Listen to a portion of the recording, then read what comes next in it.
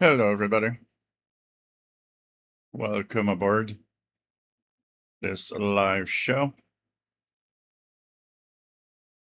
And we're going to talk about several things today, including an amazing opening on FM last Sunday that I witnessed on my portable receiver. You guys might have seen a couple of videos that I posted that had to do with the with that opening. And so, if it's a little noisy, I will be keeping my air conditioning on tonight because it's rather hot in Montreal. It's about 80, it's in the upper 80, close to 90 Fahrenheit. So we're going to try to keep it cool in the room over here. So the air conditioning is going to work. Hope everybody's all right. And so let's start this now. So welcome aboard, everyone. This is the Saturday live show where we talk about radio, have fun with radio, and just talk about everything radio from the basement of radio, very long waves, to even scanner radio, VHF, UHF. Actually, we'll talk about FM band today, some FM DXing that happened, including some really cool stations I've received. So that was definitely nice. My name is Gilles, and I'm located in Montreal, Quebec, Canada, northeast part of North America. We are here to entertain and have fun with radio and what is essentially a solitary hobby. And we'll be able to have fun together talking about radio. So hope everyone is all right and that everything is going well with you. And basically, we're going to just have a lot of fun talking about every aspect of radio, tuning the bands, of course, that's for sure, with the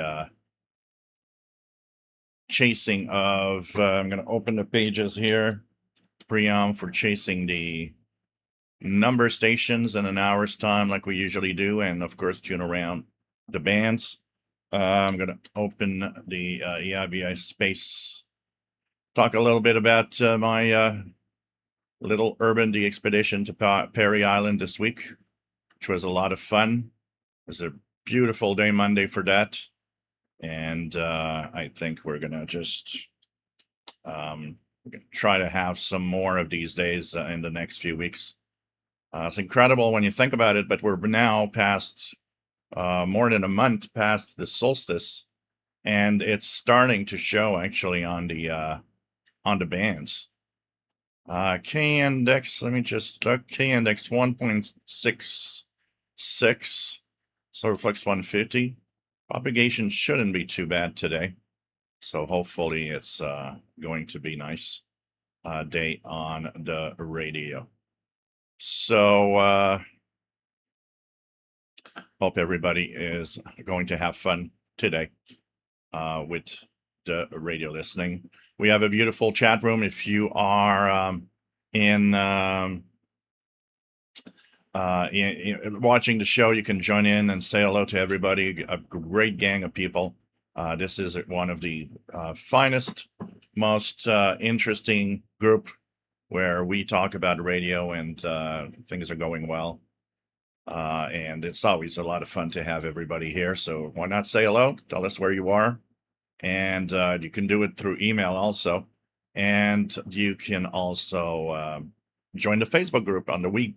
When this show's over, that's where the activity continues. And people are just, telling everyone what they're listening to, talking about their new radios, sharing videos or sharing information, chasing pirates, which is definitely a lot of fun to watch. So this is really, really cool for that.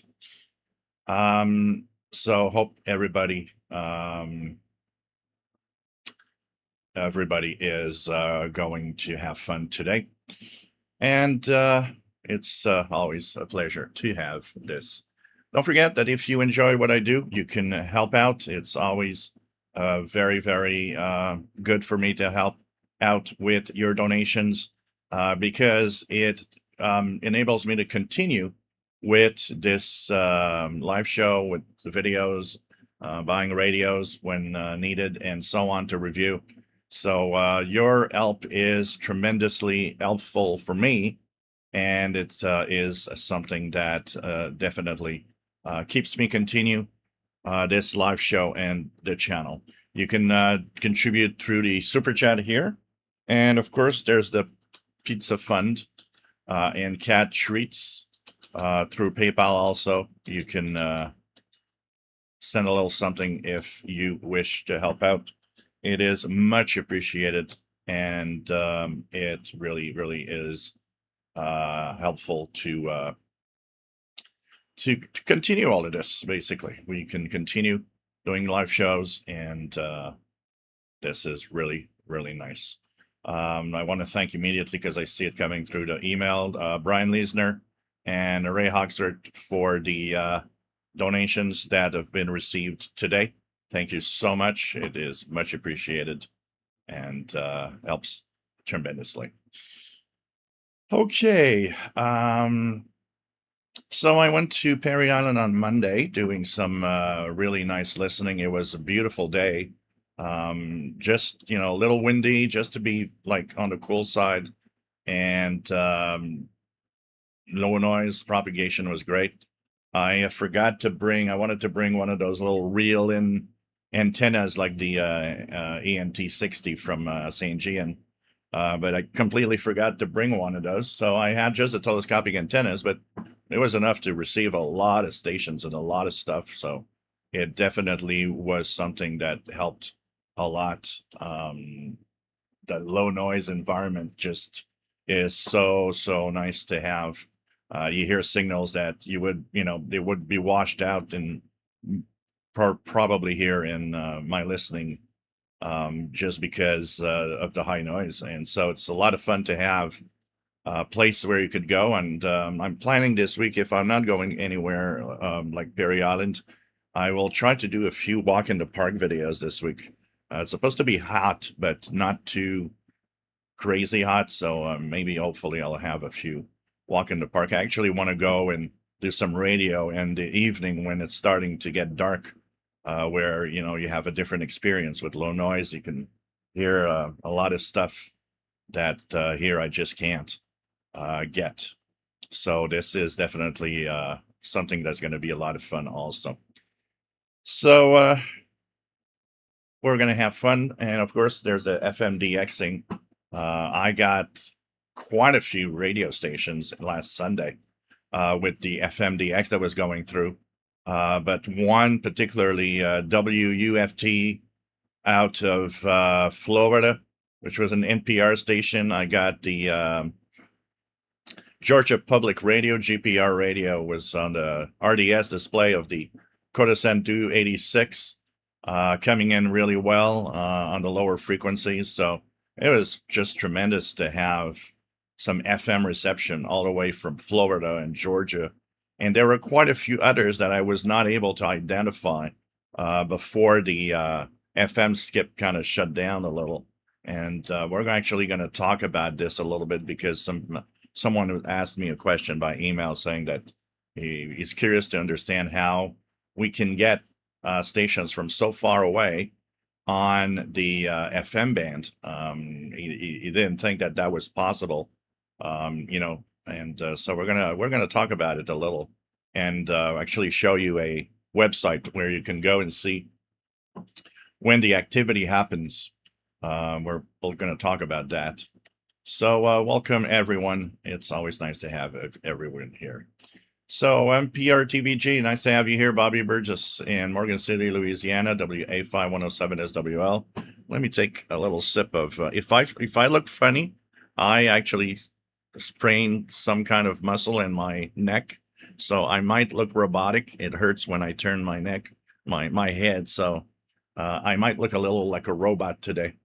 So cheers, everybody.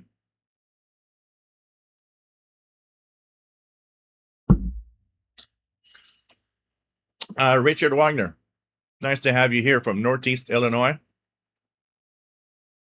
Nice to have you on board as usual. Jay Watterson, 69, nice to have you on board. We have TVDXer, salut, ça va bien, j'espère que tu vas bien. Friedrich Choose, bonjour de Saint-Hyacinthe. C'est toujours un plaisir de t'avoir parmi nous. Nice to have you on board. John Beckham, nice to have you here, Northeast Florida. Mike B, nice to have you on board from Bayfield, Colorado. And 93 degrees Fahrenheit here and 7,000 feet today. Paul Stringer, nice to have you here from St. Catharines, Ontario, VE310 5SWL. Nice to have you on board. We have Brian Leisner. Nice to have you on board from Philadelphia. It's always a pleasure to have you here. And thanks for the donation. Bloggerai, nice to have you on board as usual. We have Robert Varner, KC2TEL in New Jersey. Hans, nice to have you here. Bonjour et bienvenue depuis les Pays-Bas. C'est un plaisir de t'avoir parmi nous. Nice to have you here. From the Netherlands, Freddie Chu says Skip was pretty strong last night on FM broadcasts. My friend in Joliette, Quebec was receiving KRAS 104.7 in Missouri. Currently stationed as an ERP of 100 kilowatt and a tower 311 meters. Mike WX50, I was sad to see the news that the iconic Radio Luxembourg towers are going to be demolished if you have a QSL from them. You probably have seen these towers, so I was not aware of that. Radio Luxembourg was one of my favorite stations in the late 70s and 80s. I loved that QSL card too. What else? We have Don Royal. Nice to have you on board from a cool 114 Fahrenheit, Sun City, Arizona. Paul in Vermont, AA1SU. Nice to have you here from Northern Vermont. And says, I don't hear the AC. Well, that's good.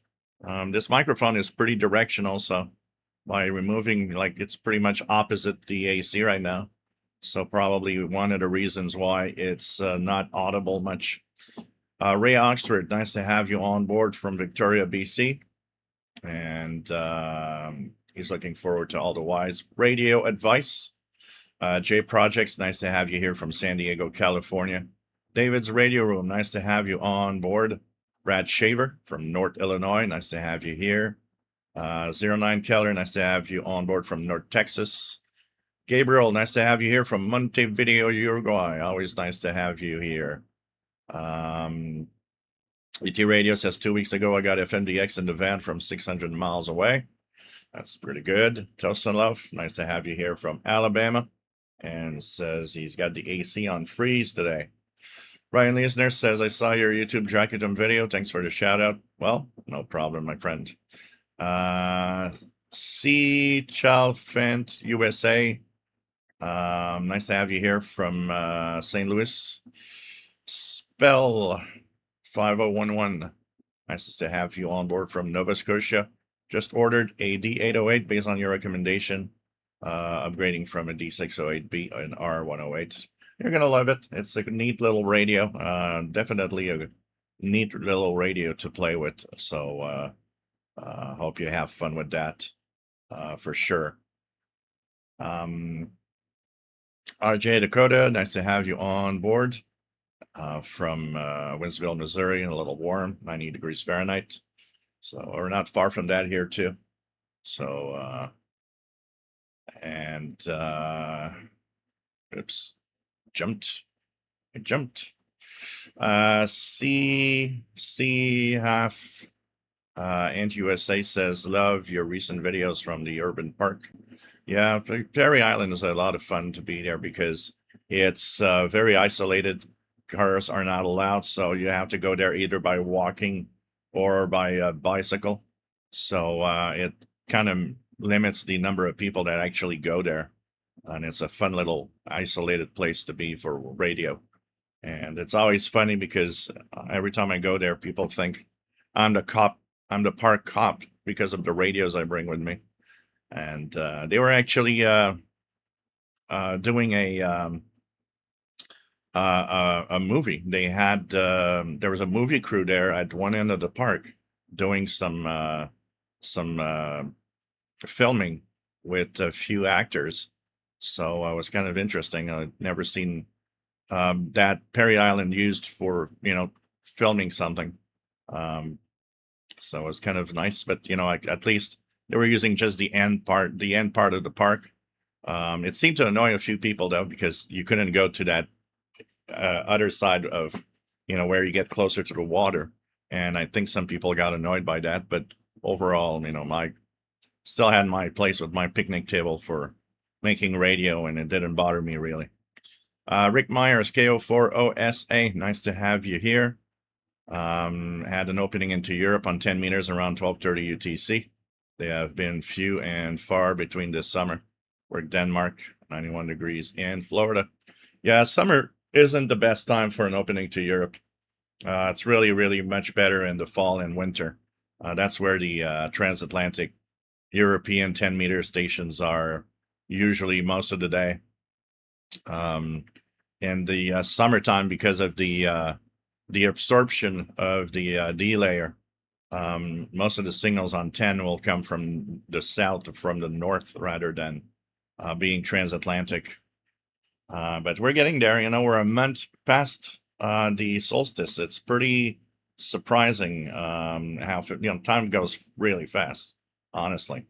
And it's showing. It's showing because I'm starting to slowly hear stations that especially from Asia, and that are slowly creeping in on the 22 and 25 meter band, which is a usual sign of slowly we're getting in a different type of propagation. Brian Leisner says, I've been heavily using both the RSPDX and AirSpy Discovery HF Plus. I can run 2 instances of SDR++ in the laptop, use them simultaneously. RJ Dakota, never have looked at any park. Most times I get as much noise here as there as at home. One park where here won't let you in if you have a radio. Oh wow, that's weird. Why? What would be the reason behind not letting you there if you have a radio? That's weird. Here I'm pretty lucky because there's the local park that's just literally 10 minutes walk distance from here, and it is surprisingly low noise. And of course, Berry Island being far from, there are power lines. Somebody had mentioned, well, when I look at, Google satellite view, I see that there are power lines crossing, but the power lines are at the complete west end of Berry Island, and they surprisingly are not really causing much noise. I barely can hear a background of maybe a little, kind of a little hiss of noise, but it's almost non-existent. It's not enough to really cause any radio problems. What is interesting is the magnetic field under the power lines.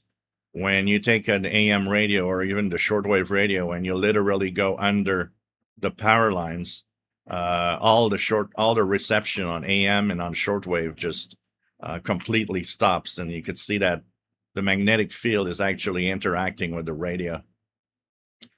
Old radios, literally 96 Fahrenheit here, and the power went out on my house. Oh yeah, that is good for radio. Gamer Madness, I discovered using a counterpoise connecting alligator clip wire to my radio and water pipes under my sink for shortwave radio listening indoors. So that's cool. When you don't have too much noise in the house, these are tricks that often help a lot. All radios came to describe in October. Got to do it during a heat warning. Yeah. Gamer Madness says, wanted to share on your live stream for people to try. Signal reception increases with great clarity, like 1,000,000 times. So pretty cool. Old radios 27025 coming in the clearest I ever heard. Tosanov, I've been seeing a lot of posts about FMTVDX on my Facebook group lately. RJ Dakota One Park here bans them because of noise pollution. Yeah, okay, I get it. Because of the people bringing boom boxes and blasting the music.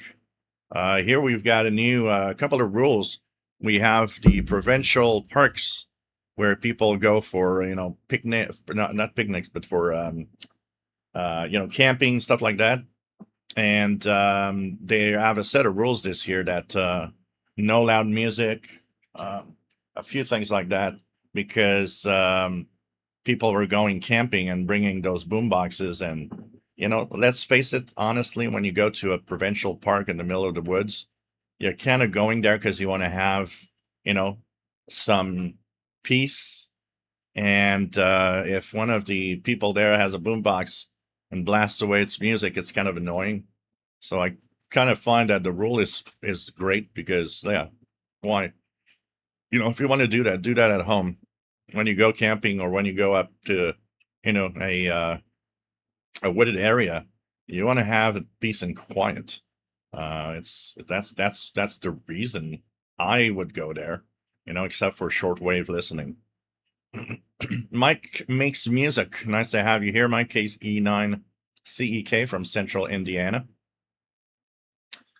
RJ Dakota says you must be doing pretty good. I don't hear any background noise.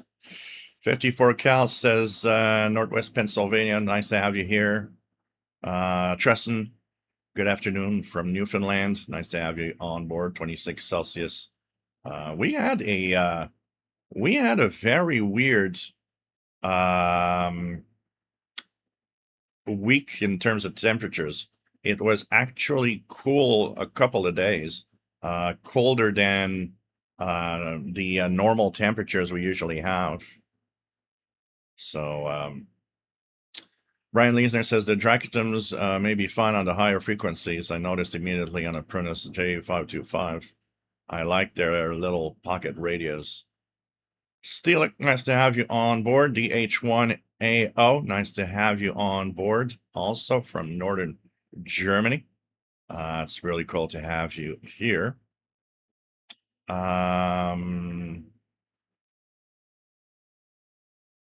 Metalunar, nice to have you on board. Says your findings about lithium batteries causing issues with the radio was very interesting.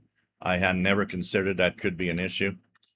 Well, I first heard it. Brian Leesner talk about it, and I had seen a couple of other posts of people saying that the rechargeable lithiums were noisy. When I got the Dracutum, I put them in a shortwave radio, but I listen to shortwave, and there I haven't seen any problem. It's really Brian that kind of made me look at it closer, because I asked him, well, what frequency range were you listening to? And I noticed that he was listening to AM radio, medium wave. And I thought, oh, okay, let me go to medium wave and see how it goes. And then that's where I saw that the batteries are very noisy. And that is, I understand that it comes from the DC to DC converter, because lithium batteries by default are made to give 3.6 volts of power. And if you do a AA battery to put in devices, you need to lower that 3.6 volts to 1.5 volts. So they use a little circuit to do that, and that's what's making all that noise. That little DC to DC converter is super noisy. So a lot of people are saying that the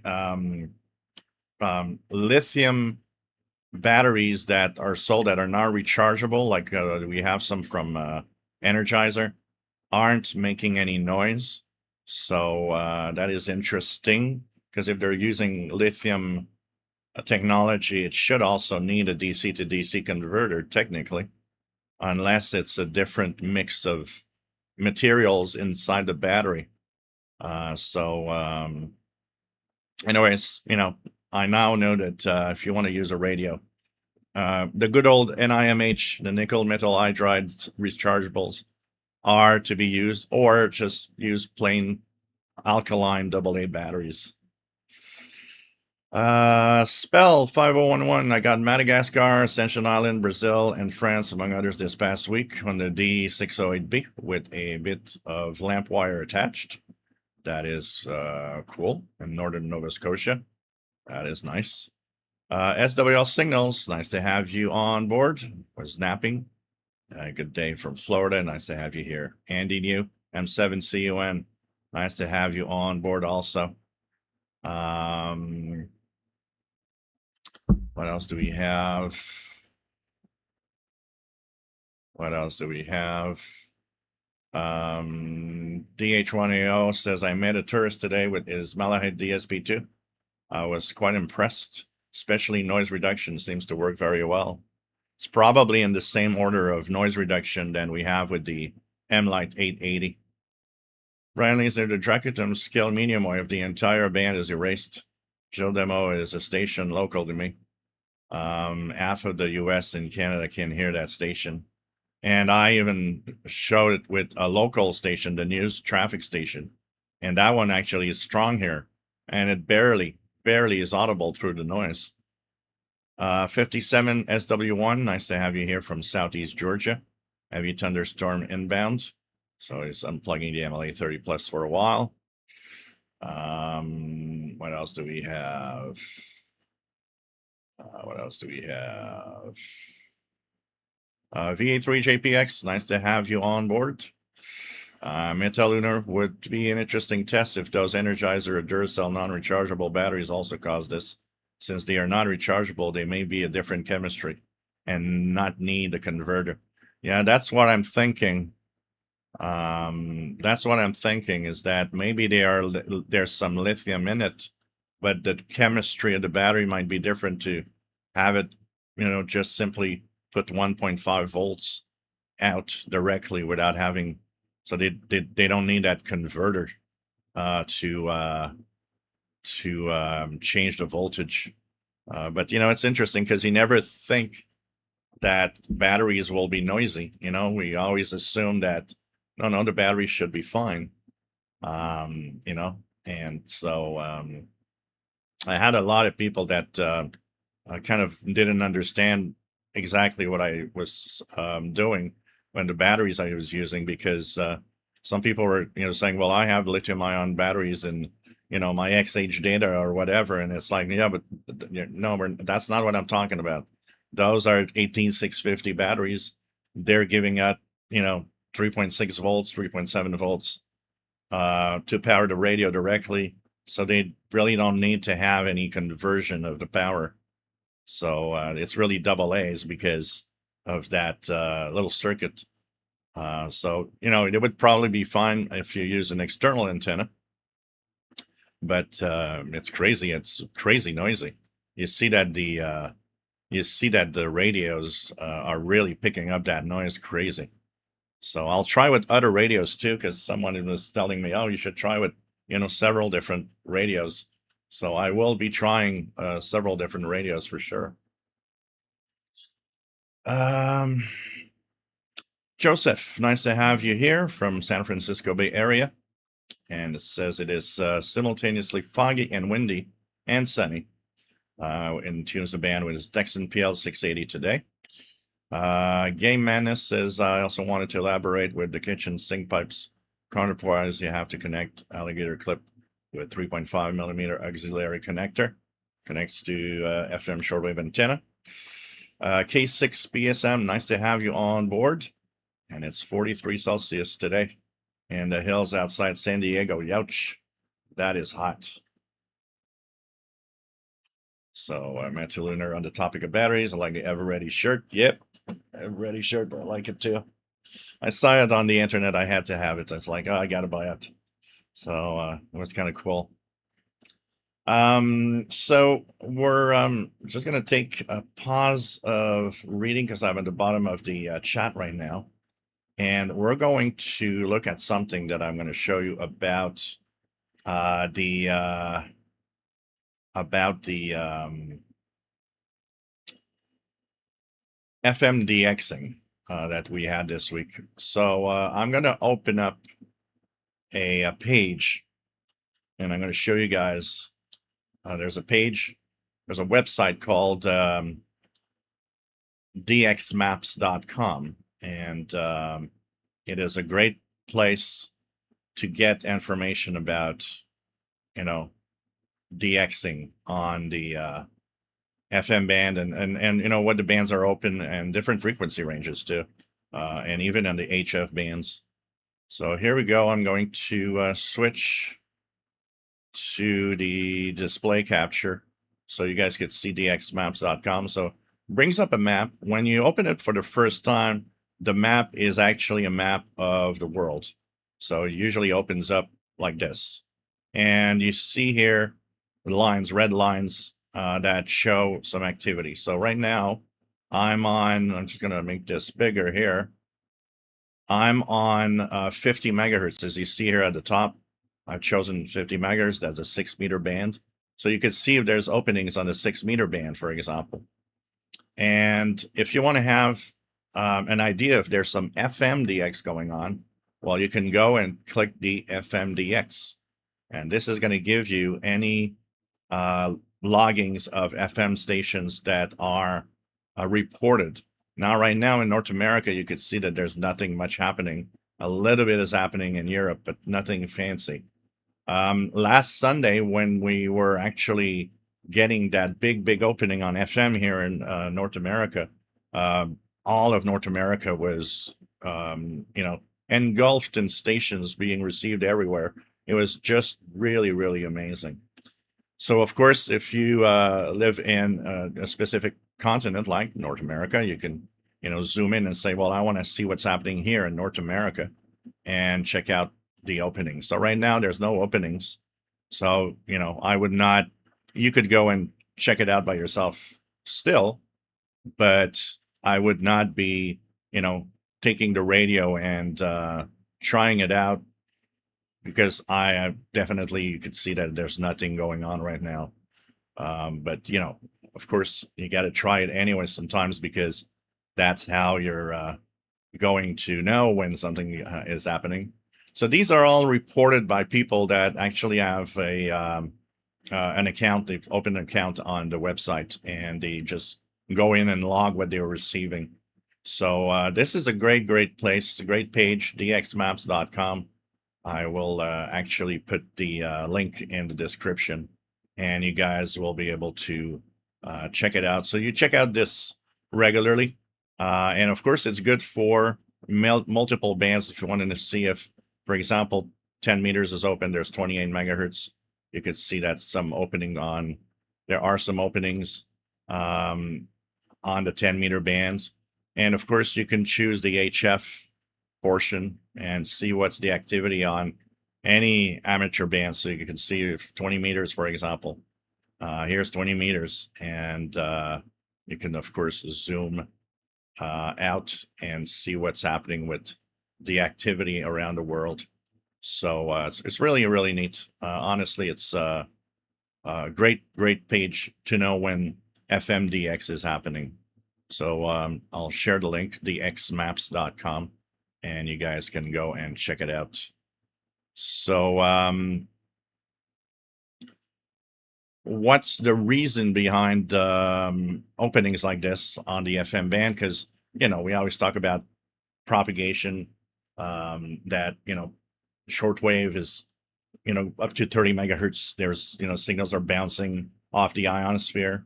But depending on conditions, it could go way higher.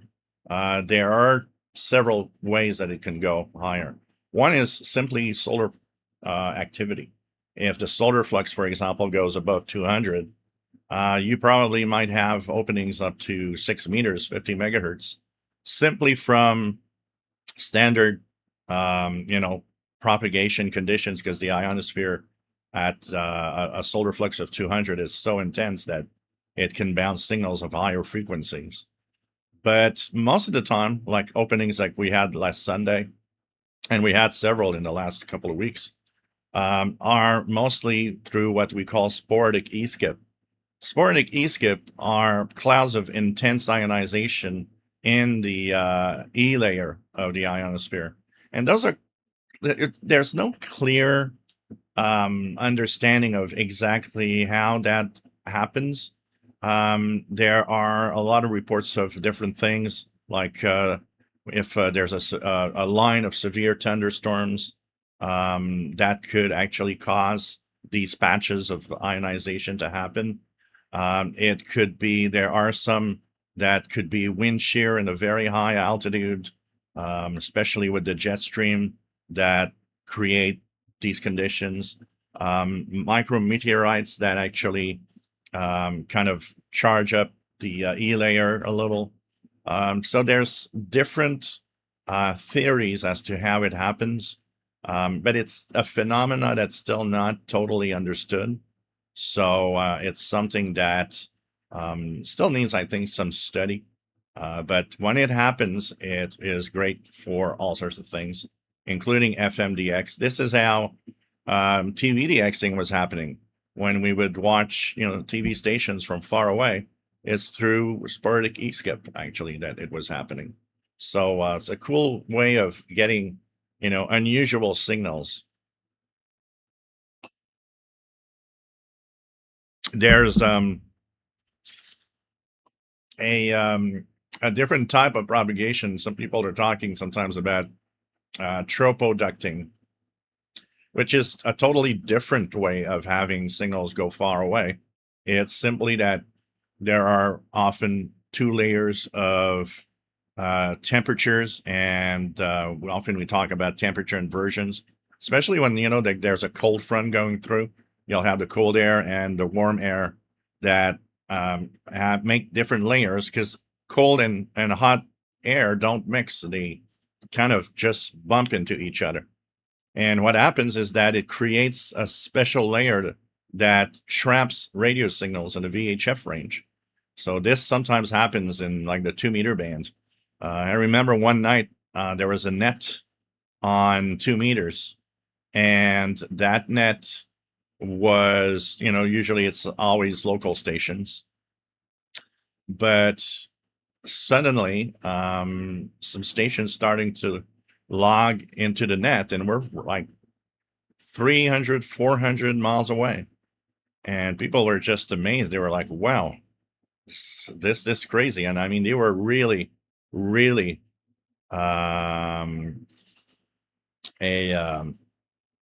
really amazed at the fact that, they were so clear, like they were local, and it lasted a couple of hours.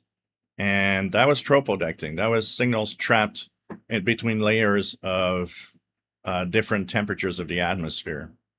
So I'm going to share the website to you guys if you want to go and check out the propagation conditions for FMDX 6-meter openings. This is perfect website for that, dxmaps.com. Yeah, it's a useful website to use. Jim Gordon, nice to have you here from a very warm, by our standard, Dundee, Scotland. Hope you, Paul, and listeners are well. Martin 68, nice to have you on board from, it says, how is Paul doing today? He's actually, right now he's on the balcony in the backyard enjoying the outdoor weather. So we'll see if we can have him show up on camera at some point today. Keegan DXer, nice to have you here from Northwest Arkansas. Nice to have you on board. DH1AO says last week we had extreme short skip on 20 meters. I had contact from south of the Danish border to central Denmark. No ground wave. Yeah, that could happen. Actually, the same phenomena that creates sporadic E-skip that we just talked about is also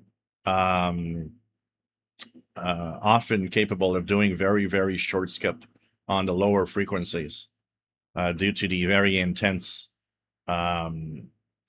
ionization.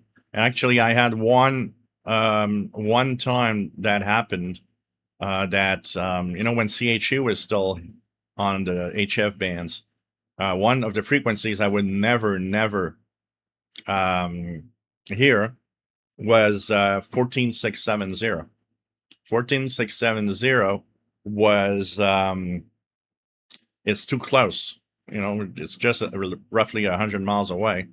So I do not get, I did not get any of the signals from that frequency. But one day, somebody that, a friend of mine that lives near Boston, was mentioning that he was hearing 17670 and that it was coming in quite well. And I was like, wow, he's really close. And so I tried it, and I had an S9 and sometimes S9 plus 20 signal from that station. And that was a very short skip. So I'm just going to do something, guys, because I forgot to turn it on. I'm just going to, here we go. Like to have a little color in the background. It's kind of nice. So once again, if you see me acting robotic, my neck is kind of jammed. I don't know what happened when I was sleeping last night, but so anyways, that skip was very, very short, and I could hear 14670, even though it was just 100 miles away, through a very short bounce. So it's pretty amazing. Jasmine, nice to have you on board from Seattle. Sheila, nice to have you here from Belleville, Ontario, Canada. And Jasmine says, during ducting effects, propagation even up to 900 megahertz. Yeah, it can go pretty high. Tropoducting can really extend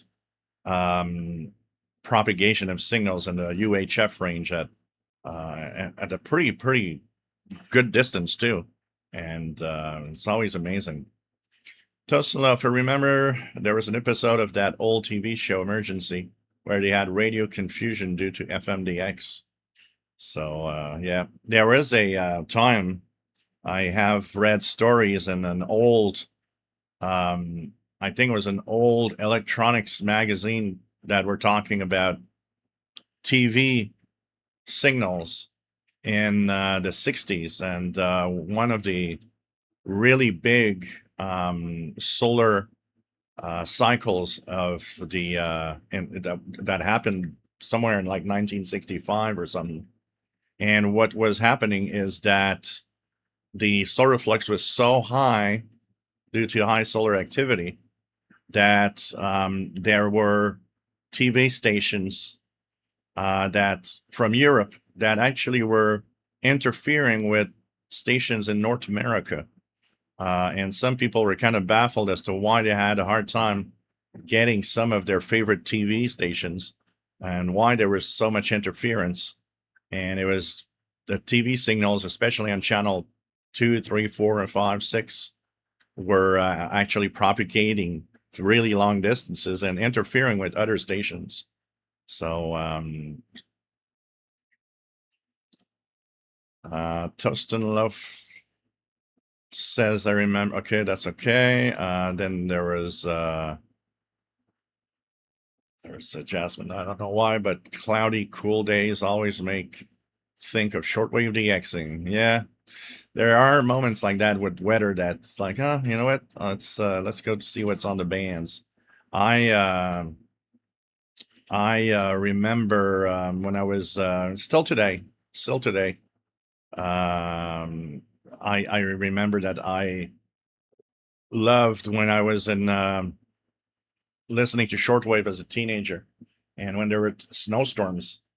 One of the things that was kind of cool is listening to shortwave on snowstorm day. Was like there was something about it, especially back in the day you would have a lot of stations and you'd listen to stations from Africa or even HCJB in Quito, Ecuador, and they were it was kind of exotic, to hearing stations from places where it was warm, and you were getting You were listening to that in a snowstorm here in Montreal. It was kind of cool.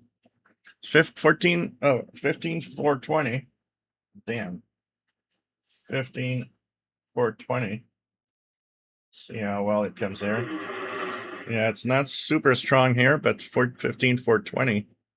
There is a weak Radio Romania for me. 15,420. Weak Radio Romania. And isn't there another one? For another frequency, 15,420 was the other one, I think. So let me just check out the schedules here. 2030 UT is Radio Romania. Yeah, they're I don't think they're having that frequency, but 21,480 is supposed to be one up to 21,480. Nothing here. Yeah, only 15,420 is actually working on the frequencies for North America. Of course, in Europe, Western Europe, 11,975 and 9740 also are there. So this is kind of interesting. So it's there, but it's not super strong on 15,420. So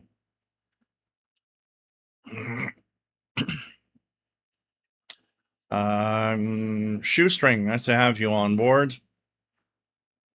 Says stretch always helps in water because it's like really just turning around to go to the radio is painful. Keegan DX says yesterday I had Virginia, North Carolina, Arizona, Nevada, Ontario, New York, Michigan, Ohio, Pennsylvania, Quebec, Indiana. Pretty cool. On a quota send DX to 86. Last Sunday was the same thing. There were a lot of people that were receiving stations from Quebec on the FM band. Fred Waterer, nice to have you on board. RJ Dakota says, one day not too far back, I received WLS 94.7 instead of our semi-local KSHE 94.7. Doesn't happen too often, though. One of the mysteries I have, which I'm asking myself what it could be, while I was like tuning around for the DXing of FM stations, I came across something I can't identify, and I cannot find any info on 87.9 FM. So that's below the FM band. And there's something called Franken FMs, which are typically kind of in the frequency range of TV, channel 6 frequency. I have, and that was not via sporadic key skip or nothing. I receive it every day. I have to be outside, but there's a station that plays a loop of music. It's kind of elevator music. So it plays a loop of music. And at the top of the hour, it has a news bulletin. It has it gives the time. So there's a robotic voice that says, it's 5 p.m. And there's a that they actually play a public radio news bulletin. But what's weird is that after 5 or 6 minutes, it just cuts off right in the middle of the bulletin, and elevator music continues. And it's the same loop of music hour after hour. And I've been monitoring this for the past week. I even left the radio on 87.9 a full evening, hoping to get maybe some ID of something. It never IDs. I have no idea what it is. I can't find any information about it. The only thing that I found on 87.9 that's close was Syracuse, New York, which is kind of far away for the station I'm hearing. So I have no idea what it is. I don't know where it comes from. And it is received all the time, but never inside. It's not strong enough to make it inside. But if I go outside on the balcony, it'll come in on my radio. So there's a mystery there for me. I have no idea what it is. RJ Dakota heard a joke about Ever Ready and Frito Lay, but I'm not sure that joke is okay for YouTube. um, let's try to keep it family friendly. If it's Keegan DXer says this morning got some e-skip from Florida. Pretty cool. Free to Choose has Spain on 15,500. David, Fred Waters says it's odd and humid in St. Catharines, Niagara, Ontario. And yeah, here it's kind of hot. So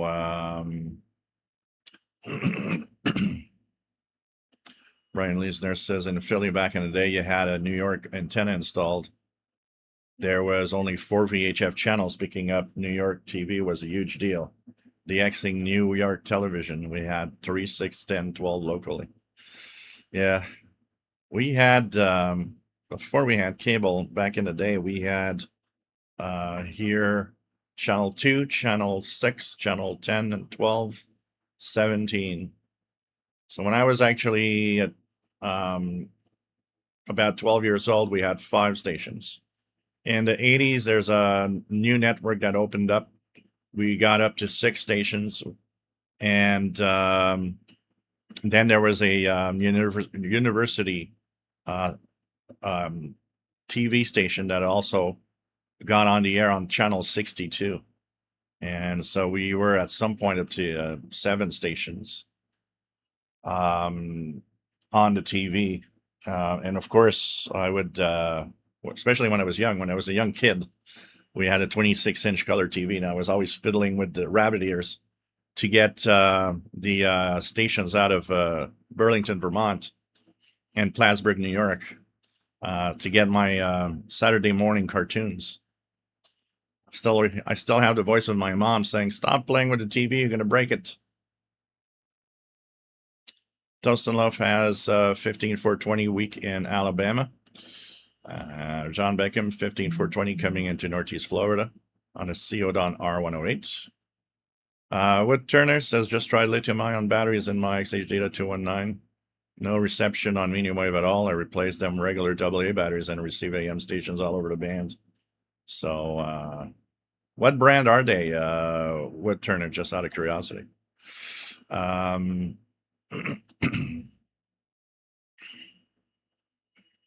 Jada Curtis is Me TV FMs. They are on frequencies just below 88. David's radio room there is a Franken FM station in Atlanta. So it's kind of interesting, just because I'm wondering where it's coming from. Jada could I don't know how those stations are allowed to broadcast below 88. Yeah, there's some regulation you got to follow. They have to be low power. There's a few little things that they have to follow in order to get a license to do that.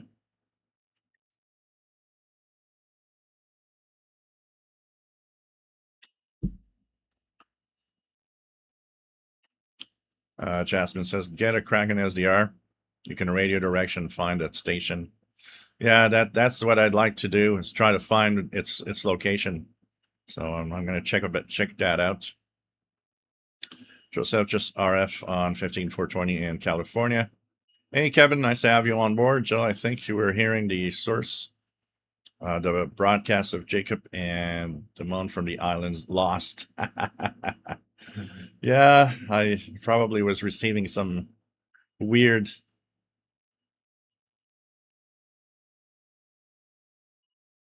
So, hey guys, if you want to try for the first, and at the same time check for propagation, the first station, the first number station, 17453 CW, 17452 upper sideband. If you don't have CW, and we're going to see if propagation is actually good enough today. We had them last week, but 17453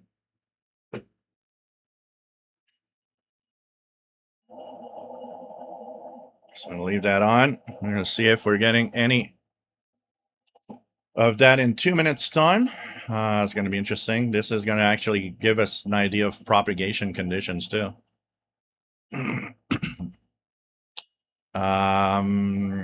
RJDA Dakota on TV, one of our network affiliates is about to switch soon.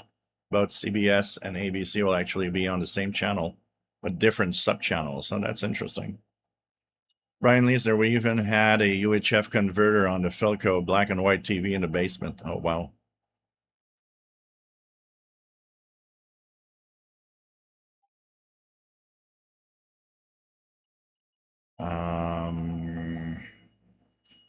Tosselov, I guess it's a lot more common to have ducting type DVD, type DX on VHF and UHF rather than ionospheric. John Beckham, how has CB Skip been lately? Well, usually when you have, FM stations come through, like I did this week, usually that also means that CB Skip is there also. So this week we had quite a few openings on the CB Skip. RJ Dakota, there's so-called Franken FMs are usually all affiliated with Me TV somehow. The one in Chicago definitely is. Okay, it's kind of interesting. Gamer Madness, sometimes there's good interviews on Coast to Coast AM, 1 to 5 a.m. Eastern Time. Justin Partridge, breaking news, we got radar sound on the CB radio band channel 16 sometimes. It goes to channel 16 to channel 14. Don't know where it's coming out of, but I hear it all the time. Yeah, there's quite a few different places that they can come out of. There's quite a few strong ones in the Mediterranean and like Cyprus. And there's also Russian ones. There's some coming out of Australia. Yeah, not too bad. It's coming in. Propagation seems to be good.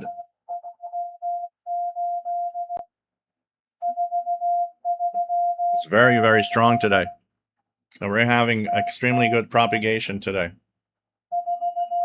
So 17453, which is the spy number station M12 coming out of St. Petersburg, Russia. And pretty good signal. We haven't had this good of a signal in quite a few weeks here on that frequency. K6BSM says I get a Spanish station on 87 megahertz from Mexico here in San Diego as religious programming. Yeah, that one could be a illegal one.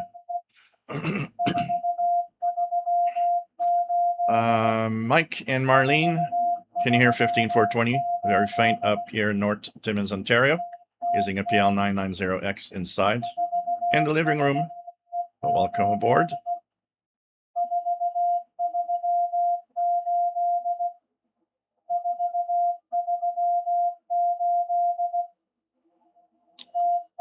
What else do we have? Justin Partridge says, yep, Skip's been unbelievable. Joe says hello from South Jersey. News is about SiriusXM adding Odyssey sports stations on their service starting September 1st, and Odyssey news and talk stations coming to SiriusXM later this year. That's interesting. RJ Dakota, C2 Cam is all washed out now. Nothing but commercials. Huh. Justin Partridge says, I just repaired a radio in this picture and say Texas Ranger radio. It was torn apart when I got it, and a guy broke it. Can I spend $500 for it? And the radio is not even together, so I had to repair the whole thing. Took me 7 hours to fix this week and got it running. Steve Stone, nice to have you on board.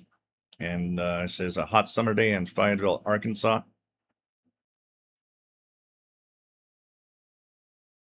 Justin Partridge talked to 17 states this weekend on sideband on channel 39. It was only 50 watts of power.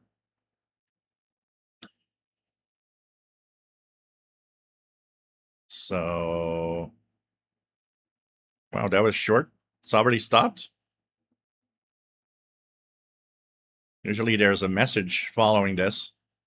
No, it's already stopped. Man, this was a short one. Miguel, nice to have you here from Spain. IV3NEP, nice to have you on board from Italy. And Brian Leesner, it's coming in today. Russ Partridge says we're in the state of Virginia. And our handle is 1985 Shooting Star. So nice to have you on board.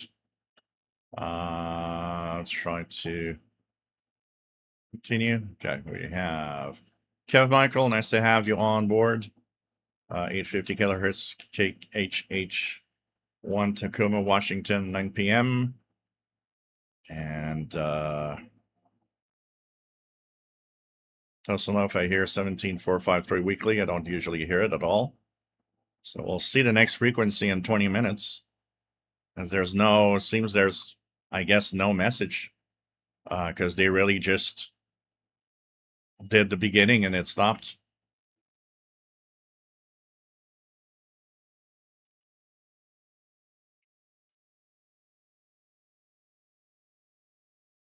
Those in low for using a short loop on the ground. John Beckham, 17453 received in Northeast Florida.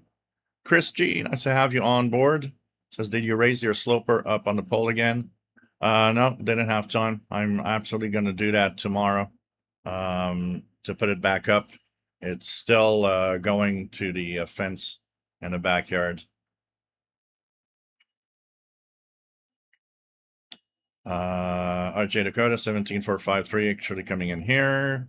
Gamer Madness, Sardbell was before my time. I rarely listen to his interviews. Tosin Love, send more vodka. Jasmine, having a lovely slice of an oven-fired pizza. Sure, Joe would love it. Ah, yes. There's a place downtown Montreal that has the best in town, and it's just so good.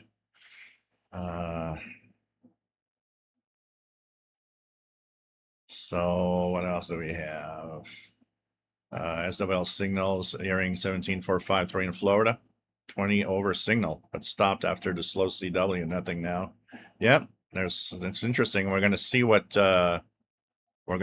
coming next in the next frequency in about 20 minutes. Joseph Farisha has been having some troubles lately, I think. Brian Leesner spies must have the day off today. So kind of I don't think I've ever had a M12 with no message.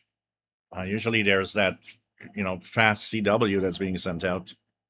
So we'll see in the next frequency will be 16312 in 14 minutes. So we're going to check that out.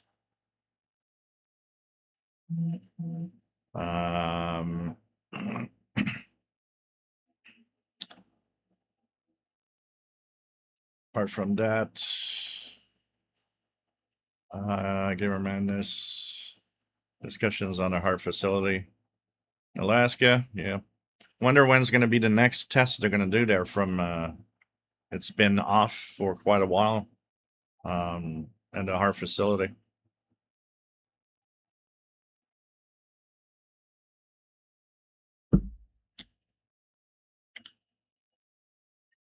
Kevin Michael says 87.8 Vision Radio Australia is coming in on the Sony right now.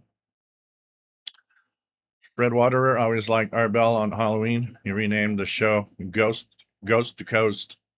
Ghost to Ghost. It was funny. Justin Parcher, thank you so much. Appreciated. Rick Myers, 10-meter opening to Europe. Keegan DXer says just sent you an email. All right. Fred Waterer, okay. So let's just pose the frequency here. 16312. 16312 kilohertz. CW. 16311 USB will be in at 21:20 UTC, so in 12 minutes from now. So I'll actually punch in the frequency.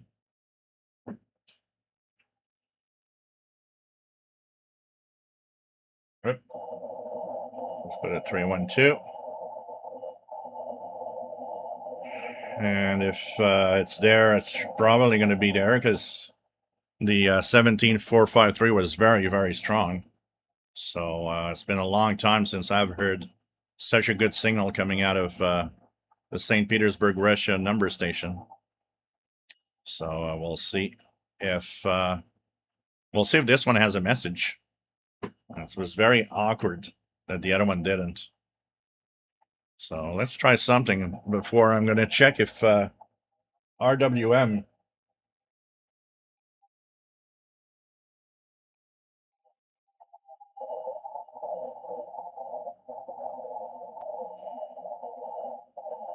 Yeah, I hear it barely in the noise, but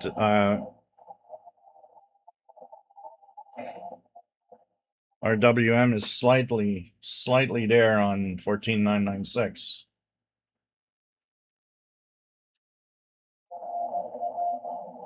It's there on 9996. What you hear here is the Morse code ID of the RWM time station coming out of Moscow, Russia. 9996. So we do have really good propagation today. Definitely good propagation.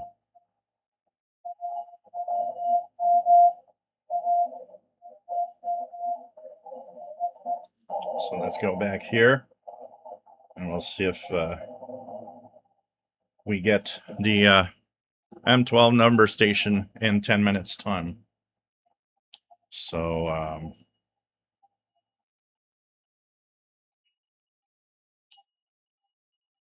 so 54 Cal has Madagascar World Voice on 15 on 11610 in the 21 meter band out of Madagascar. That usually comes in well.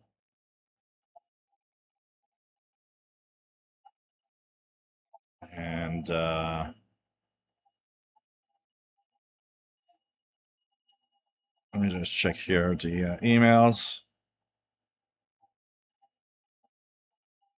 So we have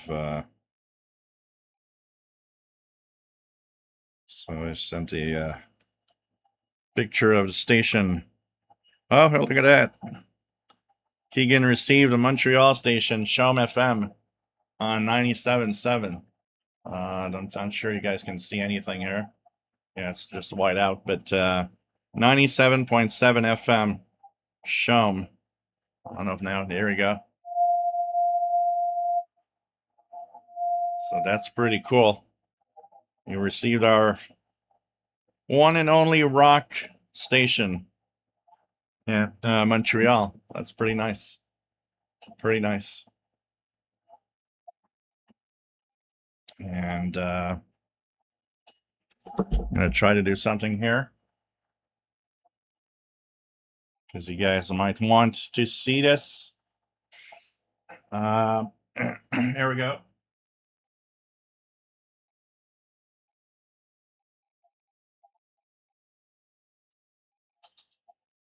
I'm drinking his water. Drinking his water. Mr. Paul the cat is in the house. There we go.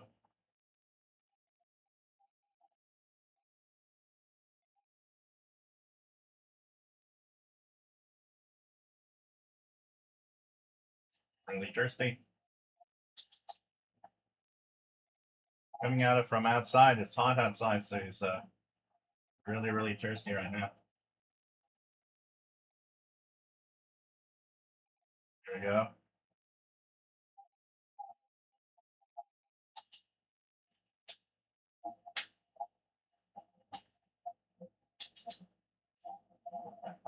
Doesn't want to be bothered.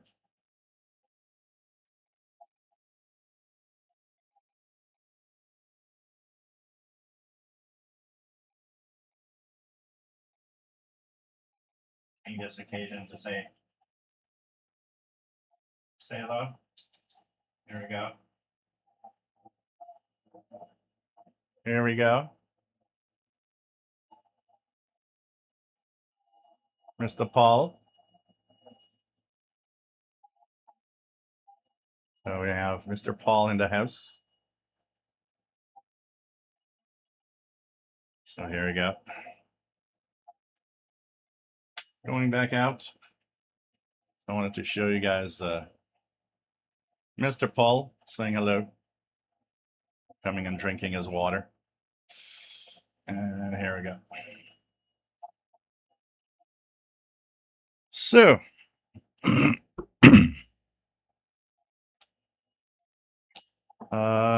Gamer Madness says, oftentimes than not, radio hosts will compliment their hosts on the air. Yeah. We have.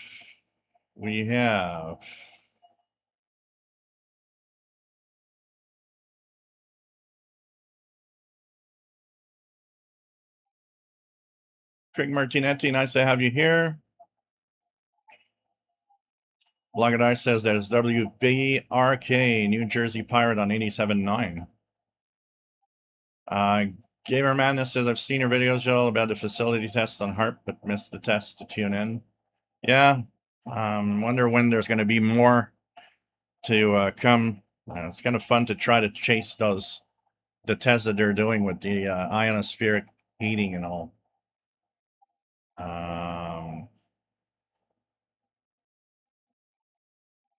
So what else do we have? Greg Martinetti, nice to have you here. Jim Gordon, because of weather, I decided to take my DX286 to the park. At 14, I managed to get NHK Burmese service with fair strength from their Yamato transmitter. First time I heard Japan for 20 years. That's cool. That's cool. And what else do we have? Keegan DXer among my logs yesterday were 2 Montreal stations, 92.5 CKBE, The Beat, and 97.7 Shom FM. Pretty cool. Pretty cool. The Radical Squad and the executive producer, Paul.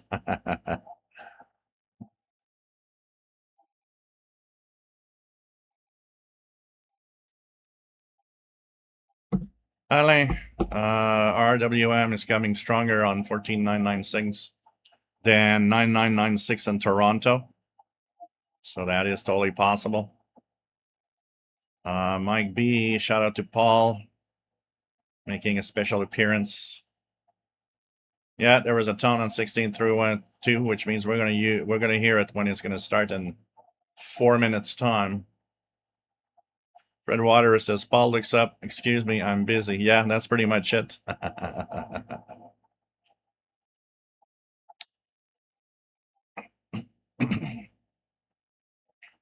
Pretty choose. Says, where is Keegan located? Northwest Arkansas. Northwest Arkansas, for you to choose. That's where he is. It's pretty far away. You got Shom FM.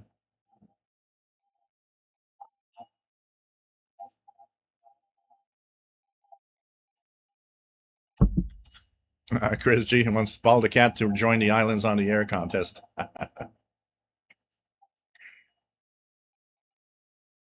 Always good to have Mr. Paul make a cameo or a catio. Fred Water show is nice, but we all tune in for Paul. Kamikaze 76, nice to have you on board from West Michigan. Says I'm back in the hospital again. Might be home in a few days. Take care of yourself. Hope things get better, my friend. Martinetti, just to let you know, I'm not deleting or hiding messages. Yeah, you probably just by accident clicked something. Usually when it happens like that, it's always it's by accident in general. Bert, WFS, WF7I Homebrew, nice to have you on board from a much cooler Virginia, mowing and listening to the live stream. It's nice to have you on board.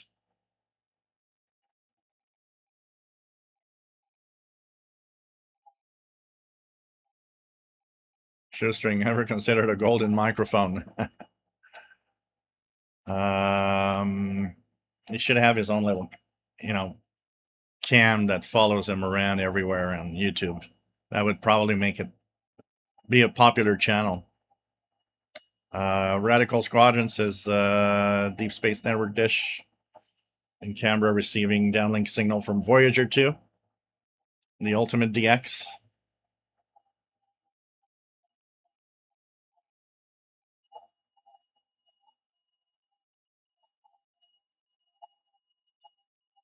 Yep, it's particularly amazing that at the distance they are, the signal is extremely weak, and they're actually it needs heavy processing to actually get out of that noise floor in order for them to understand what the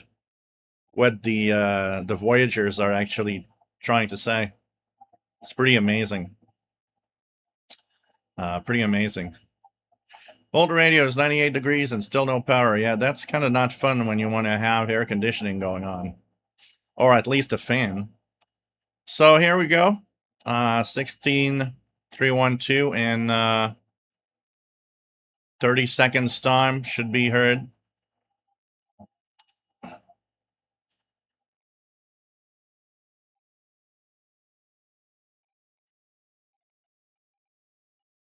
So it should be coming in 20 seconds time.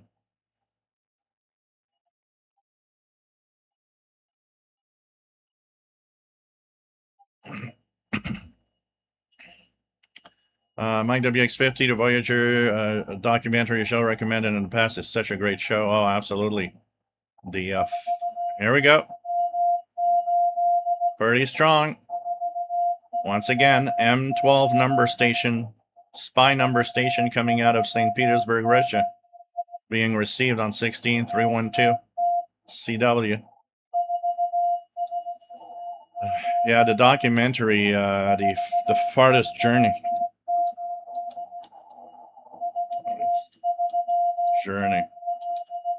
Voyager is absolutely a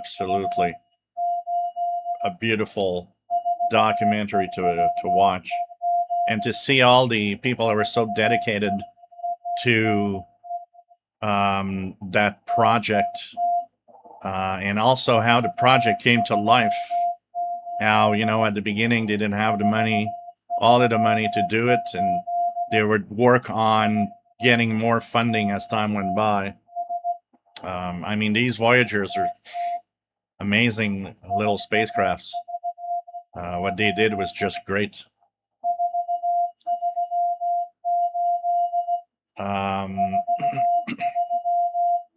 Joe says Repal House is aided rival nearby. You pointed out recently he can dominate in a cat MMA fight.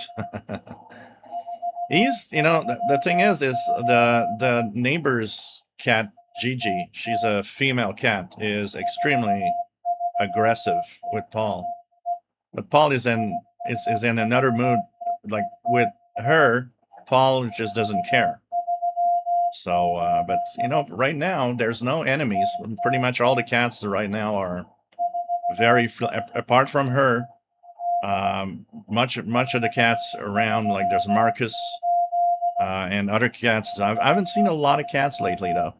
There's less cats than used to be in the past few years, and they're pretty much all friends with Paul the cat. So will there be a message, or they're just going to stop like that again?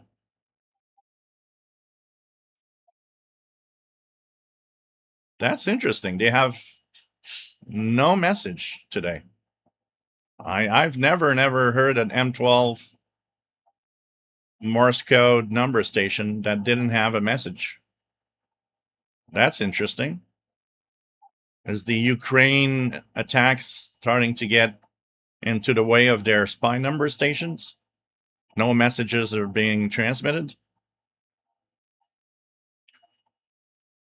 Matt Reality Xer, nice to have you on board from the UK. M7 EIW. Old radios just conserving phone battery power. Miguel, I've got this week a Texan S8800. What is your opinion about it? I don't own one, so I really can't talk much about it. But I have to say that the people that have one seem to like it a lot, so I would guess.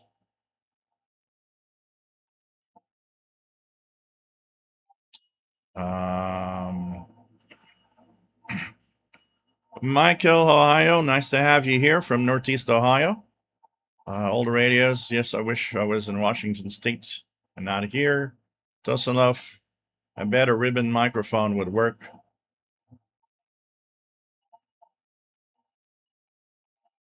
Red Water waiting for the aliens to respond to Voyager. Send more Chuck Berry.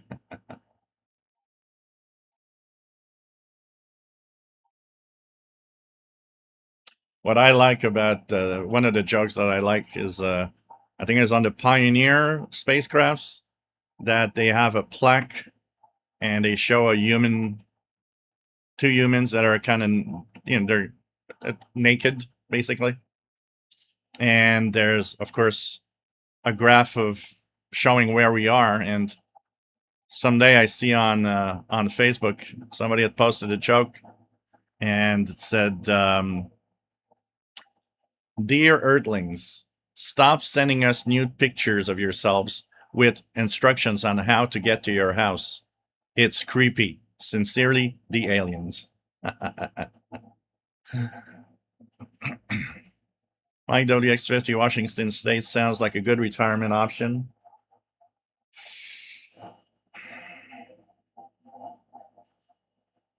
Toslov hears it. Logical Squadron has the Planetary Scientist Companion Handbook regarding the findings from Voyager 1 and 2. RJ Dakota, 16311, coming in super clear on my PL330. Of course, today is really clear and they have no messages, so we just hear them briefly. John Beckham, 16312, Northeast Florida. Joseph, I redid my antenna and killed some of the RF, but still not getting 16311. Still enough RF to block it. Brian Leesner, yeah, really short today, absolutely. Seems they don't have any messages to send. Jasmine, it will be interesting to see how long New Horizons last. Yeah. That one is actually going faster. It will, if I'm not mistaken, New Horizon will at some point catch up and even go be further away than the Voyagers at some point in time, because I think it's going way faster than the Voyagers.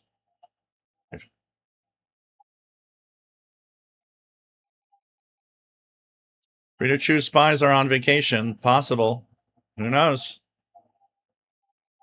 Or they got killed by some of the Ukrainian drones. So we'll have a last one to try in about 12 minutes from now. So we're going to be checking that one out.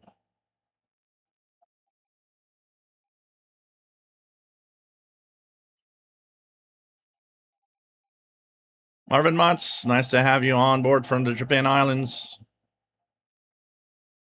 And as we're waiting, don't forget that your donations are extremely helpful in having this continue.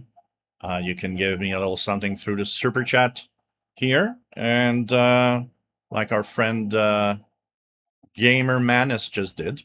And thank you so much for the tip. And you can also through PayPal.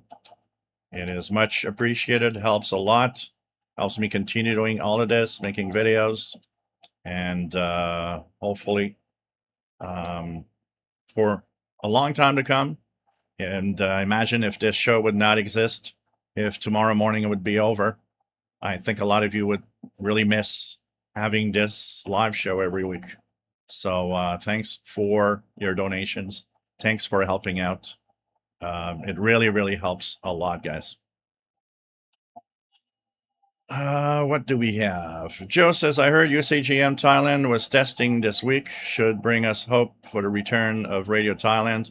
That would be nice. I would like if Radio Thailand would come back, thanks to, the power up of the transmitters. That would be very, very nice. I miss Radio Thailand. That was so cool to listen to.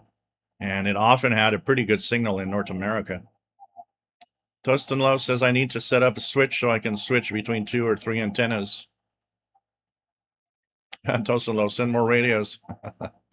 RJ Dakota says, in the news recently, Moscow and St. Petersburg have been hit by drones. Wonder whether that has anything to do with the length of the messages.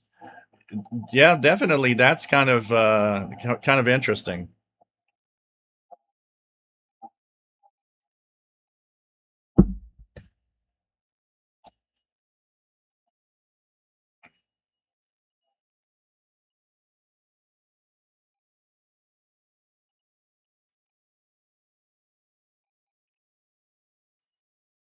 Surprise alien face. Prodigal Squadron mission time from New Horizons, 7,294 days since January 19th, 2006. Man, time flies so much. I remember when I got my first library card, I was about 11 or 12 years old. And they had a book, an astronomy book, that was absolutely beautiful with tons of pictures. And it talked about the solar system, and they were talking about the Voyagers, what they're going to, the planets they're going to visit, and at all the times, what year they're going to reach each planet. And I remember looking at that book and saying, "Oh wow, this is going to be so cool when it's going to happen." And now we're like, it happened a long time ago. But I'm like, oh, this is going to be so cool. The pictures we're going to have. Kamikaze 76, are signals from the Earth easier for the Voyagers to receive than vice versa? Probably because we're sending out their signal with pretty high power. So the fact that we are sending with a high power makes our signal probably much easier to receive for the Voyagers, I would guess. But but still, even with high power, it's a really big distance. I mean, it's crazy. And if you think about the fact that radio waves, every time a radio wave doubles in distance, it's 4 times weaker. It really makes make you think of how weak these signals become quite rapidly. JJ Endo, nice to have you on board. Once again, thank you so much for the donation. Gamer Madness says, try my kitchen sink counterpoise. Yeah, here it's not going to work, because the last time they worked on the pipes to change the water pipes, they put PVC pipes, so the pipes here are not metal anymore.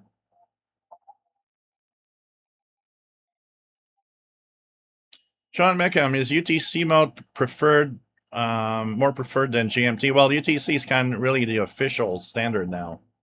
So universal time coordinated is really, really what is used. But it always depends on where you go. Like you look at the military, for example, and you hear them all the time using Zulu. And which is basically the same thing. But yeah, UTC is kind of the official preferred. Quentin Graydon, as the frequency for M12 changed, well, they do change it a little bit like shortwave stations. They do change their frequencies depending on season. So now they're higher frequencies right now than they were when we were listening, say, last winter. So 15836. We're going to try that one, and we'll see if there's anything there, because this one is in case of traffic, and there's no traffic. And it is to wonder, did the is the Ukrainian drone attacks, are they responsible for the fact that there's no messages? And that is an interesting question. It could be. So 15836 CW or 15835 upper sideband in 7 minutes time. Jasmine, I'll be 7 years old when they launch this probe to our nearest star at 10% the speed of light. So, what is this one?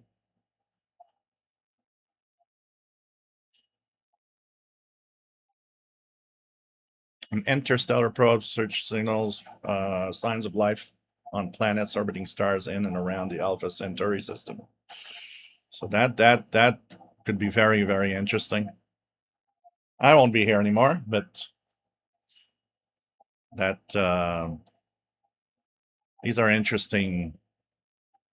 Let's just hope that NASA has the budgets to do all of those things. There's so many missions in jeopardy right now.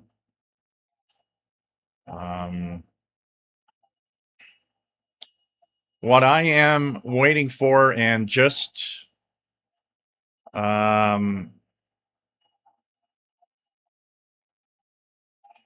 is that probe that they sent out that is going to go and pick up that radio telescope, that telescope in space, and push it back up to a higher orbit, which is a first that they're trying. It's going to happen later this fall, something like that, where that little robot is going to grab that telescope and just push it up. This is going to be very interesting to watch.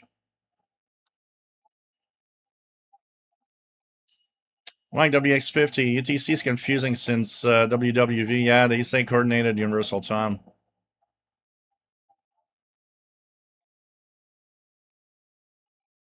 Atari 6200, nice to have you here.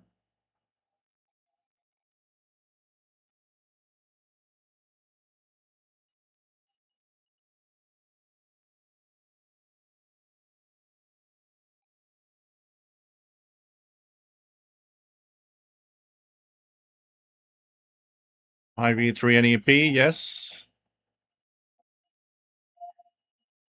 JJ Ando says, why do radio waves dissipate? Well, it's electromagnetic waves, it's energy.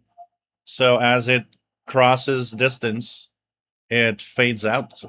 It slowly dissipates for several reasons. One is the environment, one is the way that electromagnetic waves actually behave. So as the distance goes, the wave is weaker and weaker.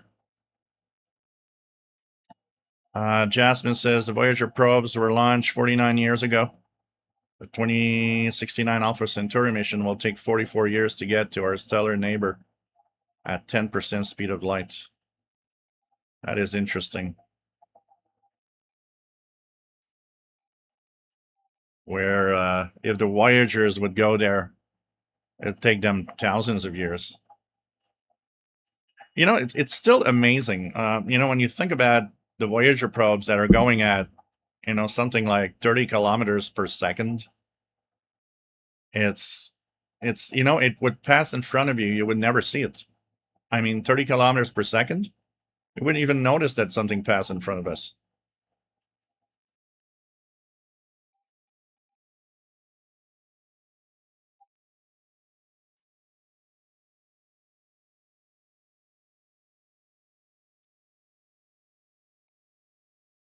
Yeah, it is one light day away from us, Mike WX50. And they just shut down a couple of at least one instrument recently, because the power of the nuclear generators getting too weak to sustain the Voyager system and communications.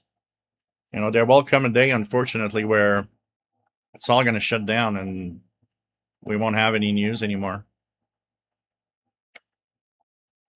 Old Radio's been listening to his 1911 Victrola while waiting for the power to be restored.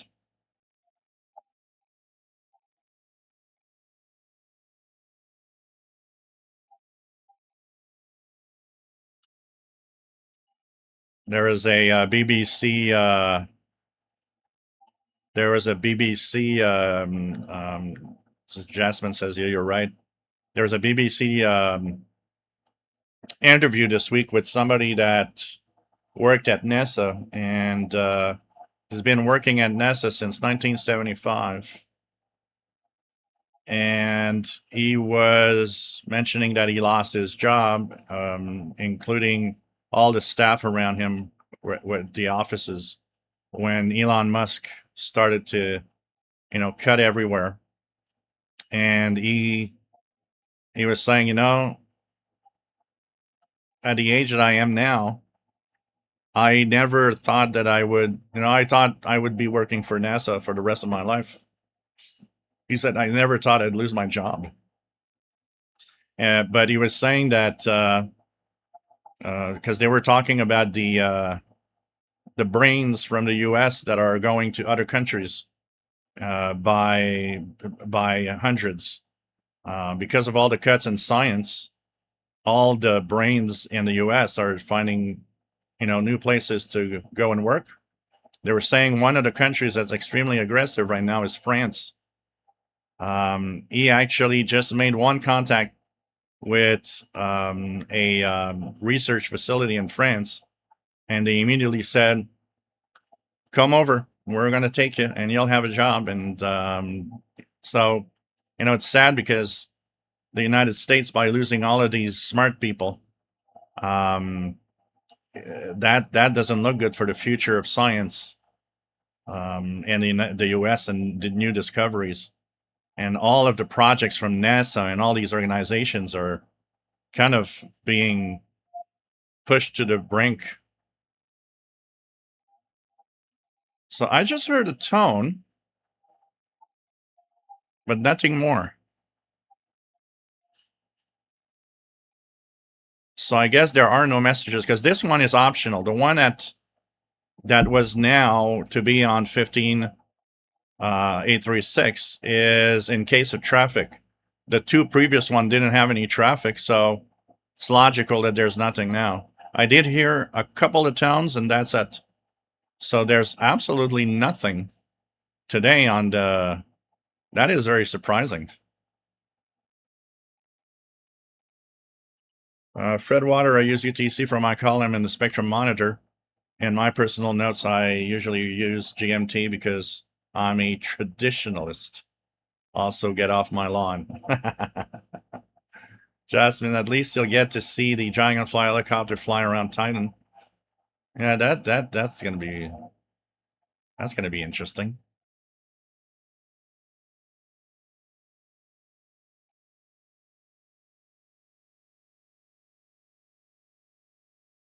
So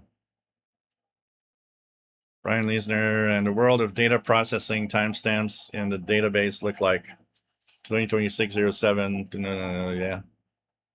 And the old terms agreed. Yeah, Greenwich Mean Time. I remember when CHU, when I was younger, as actually Eastern, they were giving time in Eastern Standard Time.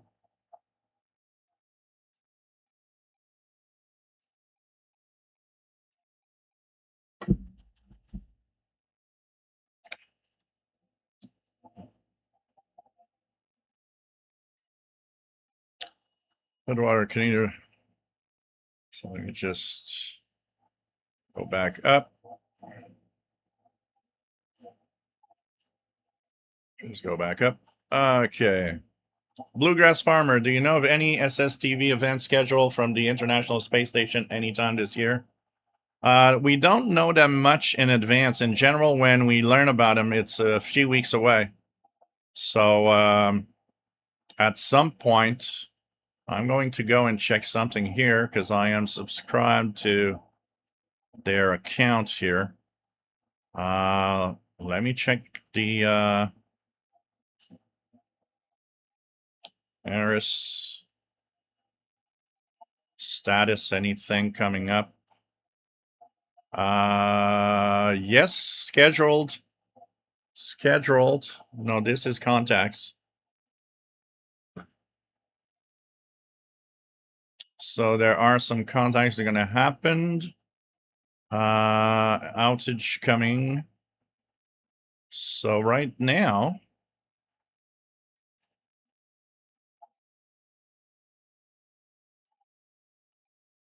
apart from contacts with some ground stations, nothing of slow scan TV for the time being.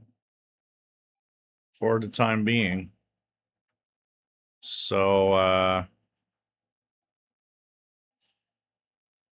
for now, there's nothing scheduled, but there will certainly be something at some point. I'm pretty sure.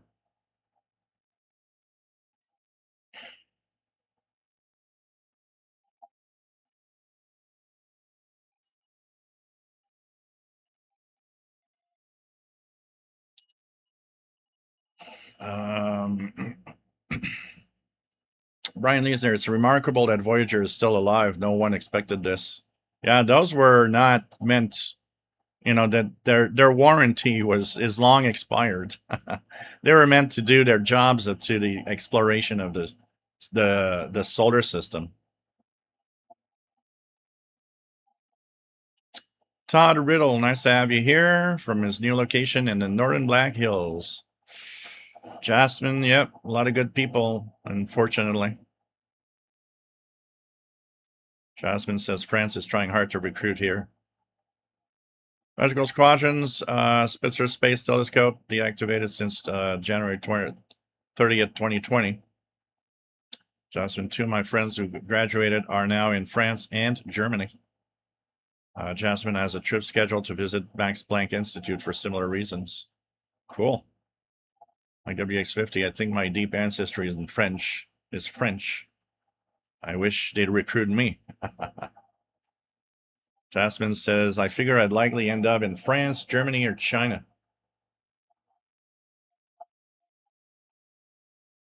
Yeah, they don't recruit retired people much.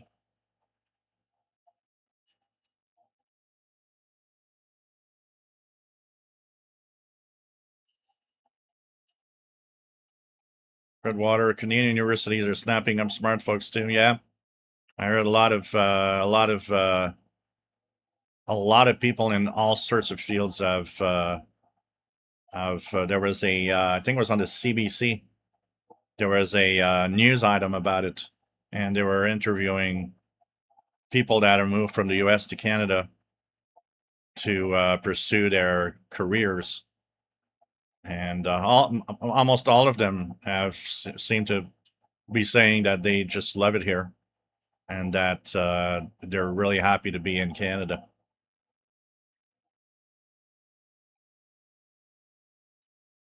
Joseph says it's easy to blame a single person, but academia in the U.S. has been in decline for a while now.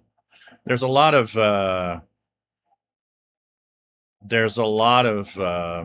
problems that have over the years arisen in the United States in terms of education. There's a lot less people going out of these schools today than there used to be.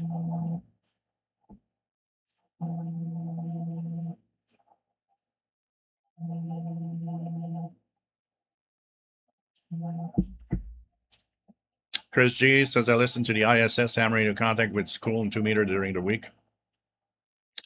I had the chance to hear one of those a long time ago. It was really, really nice. They had planned a contact with a school in Vermont. So since it's not far away, the ISS was visible here in Montreal also. So I could hear the contacts being made. That was a lot of fun. I couldn't hear the questions being sent up, but it was nice because the astronaut would repeat the question and then answer. So I knew what questions were being asked, but I could hear the answers from the astronaut, which was a lot of fun.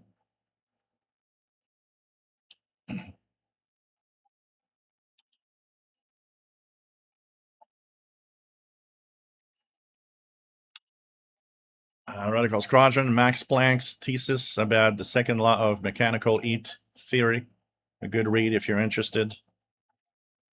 I used to read a lot of things like that when I was because when I went to college, I went to applied I went to college in applied sciences.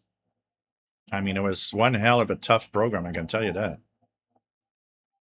Fred Water in 1960, the Canadian government canceled the Avro Arrow fighter plane. All the Canadian aerospace people went to the U.S. and helped put Armstrong on the moon.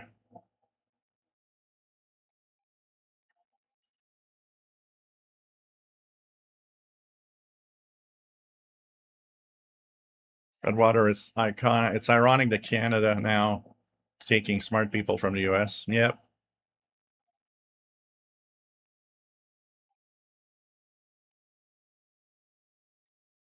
Magical Squadron, Icon Flyers, oncoming NASA mission to send a robotic robot craft to the surface of Titan, the largest moon of Saturn, set to launch by 2028.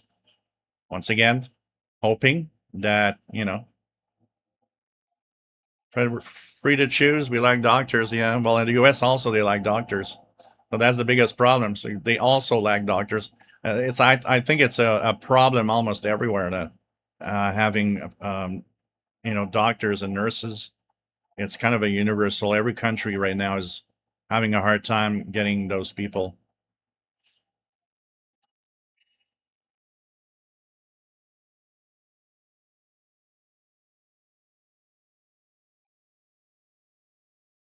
Joseph says, not doing politics, I worked professionally in science for 20 years. Mixture of ideology and funding have been tied to all kinds of problems way before even 2016. European sciences are much cleaner, but it's also got problems too. So what else do we have?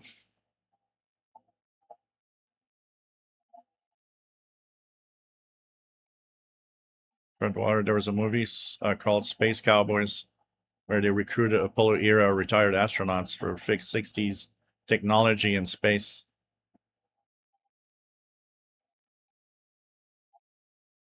Jasmine, wow, I never knew that about you. Yeah. Yeah, I was in applied sciences when I got to college. Uh, one hell of a tough program, I can tell you that. You're in your books all the time. I actually, the story is I went to applied sciences and I was missing, I quit, actually went to electronics. But I quit the applied sciences program. I was missing, I think, 5 credits. Here, the way it works, it's probably kind of different from the U.S., but so we have, a certain number of credits that you got to get in order to get your diploma. And I was missing 5 credits. When I went to electronics, of course, being kind of in the field of science also, I never checked, but in 2022, I was thinking, you're this close to get a diploma in applied sciences. Why don't you finish it? Why don't I finish it? So what happened is I actually went to ask all the questions about, okay, this is what is missing. And when she started looking in the computer about my where I was, she said, "You're actually missing just 1 credit because you went to electronics, study electronics, and some of those are interchangeable. You can take those credits and add them to the credits that you have in applied science." So she said, "You just take 1 course, only one, and it doesn't even have to be a tough one." So I took a. It sounded interesting, so I took a a course that was about internet and its effect on, and it was internet, social media, and its effect on population, something like that. So I took that, passed it easily, and officially got my diploma in 2022. So I'm officially have my diploma. I just needed one credit to finish it, and I did. It was so weird to go back to college as a 50. So in 2022, I was 53. It's so weird to get into a class with young people, and I was the old geezer with a white beard in a class. It's really, really, really, really bizarre, but also at the same time was so much fun. It brought me back to my, 17, 18-year-old self. It was just amazing back in the day.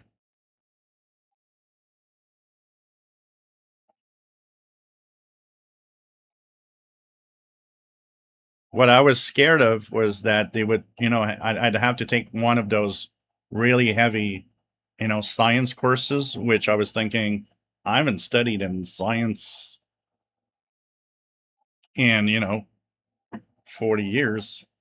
I forgot almost all of it, you know. Um, I thought it could be a very, very tough thing, but finally, no. It was actually, I didn't have to do that. I just needed some really easy little course, and the course was very interesting, by the way, with all the studies of social media, internet, and how people react to all of it. It was extremely interesting. Woodturner, Artemis 2 connected to my radio club's Ecolink mode. I was able to listen for 48 hours straight.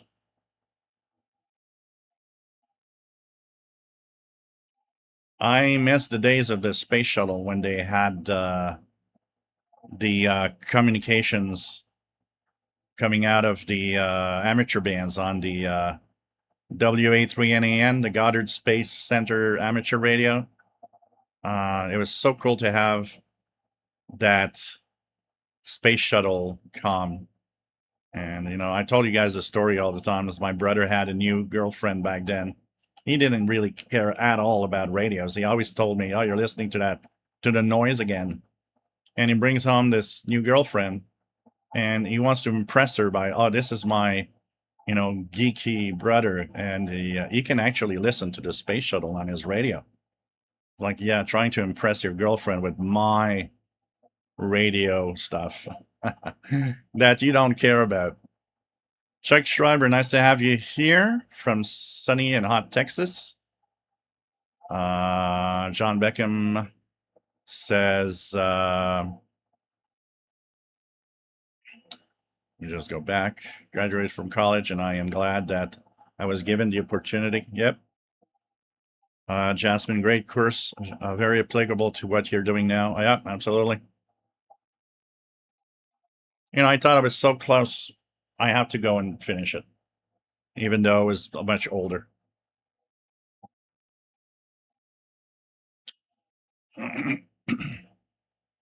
Kevin Michael, I have two Sony receivers. I have been trying to get one of them to get 9 kHz spacing instead of 10, as they are good DX on AM. Shape Projects, very cool, completing the degree. Thank you so much.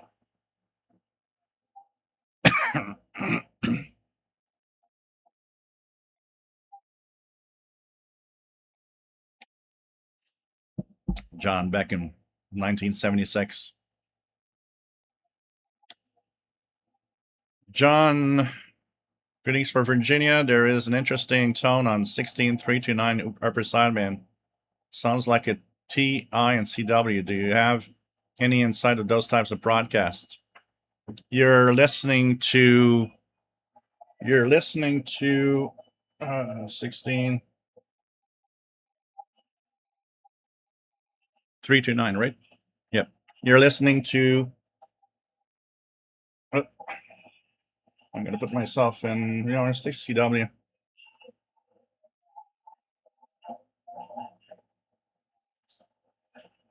Try upper sideband. So the signal you're listening to,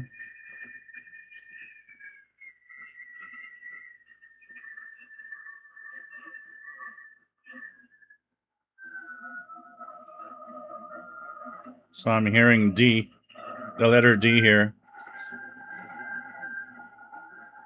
So what you're listening to is a channel marker coming out of Russia, John. These are around, there are several different letters being sent out. Like right now I'm hearing D. You'll have several from different locations around Russia, around that frequency range. There's also some on, I think it was the 12 megahertz range, 8 megahertz range, also the 4 megahertz range. So these are channel markers. They're from the Russian Navy, and they just send out a single letter, and they do that 24 hours a day. What we think is that these are there to maintain and keep a frequency active so that nobody else does. And we know that it's the Russian Navy sending all of those. So depending on the station you're listening to, it comes from different parts of Russia. Like, for example, if I can find a list here, the letter D that I'm getting right now, let me see if I can find it. Okay, so the letter D here is meant for Eastern Europe, and it is out of Russian single letter channel markers. And here we go, single letter beacons. So here's a listing of those and the frequencies you can listen to them. So the D is from Sevastopol, and it is on 16331.7 actually. So look at this list. This is a list of all the single letter channel markers coming out of the different areas of Russia and their frequencies. So here's the pre-om list, and you'll be able to identify what you're listening to. And at the same time, it's kind of cool to tune around and try to chase these single letter channel markers on the bands. It's really a lot of fun. So this is the Russian Navy sending that, John.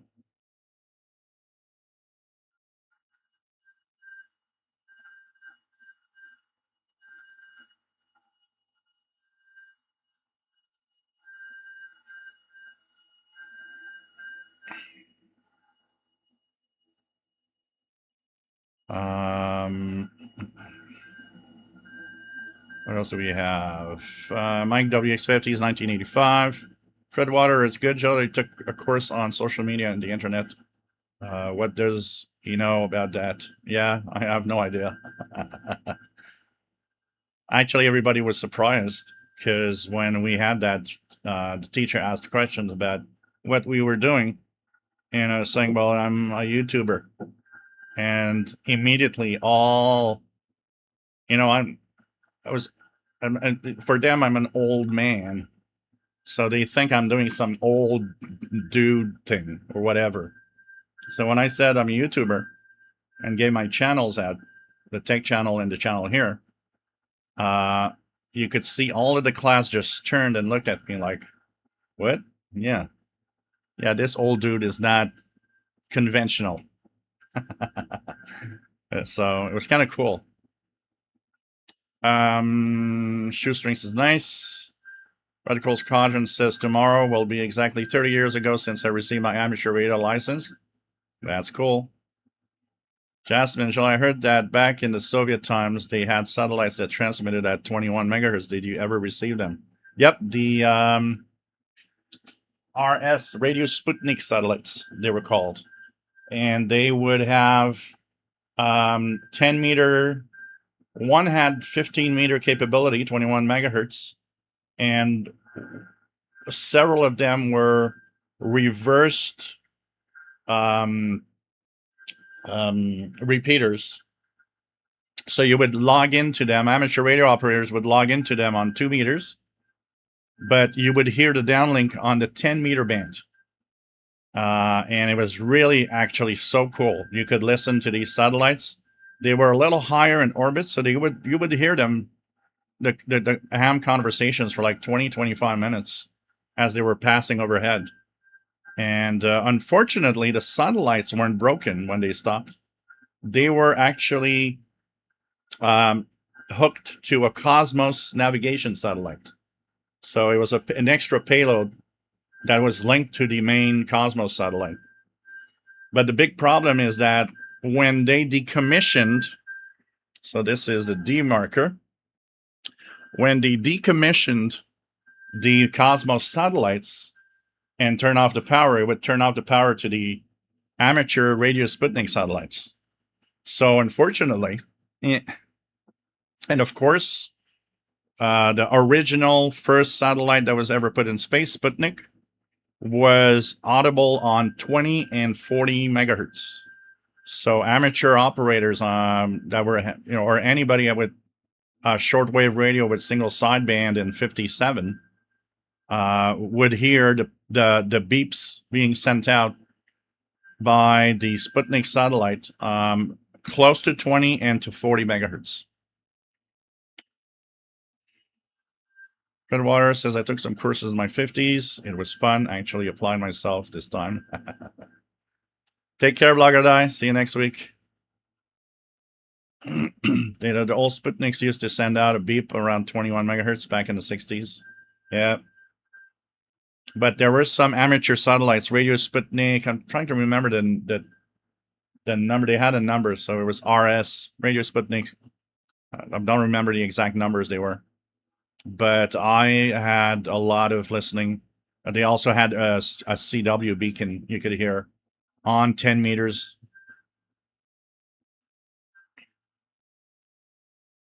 Free to choose. So the other students in that classroom were probably calling you grandpa. Oh, I was grandpa, I can tell you that. I could have been her grandpa.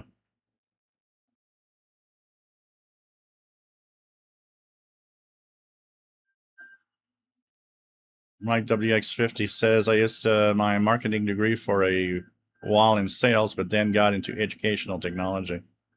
Joseph says, I'm doxing myself at this point, probably. Started my bachelor's in my mid-20s, and I am certain I got many orders of magnitude more out of it than the 18-year-old freshmen who are being forced. Okay, Michael, I'm getting a digital signal on 65.5 megahertz now on the Texan PL990. Huh.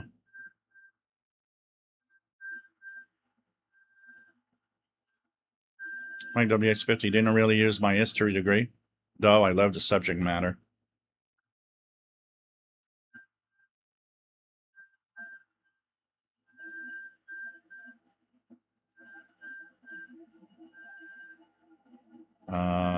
Okay.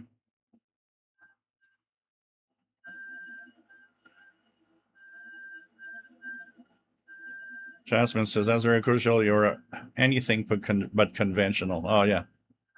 Definitely. Definitely.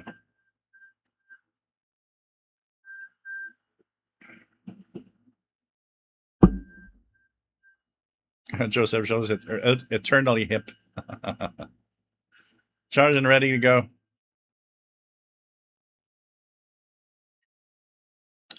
Fred Water, never underestimate an old dude. Yep, absolutely. Like WX50, I wasn't alive during Sputnik, but it must have been strange to see a light from Russia orbiting overhead here in the US. Talking of watching something, in the past few weeks, I've been, I watch the International Space Station all the time when it passes overhead. I find it cool to see that little dot, and there's people inside. But in the past couple of weeks, there have been passes of the Chinese space station, Tiangong, So now there's no more, but I did see it 2 times pass over Montreal in the past couple of weeks. It was the first time I'd seen the Chinese space station. My WX-50 wasn't alive during Sputnik, but it must have been strange to see a light from Earth. Okay, yeah, just said that. Jasmine, that must have been extremely cool for those hams and shortwave listeners who heard the first satellite. Definitely, definitely. It was a big thing. It was a really, really big thing. And a lot of hams. So, yeah, there you go, Radical Squadron. 20.005 and 40.002 for Sputnik 1. Skidology, nice to have you on board.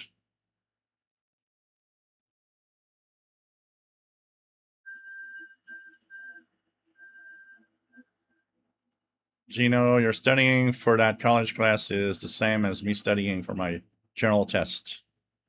Nice to have you here, Gino, in Kentucky. Chris, are you still using the Morse decoder on your FTDX10 and does it work well?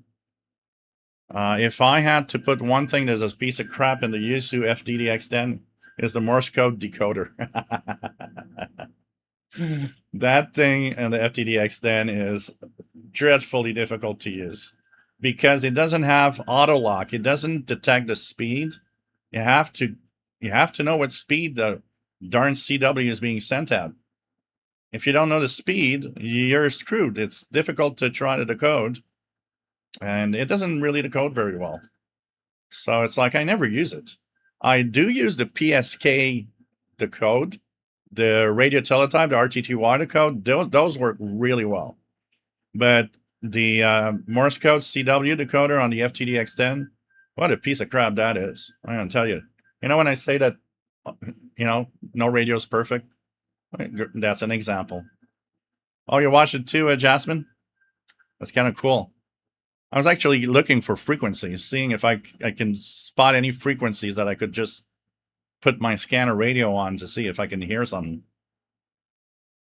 The Chinese should put an amateur station just like the Russian module in the ISS. It would be nice to have something from that space station too.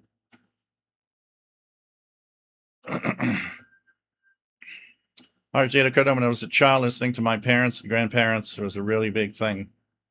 Well, it was a big thing because it woke up the world and it woke up the United States to a host of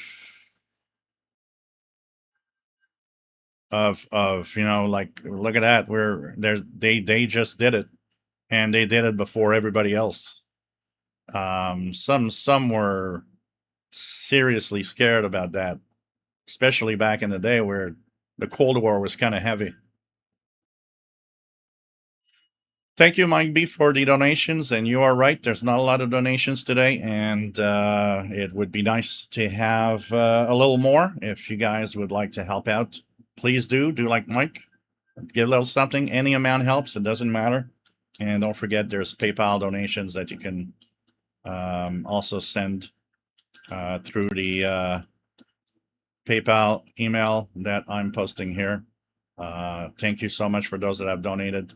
But yeah, today is a very quiet day in donations. So I am going to go and get a new beer and also check out on everything, make sure everything's all right. So I'm going to be back in a few seconds. Something I want to check is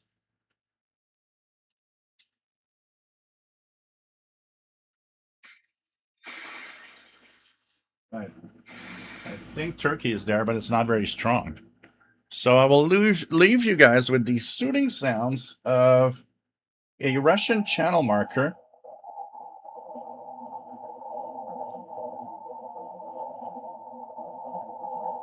Although it's not very strong.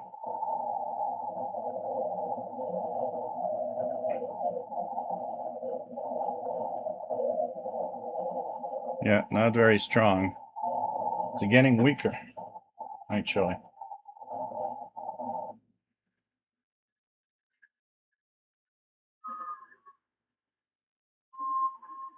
So I'm going to leave it. So you guys will be hearing the suiting letter D being sent out from Sevastopol, Russia. I'll be back in a few minutes.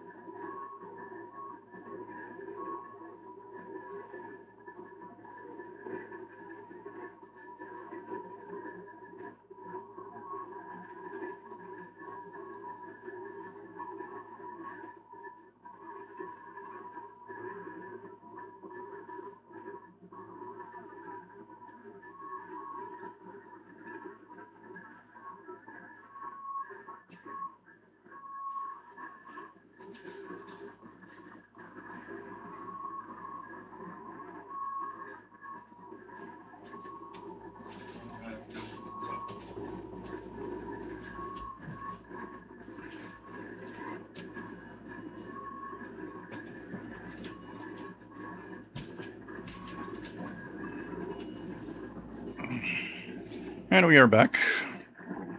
We are back to normal.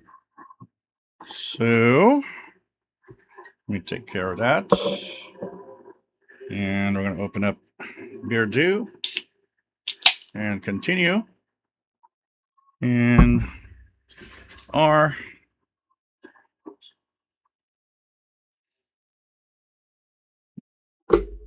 live show. So, yeah, Heavenly Palace is the translation.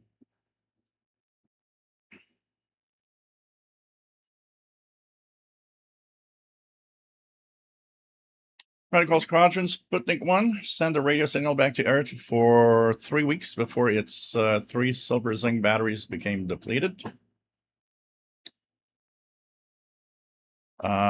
Matt,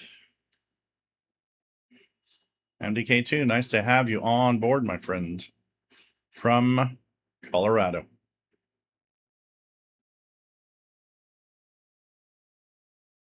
Jasmine, I agree that would be very cool. Maybe it will be on their next space station, which is going to be an international one with Europe. Yeah, that could be. Trust, has there been any word on the international release of the Kodosen Cure P001? Like, looks like an interesting radio. I saw something about it where I think it's available now.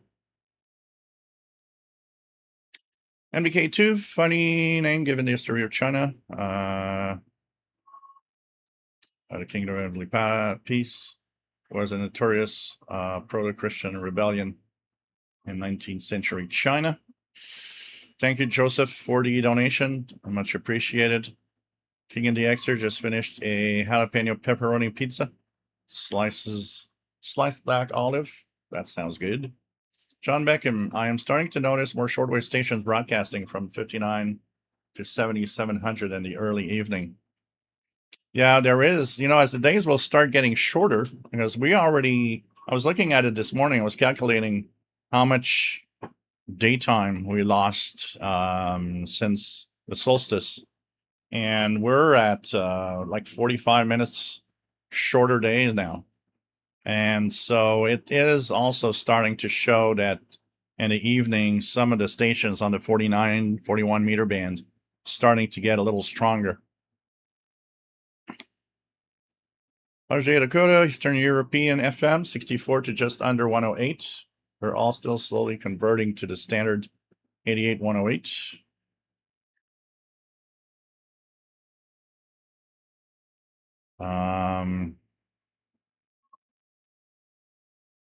What else do we have?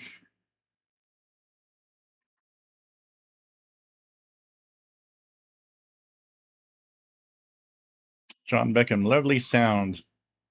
Craig Martinetti, eating a hamburger now. Cool. John Beckham, CW, continuous waves. Man. Kevin Michael, 69.9, Radio Opus from Siberia. Cool. Skidology, I'm outside, and 16330.6 is weak, but I'm getting it. Marty says, by the way, thanks for showing us Paul today, and it was so good to see him. Such a handsome boy. I actually have a picture for you guys. This is what he looks like right now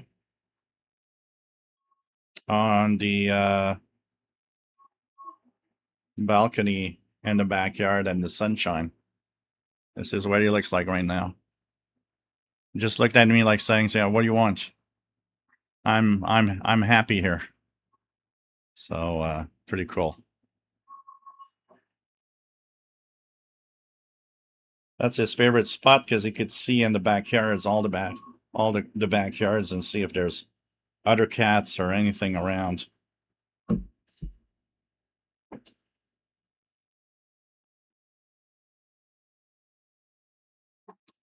So some of stateside listeners down below 88 would be a good way to isolate European stations. David, nice to have you here. David in Barcelona, ¿cómo está mi amigo? and bands are pretty full with the oh yeah, it's the islands on the air from the Radio Society of Great Britain this weekend. Made two QSOs with called M0XXT. Pretty cool. It was also streaming now on YouTube. And Mike B does a good shot of Mr. Paul. You can really see how he has a thick fur rather than just hair. Yeah. So he's happy. Hey, Kenneth, KWN61, nice to have you on board from a cooler than expected 105 Fahrenheit, Tucson, Arizona. I don't know how you guys can cope with that. I just would roast. I would, when it's 90 here, I just wish I live in Iqaluit, Nunavut. So, just another some transatlantic FMDX recently from Maine. Well, last Sunday when I was listening to that FM station in Florida, up here in Montreal on, I think it was on 90.1 FM, something like that. I was looking at the X maps, and it was showing that a lot of there was a lot of traces going up to Europe. And the next day, I saw a post in a website where a lot of people in the UK were actually listening to East Coast North American FM stations, which was like, wow, okay, that's kind of cool. Yeah, absolutely, David. Congratulations to Spain for winning the World Cup. Absolutely.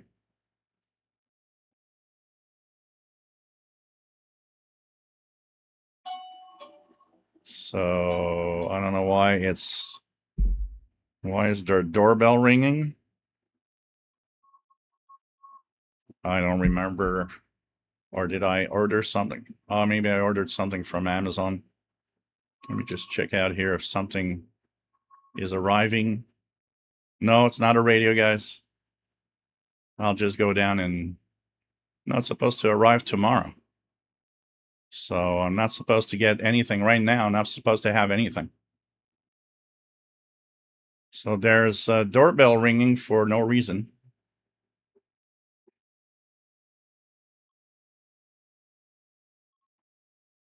So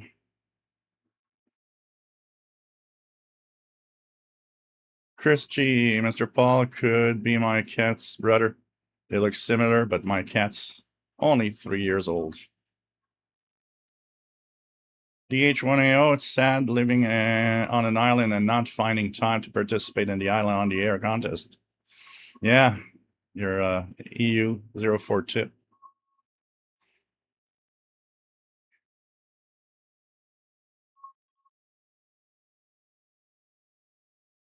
So Kenneth says, oh, the original heat prediction was 109 to 110 Fahrenheit. Youch. That is way too hot for me.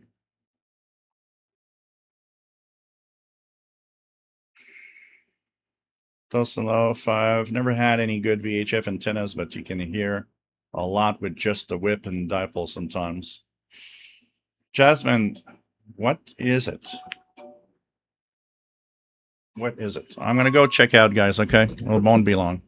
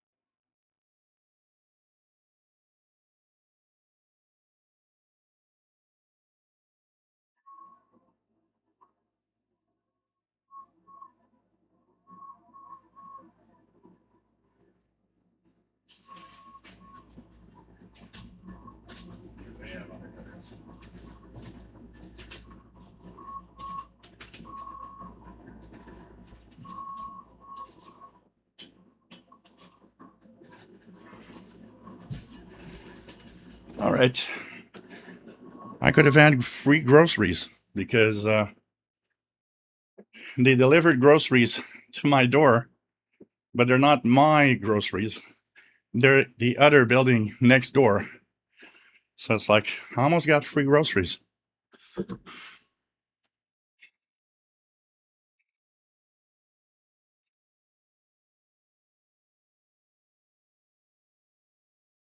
Okay. Jasmine, it's Russian intelligence leaving your one time pad. Shh. Don't tell anyone, Jasmine. It's my secret.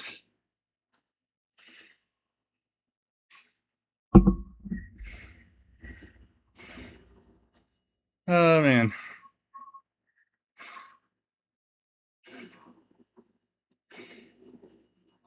Hold your horses, your ding dong.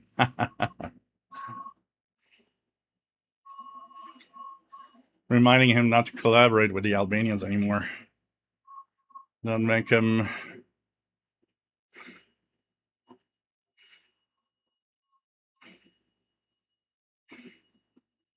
So, John Beckham says, I'm still enjoying the gigsing on the AM band at night. I need to do it a little more because every time I do it, I kind of find it fun to go through. It's the content of you guys in the US on the radio that is just so so annoying at times. There's way too much politics on your AM radio dial.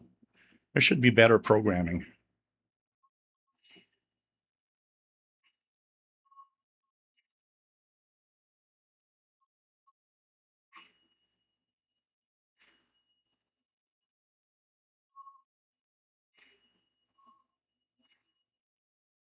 So,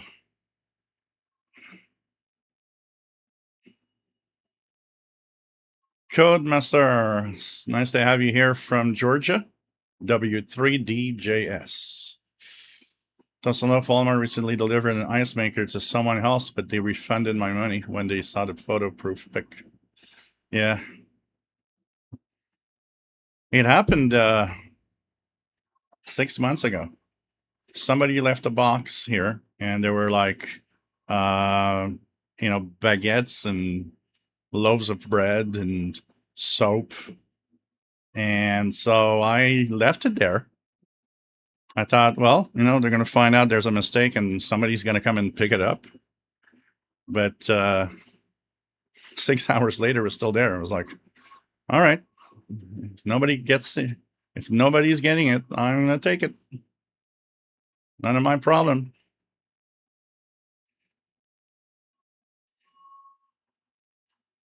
Russians are listening. Shh. There's some message in that letter D that's being sent out here. So, yeah.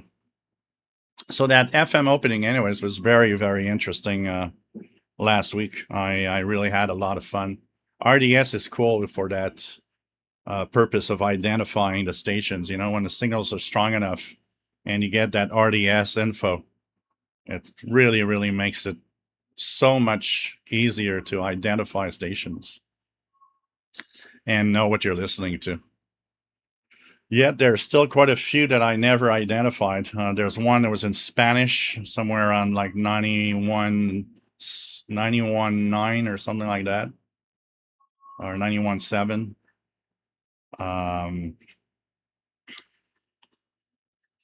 There was another one playing country music, on like 90.8 or something, some 90.7. So yeah, a lot of talk. Unfortunately, a lot of bad talk. Kev Michael, the problem is there's a few stations. There's one that's playing oldies that I get around, I don't remember the exact frequency, like 1240 or 1250 kilohertz, that sometimes I'll stop on. It's like they're playing oldies music from like the 60s. And it's kind of, okay, kind of different from what we hear usually. Darren, nice to have you here from Victoria, Australia, where it's the future, Sunday morning, and says once it's been delivered, groceries cannot be taken back if it's the wrong address.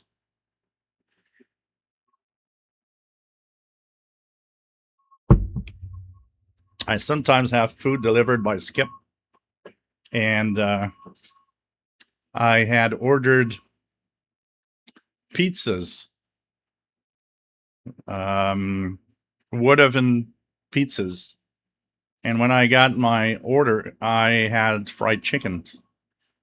And I actually, went to the chat with Skip and said, well, I didn't get my order. I got fried chicken. It's not what I ordered. And I said, is he going to come back and take it? And they said, nope. Once it's delivered, food cannot be taken back. So we're going to refund. So basically, I got free fried chicken and somebody somewhere got pizzas.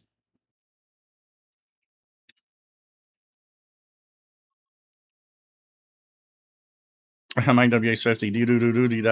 That's all I want to say to you. Yeah, I like that song from the da from the Police.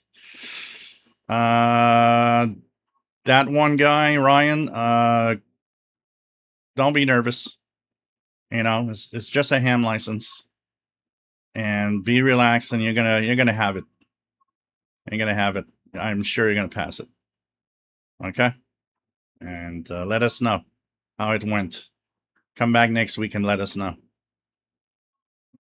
Ken Michael, in Australia, music is on AM still, 990 kilohertz classic oldies. Oh, that's nice. Kenneth, Australia, where the future is today. Mike B, do a lot of medium wave DXing with my PL330, and with the AN200 really helps.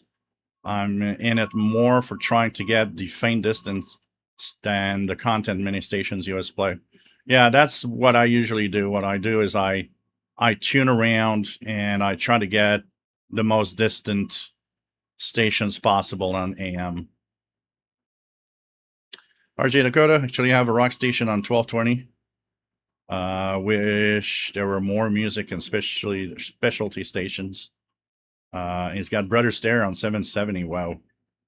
That's the oldest station west of Mississippi River. Chris G, if you order chicken, you might get free pizzas.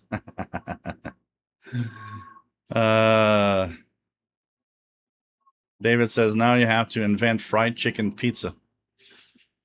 Well, and that can be good, actually. Why not? Fried chicken pizza.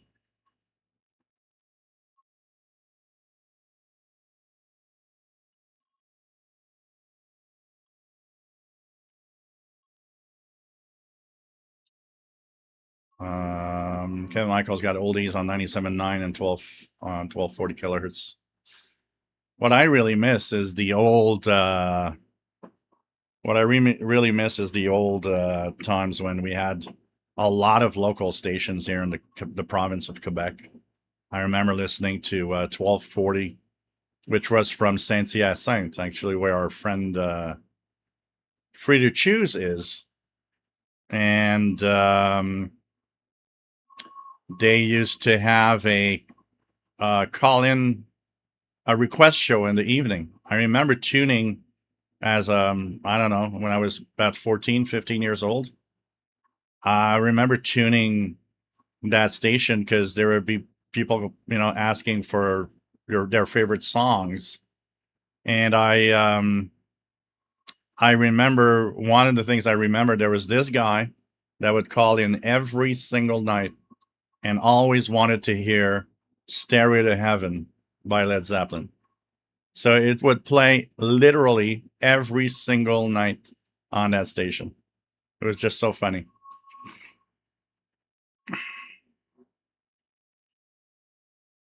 Yeah, my first, I loved the Police back in the late 70s, early 80s. And my first Police vinyl album that I got was in 82-ish, 81-ish. My brother asked me, I didn't know if it was for a gift for Christmas. He simply asked me a couple of weeks before Christmas, "Oh, do you have a favorite band that you like?" And I said, "The Police." And he said, "Ah, oh, really?" Yep. I said, "Yeah, The Police." And at Christmas, he gave me the Ghost in the Machine album that I listened to over and over and over again. And same thing, he gave me Synchronicity. I think the year after or 2 years after, um, as a Christmas gift. And I mean, at some point, I had all the Police album. I had purchased all of them. I was a big fan of the Police. I'm still a big fan of the Police, and a big fan of Sting too. Um, even on his solo career, Sting had some pretty good music.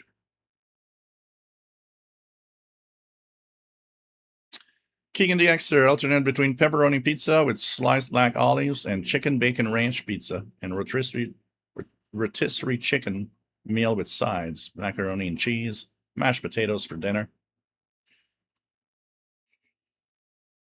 On Beckham, yeah, Robert Plant. I saw Robert Plant live in, you know, when tickets were cheap enough to to um to buy and go into a concert. I saw Robert Plant in like 94 or something like that. 93, 94. Actually tonight, and I'm not going to go because I can't really, but something I would love to see tonight. We have the Francophonie, which is not there's a festival, Juste pour rire or something like that, downtown Montreal, which is a free outdoor festival. And we have Weird Al Yankovic tonight on the main stage giving a concert downtown Montreal tonight. I really would have loved to see Weird Al Yankovic live.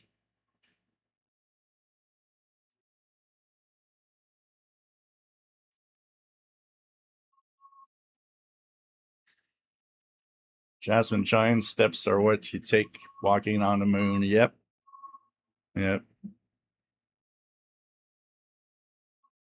I really liked Pretty Choose CKBS 12:40 a.m. I had a one-time 1 hour show on CKBS in the late 80s.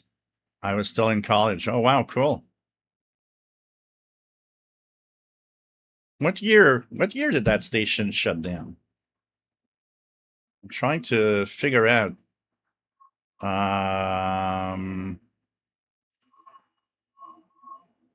CKBS 1240.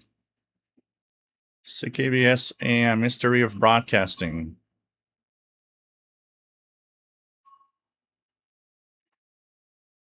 CKBS AM. Man, they weren't very, very strong. It was a pretty low power station. On April 10th of 1991, CRTC revoked the license of CKBS at the owner's request due to a poor financial situation. Cogeco Inc. said it had been unsuccessful in efforts to revive the AM station and would continue to serve the community to its CFEI FM station instead. CRTC expressed concern that the closures came less than 3 years after the station had been purchased by Cogeco. So, yeah. Oh well, 1991. All of these good old local stations.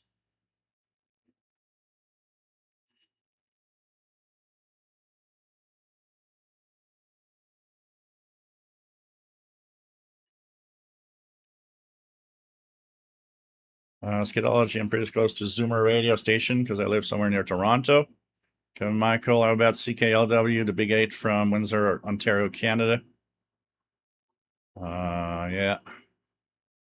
Microwave Mick, I hope my leg don't break walking on the moon. Alain says, I remember a kind of humming tones and pips around 1610, 1640 in the 70s, just after sunset.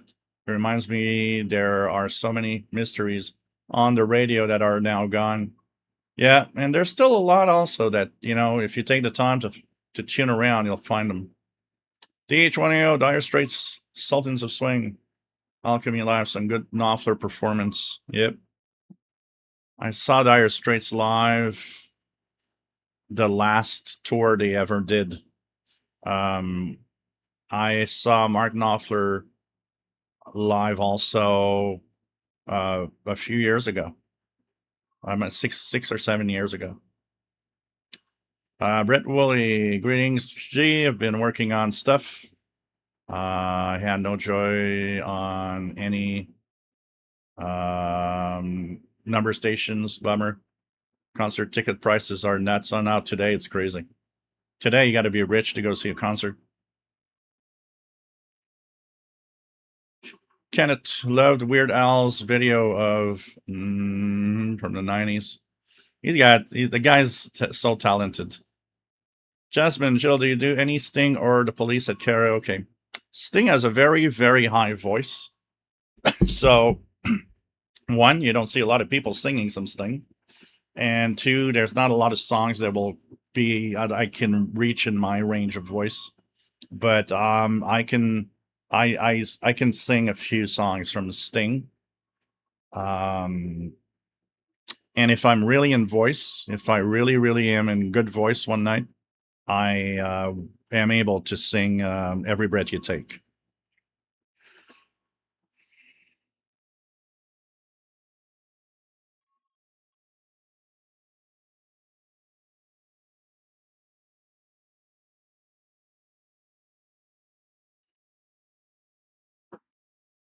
Why the nerdy yet?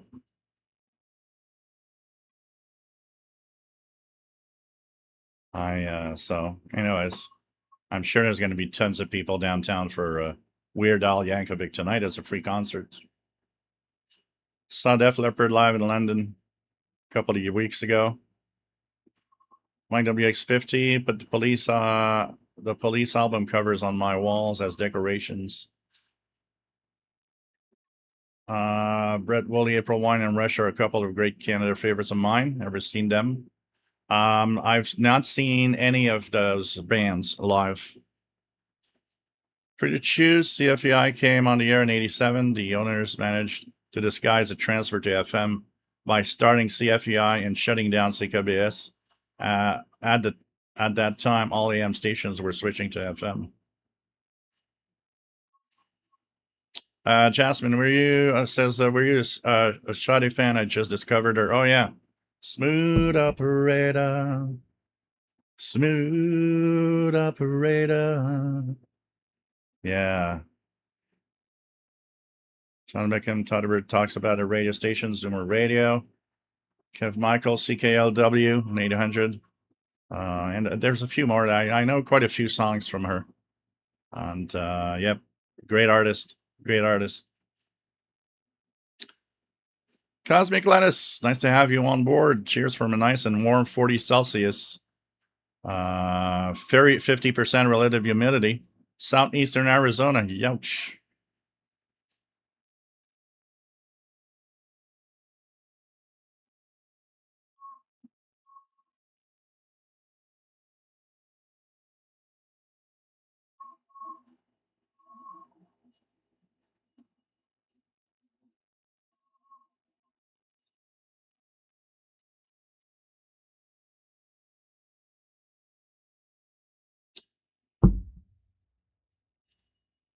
Roxanne, an artist's range is very high when you don't hear anyone singing their songs at karaoke. That's a giveaway. It's like, yeah, your range is really, really too high. I do have a big range, but there's a limit. There's a limit where you just don't, you don't even try. You're just like, no, I'm rather not sing it than try to go there because it's going to be horrible. I know it. Though I have sang, because there used to be a guy at the karaoke, which was a a professional singer, actually. He was the DJ. And when there was not a lot of people, he would push me into singing songs that I never did before because he said, "You are capable of doing it, but you are restraining yourself from trying it because you're scared of not being capable." And I said, I do. There's songs I'd like to do that I do not sing because I'm afraid I'm just going to mess it up. And he made me sing Pride in the Name of Love by U2, where, when he goes high in the name of love, and that moment he goes real high. And one night, I think there was two people in the bar. He said, "You are going to try it, and you're going to go get those notes that Bono does." And I'm like, okay. And I remember that night, I pushed myself and I hit the high notes. And he said, "You see, you can if you want, but because you're scared, you don't want to try it." And he said, "That was great." And I said, "Yeah, I know. There are songs I don't do just because you know, especially if there's a lot of people in a karaoke bar, you don't want to look like a fool, so you just don't go to some of the songs because you're afraid you're going to mess them up."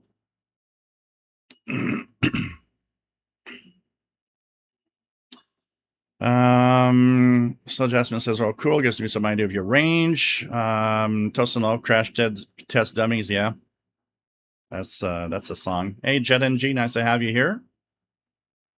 So any pirates on the air? Any pirates on the air? Let's check it out here. I haven't checked the HF Underground. So something unID'd on 6930 upper, something on 6950 lower. Let's check it out here. 6.9. I'm going to go up.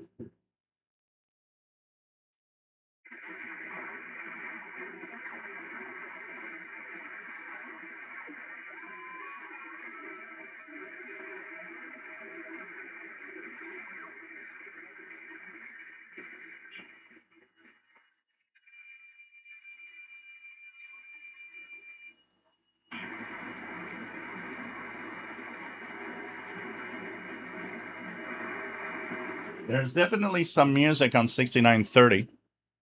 I hear some music on 6930 upper sideband, but it's rather weak.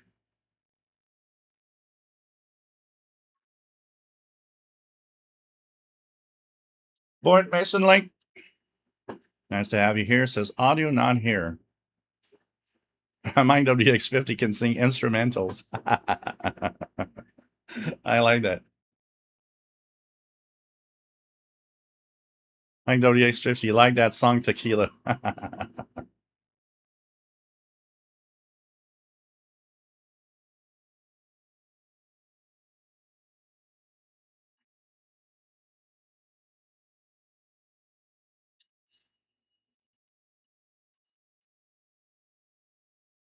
And there was also another karaoke where the guy was not a professional singer, but he had a voice that was so just amazing. And I remember when I would go there, sometimes he would choose the song for me that I would sing. And he intentionally wanted me to get outside of my comfort zone. Because, when you go to karaoke, what do you do? Especially karaoke it's full of people, jam packed, or, or you're just at a karaoke you've never been before. You don't want to look like a fool. So you go into your comfort zone songs that that you do very well and that people are going to be, applauding you. But he would take me out of my comfort zone. He would intentionally say, "I chose the next song for you. You're going to do that." I remember he put some Phil Collins. You can't hurry love, Phil Collins. There was a few ones that he did, and they're like, "Okay, I've never done that, but yeah, I'll do it." So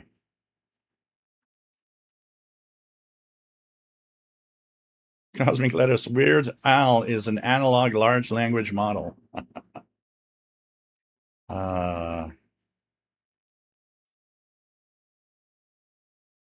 I'm at NPR TVG gives me a 90s country song and I will sing it. Chris G, she'll have to sing along to Moscow Nights this week. Oh, I won't this week. I don't know if you've seen the way robotic I am. I've got some real pain in my neck right now. I don't know what happened last night when I was sleeping, but it's as if something just, smashed into me while I was sleeping. Mike WX50, Saw Collective Soul. John Mickham, Ruby, don't take your love to town. RJ Dakota, better version of Tequila was done by the Ventures. Red Wooly, Sam the Sham, and the Pharaohs. Oh boy. Jet NG, CZFM 740 Toronto. David, when this song comes up on the radio and I sing along, I always say smooth operator, smooth ab radio operator. Jasmine says, yep, everyone has a range. Yep. Some people don't have a good range and they should never sing at karaoke. But that's another story. Microwave Mick, anyone notice trouble receiving HF? What kind of trouble are you having in receiving HF?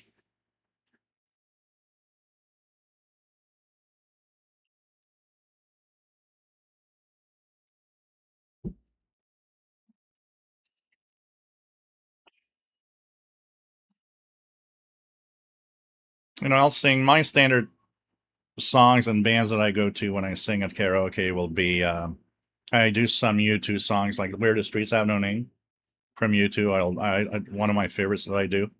Actually, a lot of people ask me to sing it because there's not a lot of people that are capable to do it. Coldplay. I go back, old stuff. The Doors. I'll sing The Killers. I'll sing. I sing a lot of stuff. Some Depeche Mode.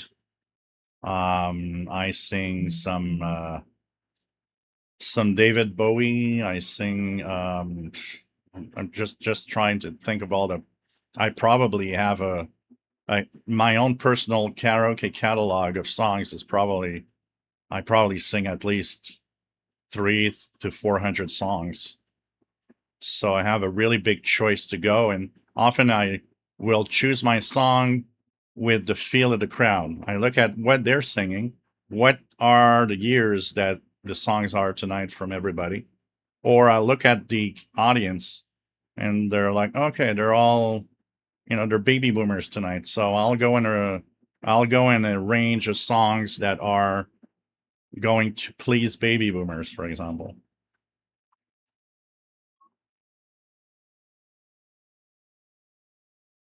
Jasmine says, that's good he pushed you. My friends push me usually.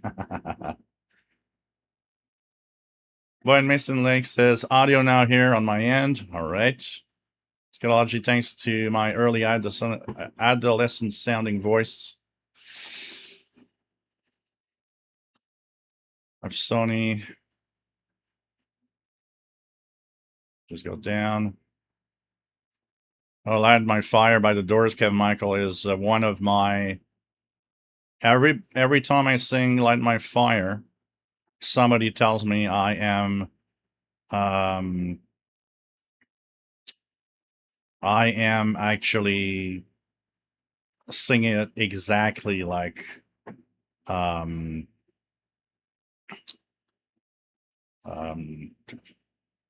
his name. Doors singer is Jim Morrison. Actually, last time I sang it, one guy came up to me and says, "You're Jim Morrison reincarnated." It's incredible how perfectly sounding that is, and exactly like him. And it's that is one of the songs I get asked to sing a lot. Another one I get.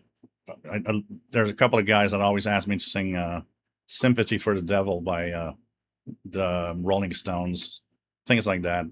I'll sing some Bob Dylan, all sorts of things.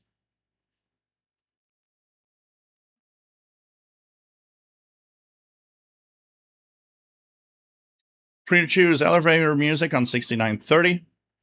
Kevin Michael, Johnny Cash, Ring of Fire. Yeah, I did that one a couple of times. My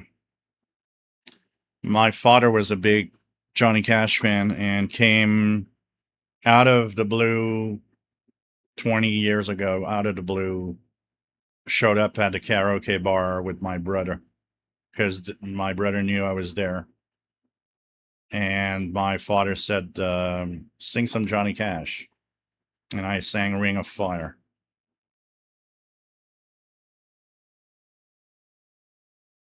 Yeah, Freddie Mercury is pretty. That's also a tough one at karaoke. A lot of people, don't go there. VT Radio, Paul, checking back in. Nice to have you back. Skidology 6930, pretty weak here too, outside on the parking lot of the apartment complex. Jet NG, I knew Dick B Pirate that took CHU that frequency back in June.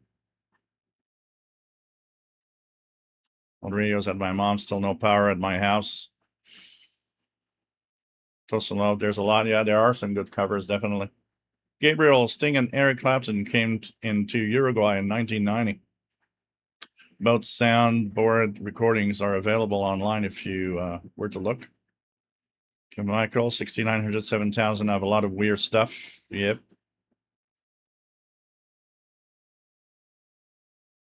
John Beckham loves Phil Collins. GMAC, nice to have you here. 93.95. My WX50 saw Peter Frampton sing back Black Hole Sun at the concert. It was amazing. Depends on the time that you're listening, Microwave Mech, because summertime, if you're listening anywhere in the daytime, you will not have a lot of stuff. There's a lot of absorption going on. And so it's better in the evening and night. But in general, I'm having some pretty good signals when I'm in a quieter spot.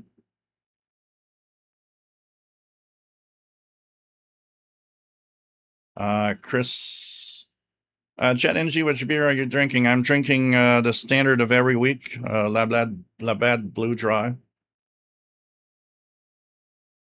Chris, I think you could sing Convoy. Jasmine left Coldplay and the Killers. One of my popular songs I would do is Viva la Vida, because at the part where he goes with the oh, I would actually get all of the place, get in and sing it with me. And that would be one of my staples. Is like every time I'd go to the local karaoke that now is shut down, unfortunately, the DJ would say, oh, you got to sing Viva la Vida to bring, put the spirits up of everybody, because tonight is brutal. And I would just sing that and have everybody do it with me.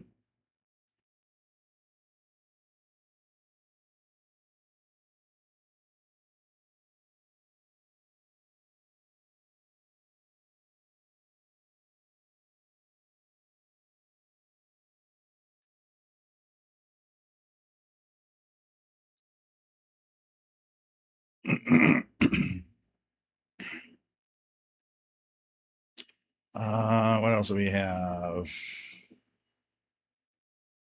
Darren Rogers, nice to have you on board from Long Island, New York. Jasmine, very smart karaoke strategy.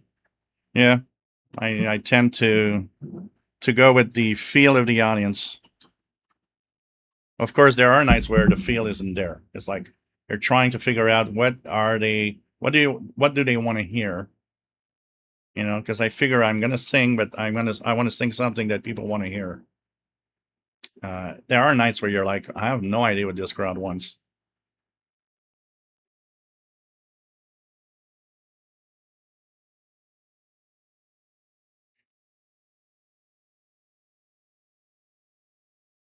Jada Coda, Walk Don't Run was a very cool song. Canada Jill, if the karaoke bar has chicken wire around the stage, I would pass. Oh, God. Oh, the zombies, yeah. Doesn't know karaoke version of It's the End of the World, REM. It's hard to sing even with lyrics on screen. There are songs that you really, really need to know your lyrics. One of them that I sing, Billy Idol, Dancing with Myself, that thing goes fast. You gotta know what you're singing, and you gotta do it, because it's like, if you don't know enough of it, you are not going to get to it. Old Radio says, you won't catch me singing in public. Well, you know what? I would have said that 25 years ago. And look at me today. Yeah, Zombie, she's not there. Mick Jagger. That's the Rolling Stones.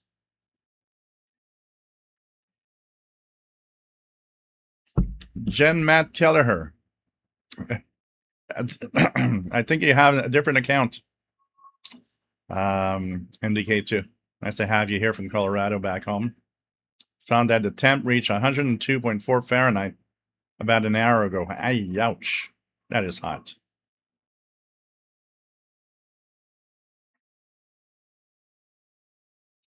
Kamikaze says, I officially request a special show where you sing karaoke for us. You know what?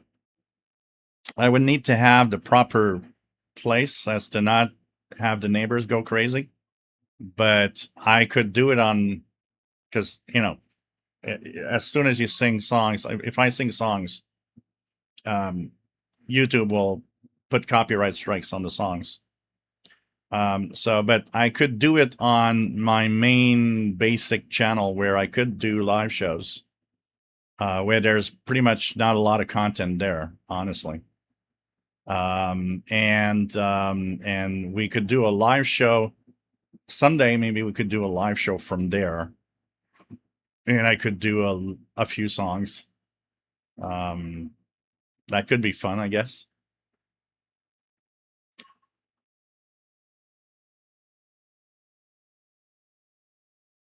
Old Radios, Don't Stop Believing is belting out by Many Drunks. Oh, that one you have to be real, real good to sing that one, because the voice is so darn high. MDK2 Matt says, how did my computer get logged into this account? There you go. Skidology 15770, which the voice of Shortwave Radio now. So let's check that out, how strong it is. 1577, while breaking my neck. Randy from Coast over there also. Yeah. And a lot of nice people over there that help out if you got any questions, if you're just getting into Shortwave. It's a great group over there. Also, don't forget to check out my YouTube channel at Wavecrest Guy. I've got a ton of, so that is the voice of Shortwave Radio guy. That is on 15770 WRMI right now.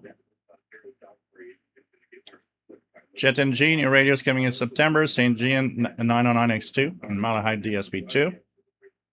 Wide Open Troll, nice to have you on board from down under, from Australia. Nice to have you here.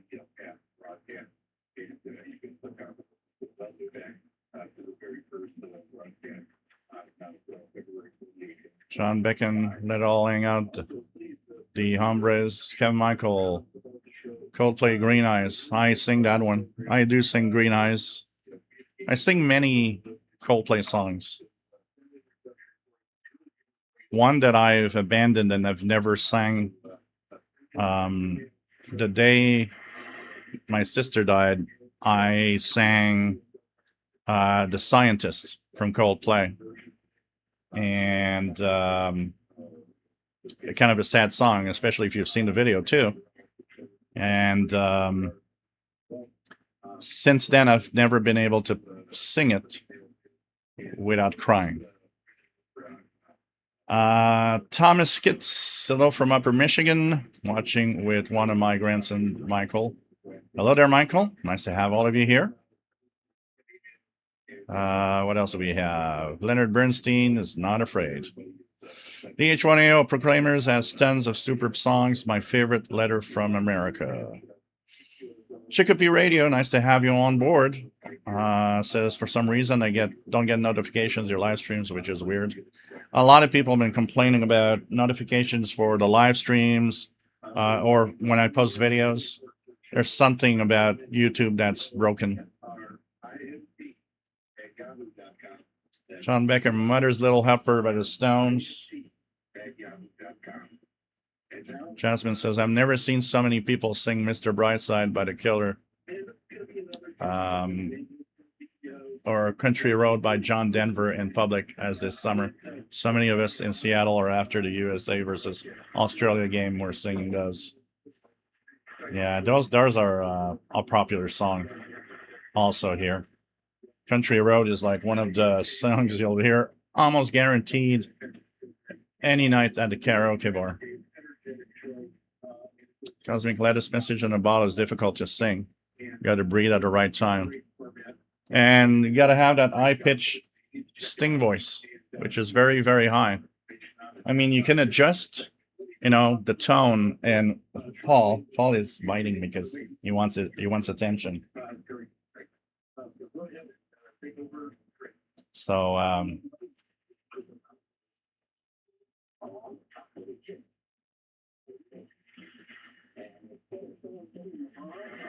I do White Wedding. White Wedding is one of my first songs I actually did at a karaoke. Kevin Michael.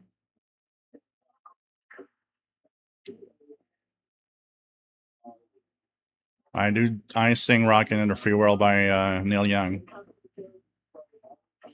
But I sing it well and not like a drunk guy.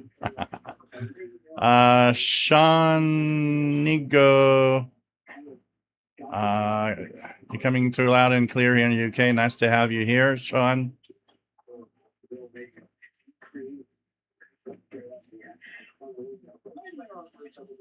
That's when getting a tear in my eye now. Yeah. I tried, there weren't a lot of people at karaoke, and I remember about 6 years ago, I tried. I said, you know what? I went on stage and I said to everybody, don't worry.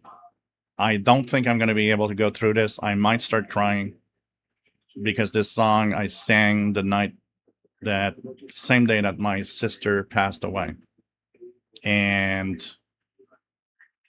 I started, and it didn't take long. 45 seconds, I think. And I just couldn't do it anymore. I couldn't do it anymore. So since then I've never tried. I don't want to try it. I don't think I can go through it. It's still today, even though it's been 15 years now. Chicopee Radio, my camper was so hot. I was so upset and sweating as hell. Safe to say I didn't get sleep that night at all.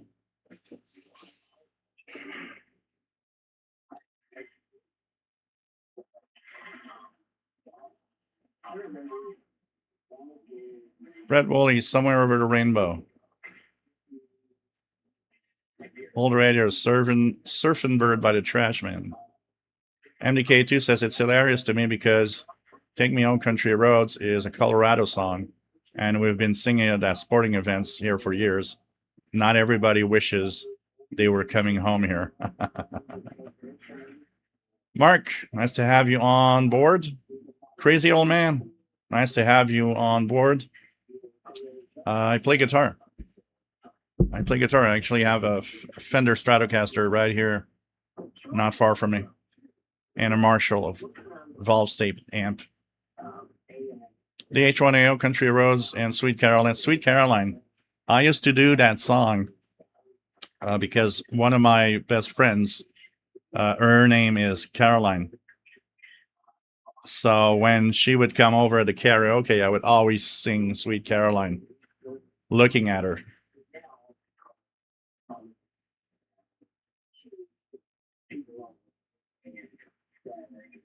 Yeah, Michael, yes, the scientist, it is said. Here's Old Man says, I play guitar and sing. Would be cool to meet you and play together. Yeah, sure. That would be fun. Right, I'm a little rusty. I haven't played in a while now. Roger C, nice to have you here from Connecticut. And Michael, Country Roads was everywhere and it still is. David, Coldplay and Phil Collins are definitely great for singing. Some Alan Parsons song like Eye on the Sky are pretty singable too. Another choice of mine is ABBA, Mamma Mia, or Dancing Queen.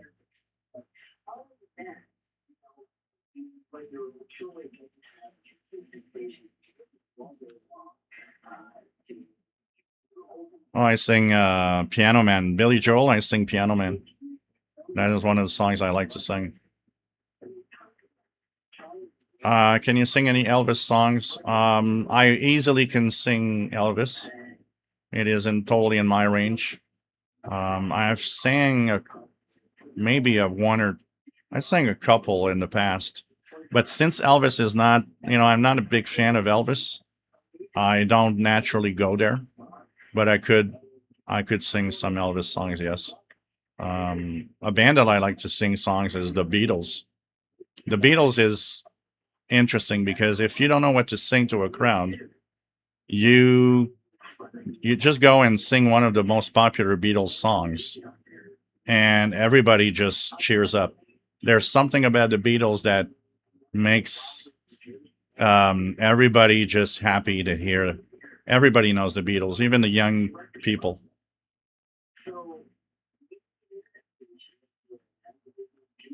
Crazy old man, you got a Telecaster? That's cool.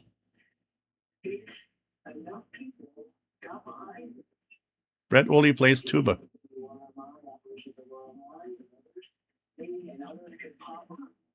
Might be Rusty Cage by Soundgarden. Do you go into the Chris Cornell range? I've never sang any Soundgarden songs, but I know that I would probably be capable of several of their songs.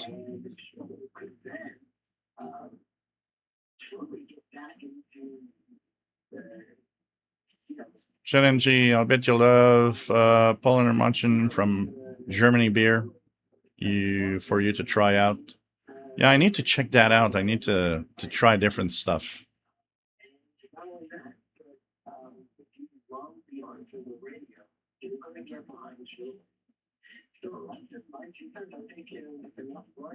It's like we're going to start a band with all the people in the chat room now.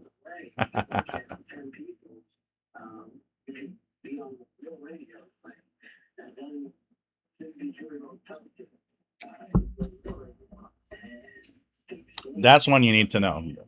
The H1AO. Billy Joel, we didn't start the fire. You got to know that song to sing it, because that's a fast one to go to. Chicopee Radio, I don't want to deal with that heat wave ever again. Not again. I hated that week, especially. Yeah, it's.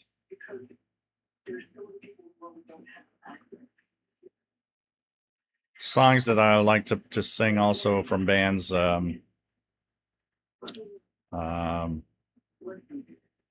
do like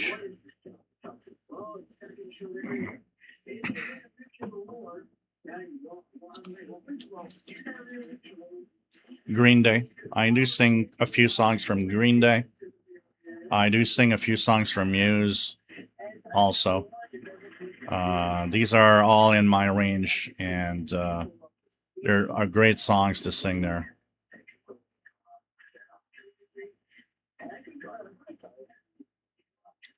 Gershon says, do you sing in French? I do have a French repertoire of songs. I don't sing often in French, but there are quite a few songs in French that I sing.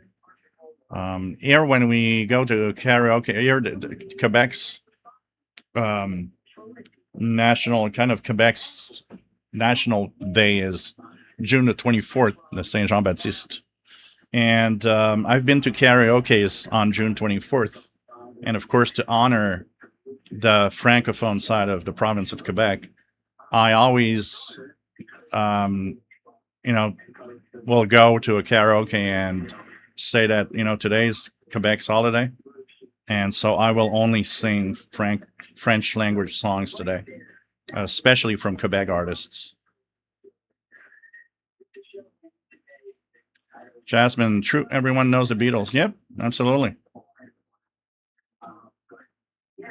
Take care, Kevin Michael. Always nice to have you here. Sean says the Beatles were great. How about Surfing USA by the Beach Boys? Oh, I could easily do it. I never sang it, but I could easily do it.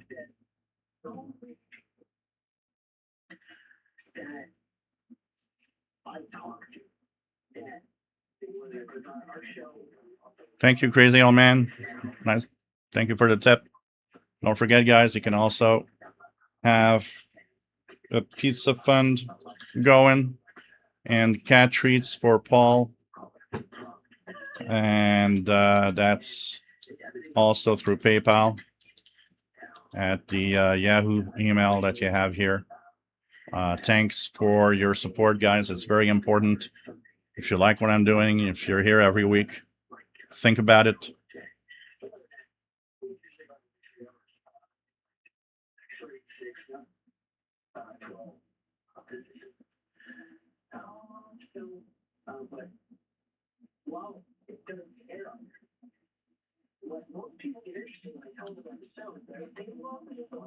So let's go here.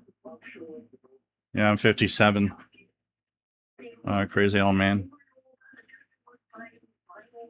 What else do we have?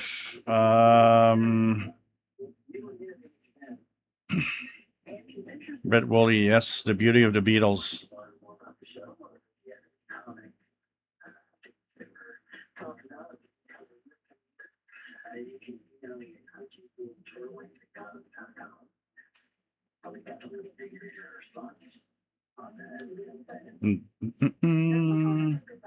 Mike B play bass, MPEG and Fender jazz bass.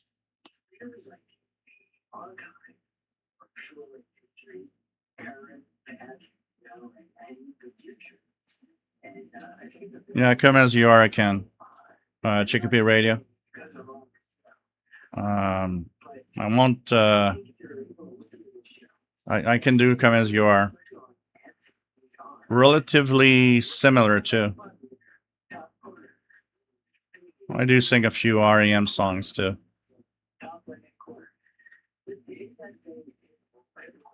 Chet and JC that my YouTube friends Sanabia is listing fake TV networks all censored. Okay. Magical Squadron didn't start a fire. Yeah, it is definitely.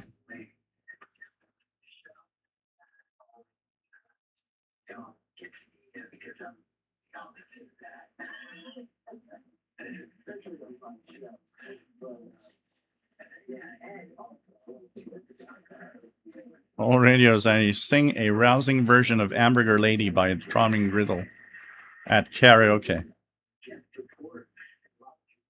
Craig Martinetti, Rod Stewart. I don't sing a lot of Rod. I pretty much don't sing Rod Stewart. He's a little high in pitch for me.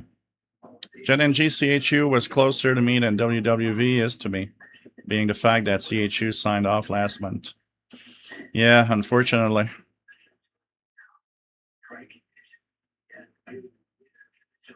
I do sing Pink Floyd. I sing quite a few songs from Pink Floyd. One that I like singing because it's fun to sing is Time. That is on the Dark Side of the Moon album. But I also sing a couple from The Wall and I Wish You Were Here. All in outside, there was a DJ at the karaoke here. She was there maybe for about a year. And I would go on Sunday nights when there was almost nobody at the bar. And she loved it when I would go in and she said, "Oh, you got to do what you like to do sometimes. Sing songs from only one artist. And so I would go in, and I remember one night I said, okay, tonight is All in Notes night. I'm going to sing all their hits. And she said, I didn't have all of them perfect because I don't sing them very often, but I remember she's just like, oh, you sound great. I like it when you do just a single band and sing all of their songs. It's just so much fun. And so I did that. One night it was David Bowie night. Only David Bowie. This is just great. Yeah, Bryan Adams, I do go. I like to sing Summer 69. I like to sing Cuts Like a Knife. It's a fun song to sing.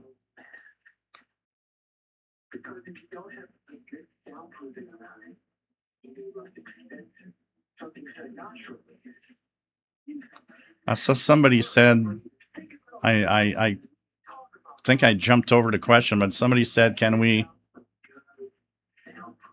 what was it? Can we ask you what songs to sing or something when we do a karaoke night live show?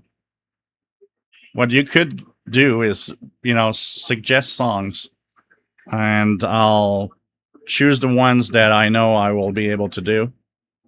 The ones that I won't be able, or I don't know enough, I'll just not do them.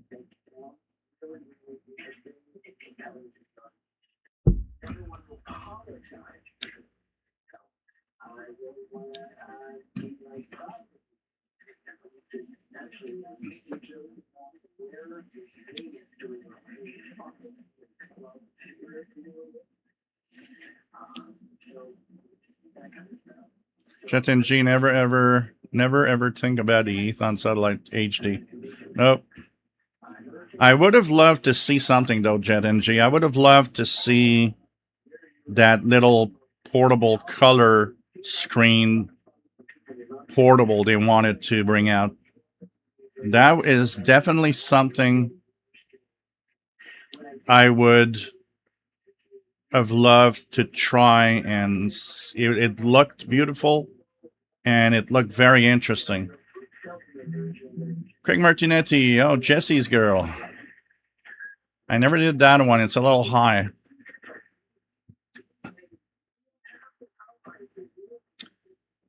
RJ Dakota, a lot of really old songs are used as advertisement jingles, especially for prescription meds. Well, actually, you know why. Songs, for example, in car ads. If you look at car ads, you'll notice that the song they use goes with the generation where that car is being sold.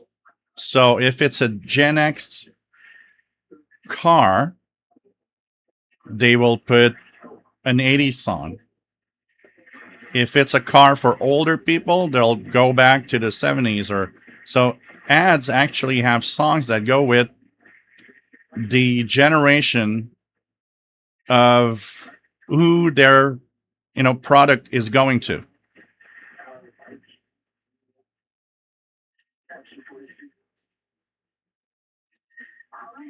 Planet 003, yeah, you're Radio Free Europe by REM.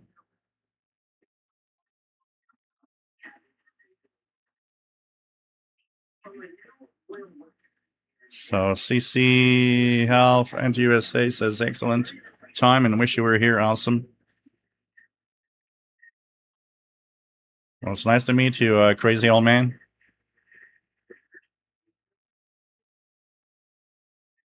Craig Martinetti, the Bangles. Love Susanna Hoffs. I saw the Bangles at the local amusement park. It was about 1990. A friend of mine just went nuts over the Bangles and was literally in love with Susanna Hoffs. And one day he said, hey, they're coming at the local amusement park. And so you want to go see them? So yeah, why not? They're not bad.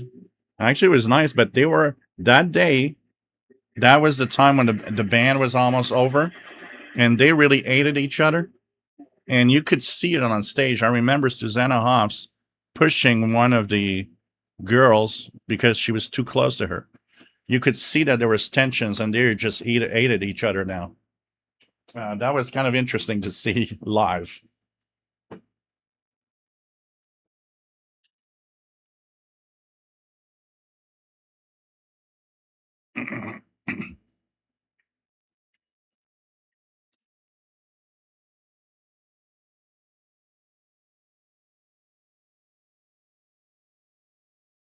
Radiohead. Radiohead. Yeah, I've done a couple of Radiohead songs. Another Brick in the Wall. Jasmine loves David Bowie. Yeah. My songs I'll sing from Bowie are Space Oddity. I'll sing Ashes to Ashes. I'll sing Let's Dance. I'll sing China Girl. I'll sing Heroes. There's quite a few from Bowie that I sing. He's very, very much in my range of voice.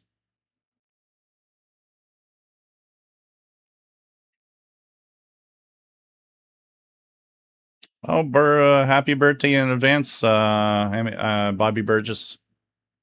Might be fashioned by Bowie.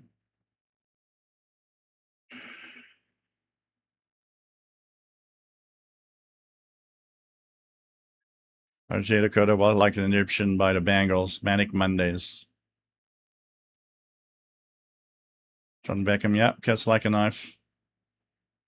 Gary Newman, Down in the Park. I like singing John Mellencamp. I sing quite a few from John Mellencamp.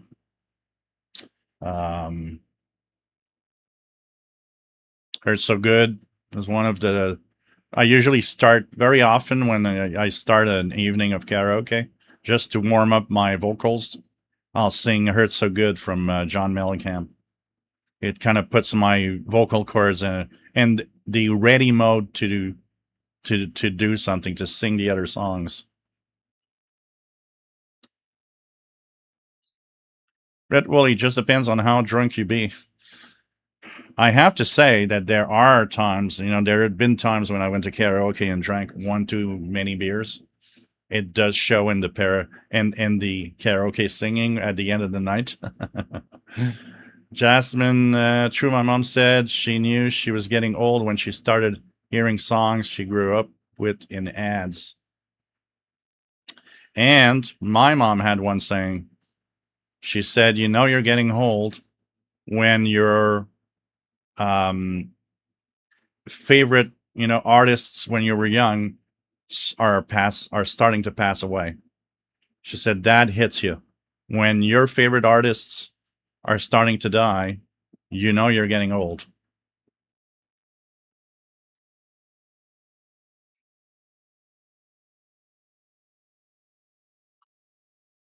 Jay Farley, nice to have you on board. Radioactivity by Kraftwerk would be appropriate. Yeah. I sing Kraftwerk. When I went to see Kraftwerk last time, I ended up at karaoke after, and I would sing The Model, which is an interesting song to sing. Jet NG, I'm saying that the Ethon Satellite HD had colorful screen, but it had a total flop from a perspective. Yeah, well, you're talking about the big one, the HD, but there was a smaller portable that was supposed to come out that never did after that because they just, they just flopped so bad that they never released anything else. But there was that small portable which had a color screen, and boy, would I wanted to see that one. But maybe it was as bad as the big one, fortunately. RJ Dakota Hodobon. Yeah.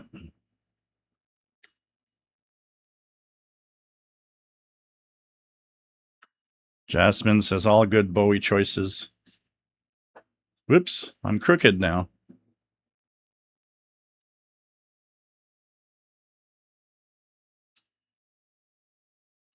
Crazy Old Man, give us an example of your voice song you choose. Well, I think you got examples just by the songs that I mentioned, because I'm not going to sing here. The neighbor there is going to go nuts. But, Sound and Vision is a good song. old radios. Yeah, Susanna Hoffs did a couple of movies, definitely. Any pirates now before KBC in 30 minutes? Yeah, there was a few. Let's check if there's anything else right now in terms of pirate activity. HF Underground. So we'll see if anything else is there. So nothing else than what was previously mentioned. Let's check it out.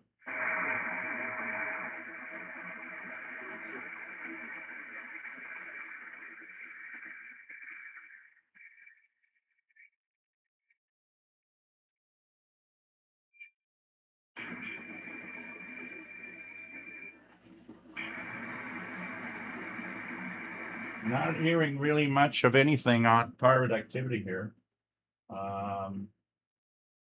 Let's try 9996.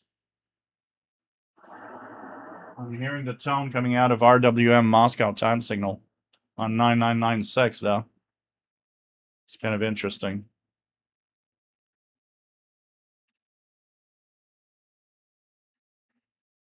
And thank you for the tip, crazy old man.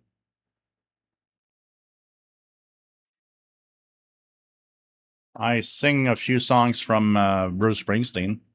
I gave you an examples, guys. I can, if you guys want to hear my Bruce Springsteen song, there's okay.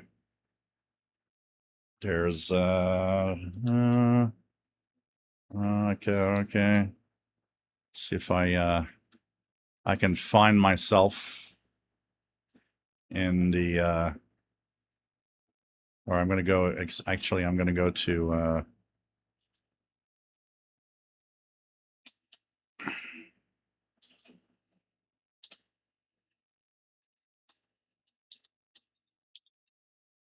go to the channel. Here we go.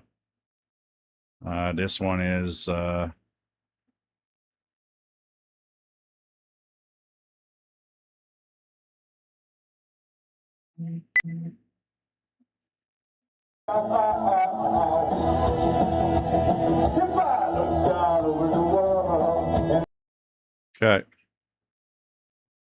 That one is, yeah, there's,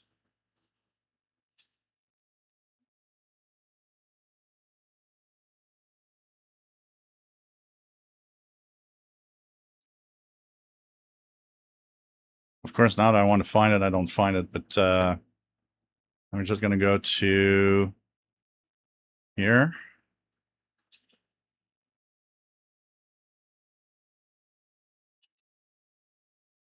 See if I can find the videos. But Born to Run is one of my my favorite songs to do on karaoke. But there's also a few others. Hungry Heart by Springsteen.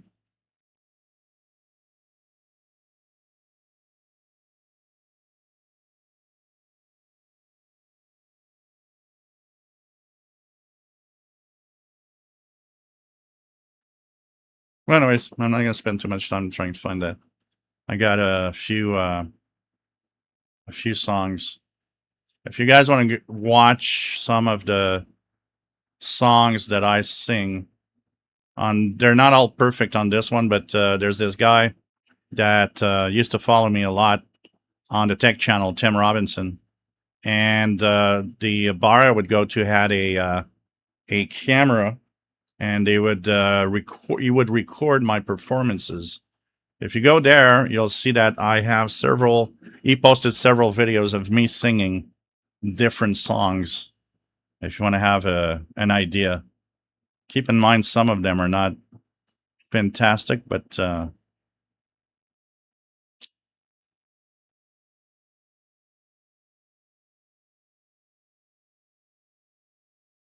Sammy Hager. Oh wow.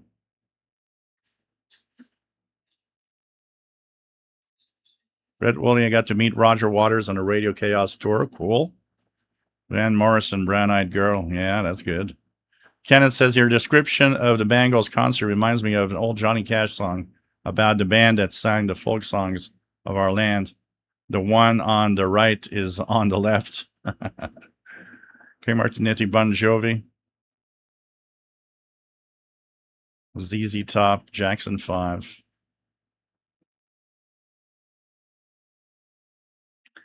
Jasmine says, well, I can't imagine the day Charlie XCX passes away.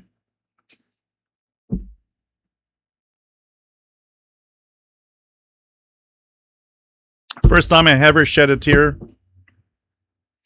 for a artist that passed away was David Bowie. I was going to the grocery store. It was a beautiful day, and I had learned in the morning that Bowie was passed away. And by absolute chance, the shuffle in my phone played Space Oddity,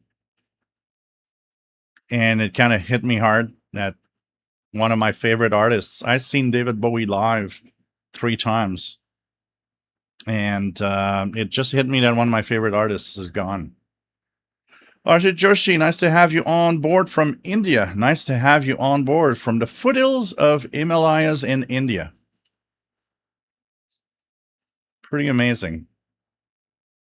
DH1AO, by the way, I rediscovered spam fried in the pan in the butter. Oh, yeah, we talked about that. Was it last week? Crazy old man, thank you so much for the donation again. Give the people a simple song, anything you would like to sing, or give us a radio voice.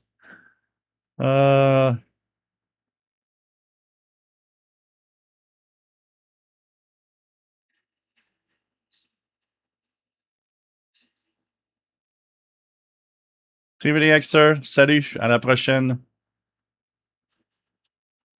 Yeah.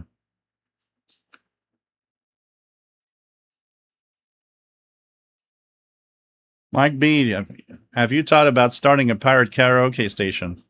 Don't give me bad ideas.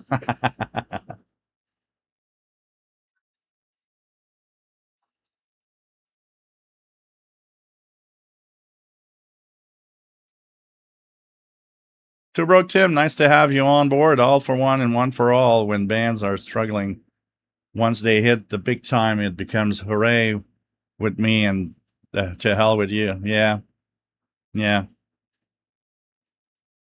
It was something. It was truly, truly visible and quite amazing to see that. It's like, yeah, okay, you guys really hate each other right now.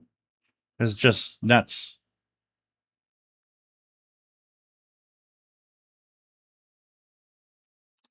Mike WX50, Cats Meow in New Orleans was a fun karaoke place. Well, I lost which was my best place and closest place here, unfortunately. But I do have a few other places. Actually, it's interesting because we were a big, closely knit group of karaoke friends at that bar, and I got an invitation to a private Facebook group, which is just all of us regulars that would go at a karaoke there. And everybody actually is asking just for one thing. Now that our favorite place where we met up all the time is gone, what someone decided to do is a private Facebook page with all of us. And when we go to a karaoke somewhere, let everybody know where we're going and at what time we're going to be there, so that if some want to join in, we'll be able to continue meet up together. So this is kind of cool because it will keep the core karaoke friends together. There's a you guys are talking about Heart, Crazy on You, Magic Man. At the karaoke where I went to, I have one of my friends there. She sings Heart exactly. She will sing Crazy on You exactly, and in the high pitch of um, of heart, and actually, she has a band, and the band is called Heartless, and they tour little bars around town. They're actually going to be here in a bar in Montreal in October, and I want to go see her. I mean, I tell you guys, it's exactly the same. Her voice is just amazing. Chicopee Radio, what have you caught in terms of FMDXing? So last Sunday was I got a few stations. Many I couldn't identify, but I did get the Georgia Public Radio on. Let me just find my frequencies there. So I actually heard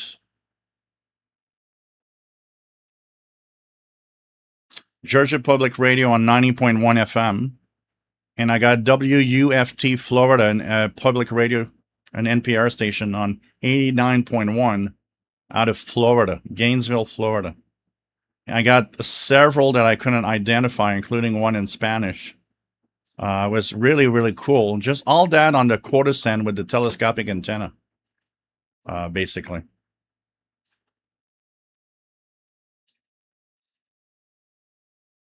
So it's pretty amazing. The band was really well open, and it went real late into the night too. So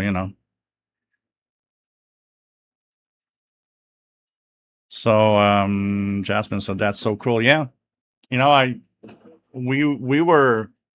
I mean, for the last 25 years, we would see each other, and a lot of people added over time. So we were kind of a really, you know, a friend of mine got married because she found, her husband the day of my birthday that I was celebrating at a karaoke bar. There's tons of stories like that. So we are kind of a closely knit group there. So immediately somebody thought, hey, let's make a private Facebook group and let's include everybody that we know that, we can meet up at other bars and have fun doing karaoke and continuing to actually see each other, which is, I thought was very nice.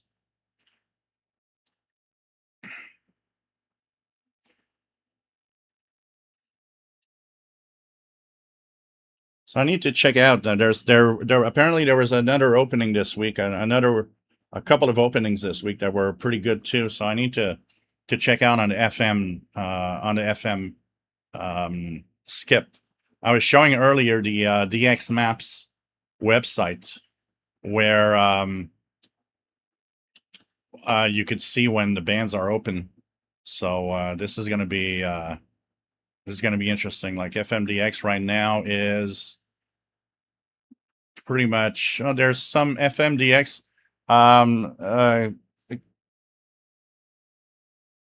There could be some opening for our friend in Northwest Arkansas right now, because I see that the X Maps is showing that there's some interesting stuff happening right now. And the Keegan DXer, you should check your FMDX right now, because I see that in your area there's an opening right now. Here on the East Coast, there's nothing right now, but there's kind of some openings that maybe you could hear a few things.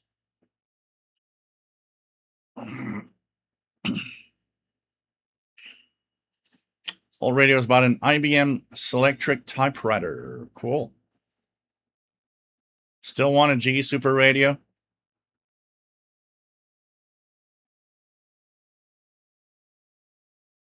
Check up your radio. Also caught those as well. I caught a lot of signals. Red Wool, you need to open your own karaoke a song. Sing a song for your supper bar and grill with a pirate station in the back. Oh, God.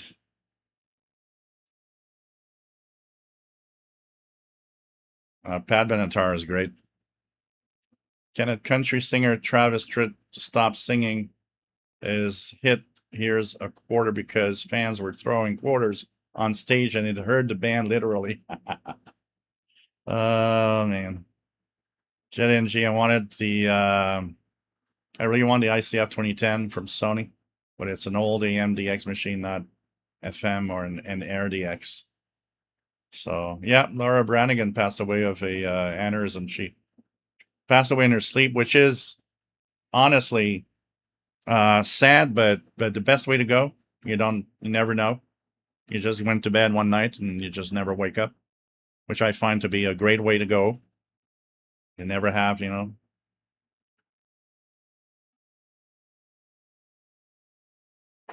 RJ Dakota. My brother had a Smith Corona electric typewriter in the late 80s. He wanted to, one of his dreams was to become a writer like write fantastic, like, all sorts of fantastic horror stories, things like that. So his biggest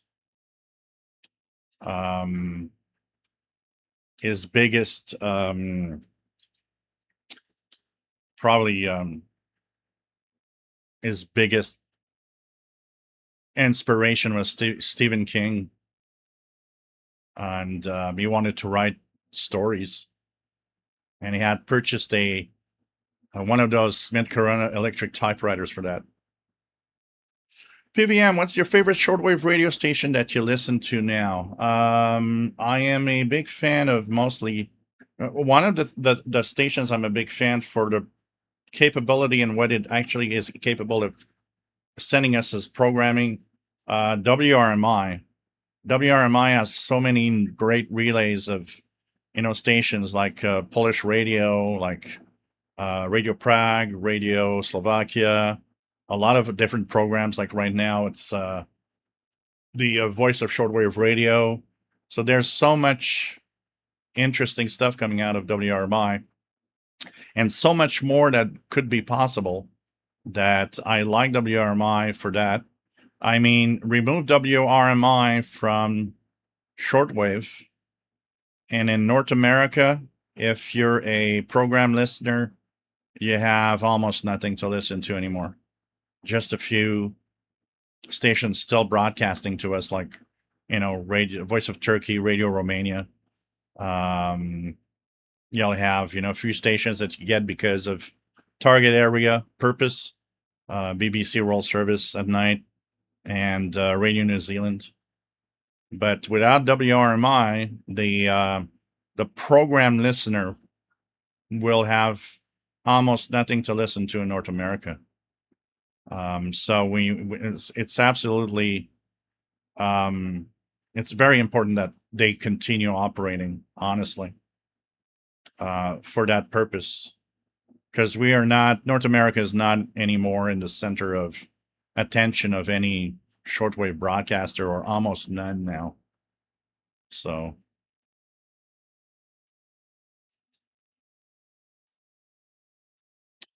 RJ Dakota, still on music. Does anyone recall the original electronic style music on a Moog synthesizer?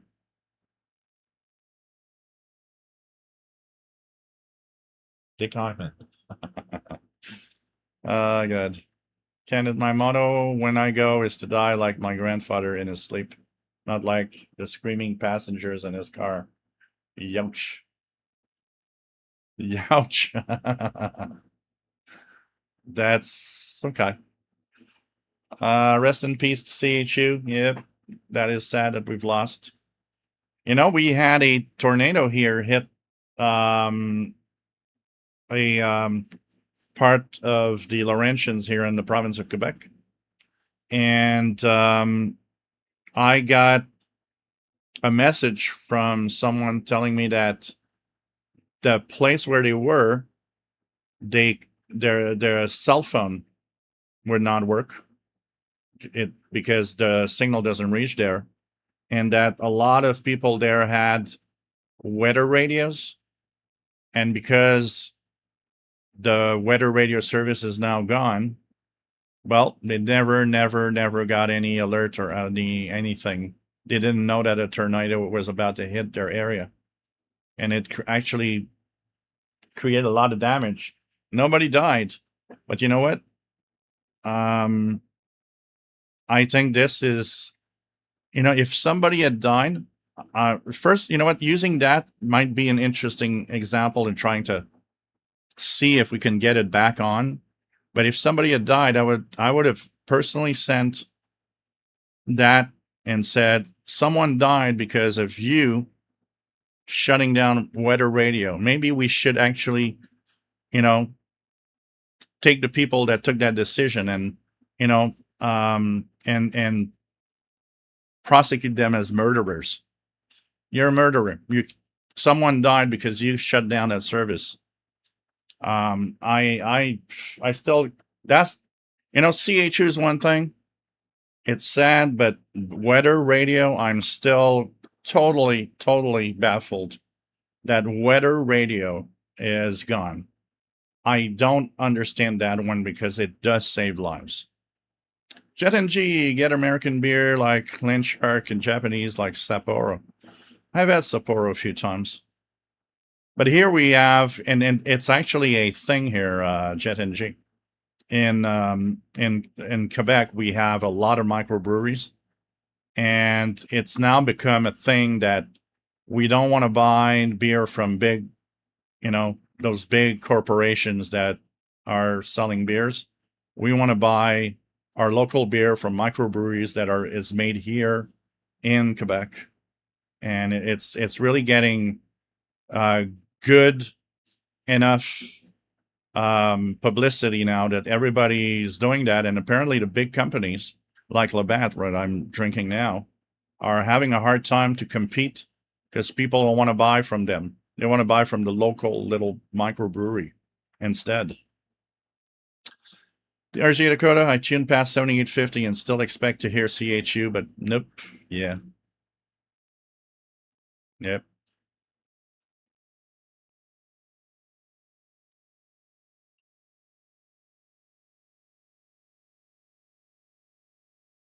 Kenneth, I like the Irish RTE weekdays. Yep. Craig Martinetti, I want more Parmesan, but I'm embarrassed.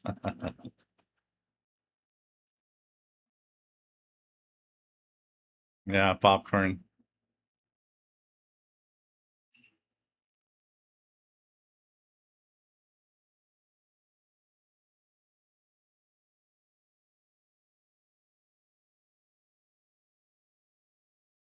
Keegan DXer, I'm on the FM list right now. All right. For you to choose, Laurent should still have a lot of cellular dead spots, even in the best of times. Yeah, I mean, it's such a big area to cover. You don't cover everything. Keegan says, Mike, probably Tulsari on 97.1. What I have now.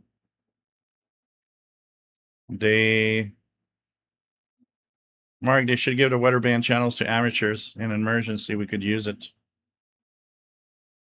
Here we do have a net that activates in bad weather on amateur bands, and that is something that maybe could help. So when bad weather arrives somewhere, hopefully some ham radio operators are kicking in and trying to help out with where, like tornadoes or bad thunderstorms could be. Yes, Matt, MDK2. Don't worry. If I ever can do it, I will definitely go and meet you and get to the Great American Beer Festival.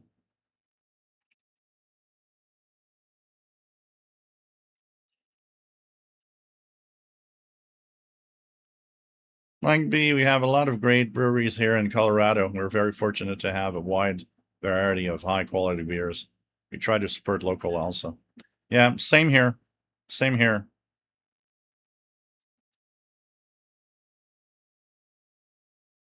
Red Wooly, I have an idea. Pirate weather band. Takes it back on the air.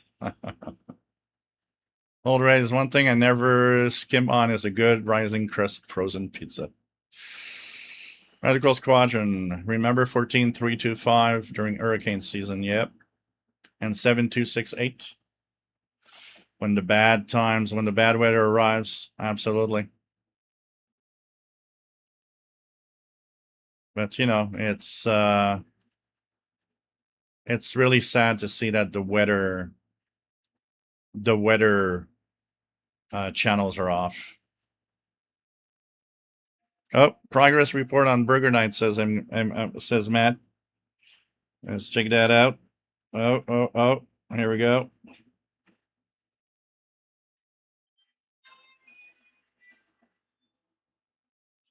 So here's a little drink from our friend. There we go. So we definitely have a little something. So it's starting, the night is starting there in Colorado. Chicopee Radio, everyone, let's team up and take CHU and Canadian Weather Radio.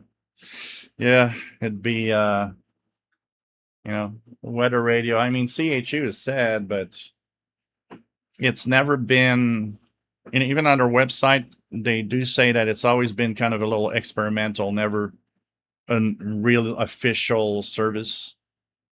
But I mean, weather radio, that one just blows me away. I just can't believe that one. RJ Dakota, why can't an entity put on a national weather radio on shortwave like the hurricane frequencies are? So important to have good weather reporting system. Yeah, the problem of weather is that it has to be very local. You know, like somebody told me, well, you know, you got the 162.4 coming out of, you know, Burlington in the United States, but it's like, yeah, but the weather is extremely local. You know, a bad thunderstorm, a tornado is so local that it's going to hit here, but, you know, 50 or 100 miles away, you ain't going to have anything. So weather radio was good for that, giving you the local stuff that you need, you know. Keegan's got CIMGFM Swift Current Saskatchewan. Pretty cool. I would have thought that you got that because when I looked at DX Maps, I saw that some of the stations were from Canada going down to the States. So I'm not surprised you're getting that. Bob from Wick, nice to have you here. Once again, don't forget, guys, if you like what I do, super chat donation. There's also the pizza and cat treats through PayPal. It is very important to support. If you like what I do, I'm here all the time, every week. Don't forget that, you know, I take a lot of time to do this and you guys actually love it. Once again, you know, what I'll try to do is try to get people that never donated before. How about do a first time donation? All Radio says, man, I remember watching the Bug Zapper during summer evenings. PVM, Canada needs what the USA has with weather radio through the country. Yeah, well, that's what we had until they shut it down. And this is sad. This is sad. So, you know.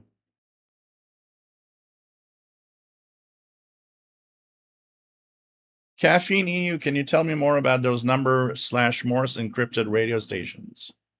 Yes, absolutely.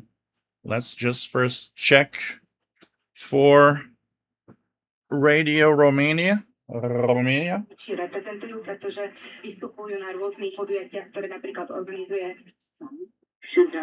Very good signal. Radio Romania in English on 11620. In Brussels, European Council President Antonio Costa congratulated the Romanian authorities on their rapid and efficient response. Very good signal to the eastern coast of North America for Radio Romania 11620 right now. And that's in the English language broadcast. They'll be in French in an hour on 9550. So, number stations like the ones that we listen to, the Morse code ones, so they all have the same purpose. First of all, number stations are being sent by different states and countries, and most of them are probably today sent to embassies. The good old days of a spy somewhere in the woods or somewhere, unnoticed receiving a coded message is probably today much more a embassy getting that Morse code info, for example. And these are encrypted messages. They have, of course, information in them. And they are used with what's called a one-time pad, which means if there would have been messages tonight on those frequencies, what it would have been is that they have a pad just for that transmission.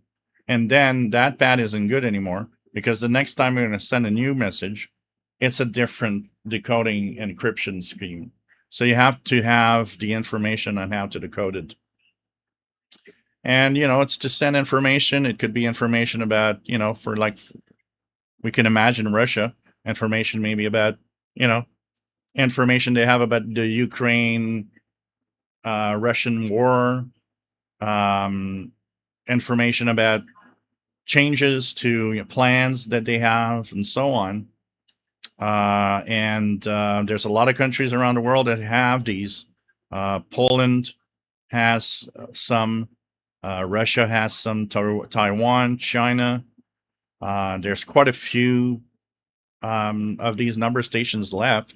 When the Iran war started with the United States, there was one that popped up, and we think that it's possibly the United States that had it running for a while. So, it's kind of interesting.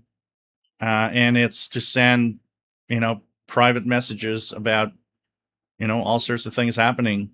And that information could be crucial about, tactics or whatever. There's actually a schedule of a lot of them, but be warned that there's a lot of them that are not listed also. I came across quite a few number stations by accident that were simply not listed anywhere. And it was kind of a one-time thing. I heard it, like on a Tuesday at 2 hours UTC. I've listened to the same frequency the next Tuesday or every day.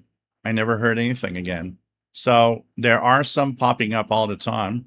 One of the best sources for information on these number stations is Preom here. And also they have a neat schedule of number stations that can be heard and can be listened to. So it's nice to look at that for sure. And it's basically to send out info. I have a lot of people telling me, well, why aren't they using the internet to do that? Well, the internet can, you can always be tracked.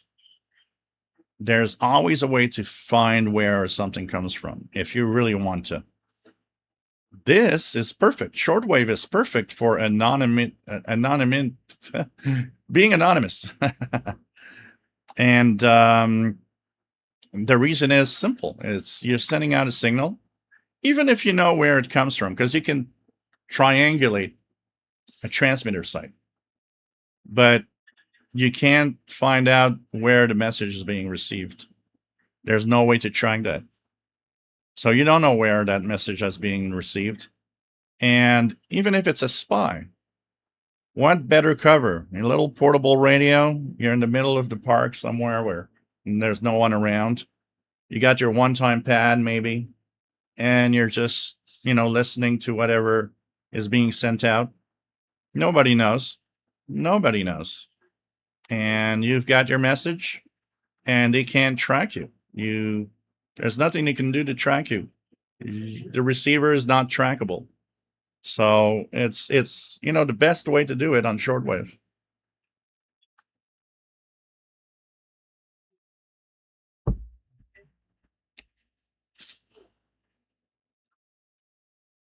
RJ Dakota, putting local weather at maybe the beginning of the FM band or medium wave upper frequencies might even be a better idea.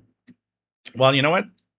That maybe should have been what it all should, be like, including in the US, the NOAA weather radio. If instead they chose that there is one frequency on the FM band that is weather radio, and all radios could have weather alerts, and people would know about it because people would, come across it as they're tuning. No specialized equipment needed. That definitely would be a good idea. DH1AO never understood why they abandoned CW on seagoing vessels here in Europe. Yeah. And then again, there's a lot of new digital modes and a lot of stuff, and a lot of boats now actually communicate through satellite systems. Michael, nice to have you on board, and says we had a tornado Thursday in West Caldwell, New Jersey. I don't think anyone got here, but the funnel went through. So,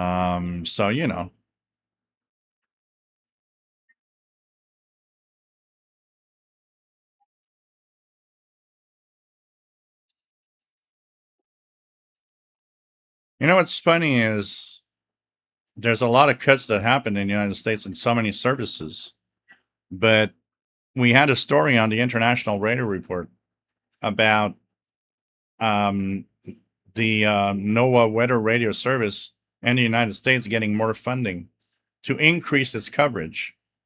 And it's funny because one of the first things that came to mind is, as the Canadian government is shutting down our own weather radio, in the US, it's actually the reverse. They are now spending more money to increase its coverage. They realize it's important. I don't know. NDK2 Radio says we have official National Weather Service bureaus in Boulder, Pueblo, and Grand Junction, all here in Colorado, plus immediately adjacent ones. So, weather is definitely local. Absolutely. Yeah, it is stupid, PVM. Absolutely. Walker C, nice to have you on board from Southern Illinois. Radical Squadron, Gary, England, in my home state of Oklahoma. Was the first on-air meteorologist to alert his viewers of a possible tornado with a commercial Doppler weather radar. Chicopee Radio can hear 11620 in Radio Romania.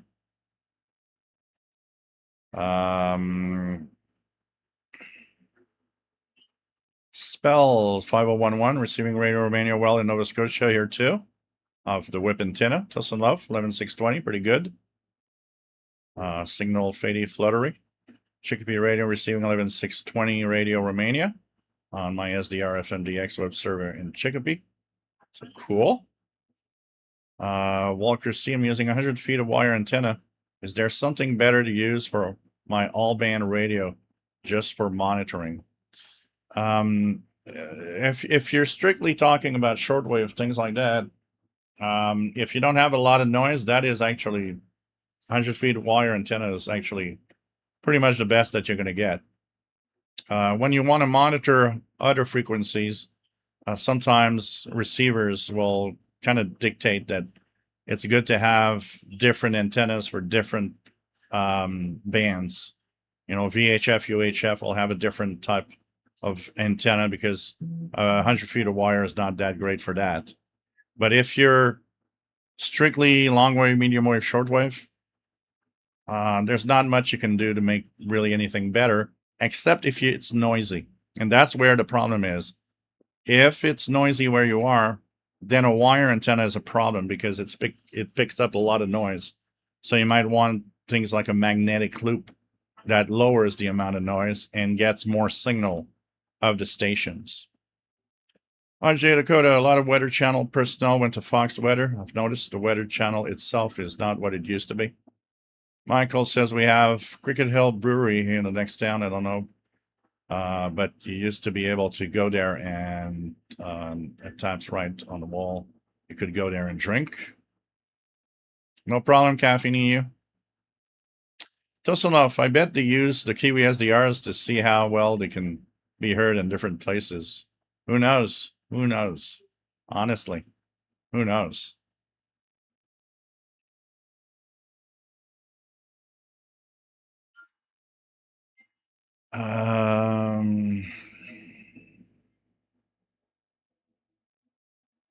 Michael, it's illegal to talk on your phone while you're driving. Is it legal to talk on I guess CB or ham while driving? You have to look at your local law enforcement rules here in Quebec, for example, because these rules are provincial here. The rule is that if it's a cell phone, you're not allowed, but if it's a CB radio, amateur radio, things like that, it is not illegal to talk. There is an exception to the regulation for ham radio operators. So a lot of places I know have that exemption, but it might not be everywhere. It's important to, to learn about it. And honestly, you know what? If you're on ham radio and stuff, it's very distracting. Why not use the hands-free mode, which is easier?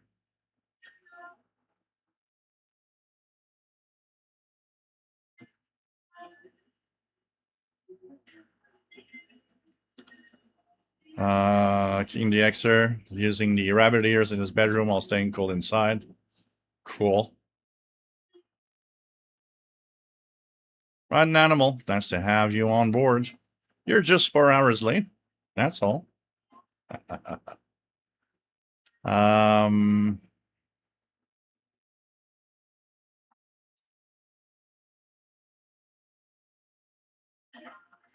RJ Dakota says, I use a lot of different apps for weather on my phone. Makes me paranoid because that internet can easily go down. Internet's too fragile. A real weather radio is the best option, at least here. Here in Canada also. PVM, what could be done in Canada to change? Was there a public outcry to continue the service in Canada? Canada usually has more common sense. Well, you know what? This time they have no common sense. And this time it's even,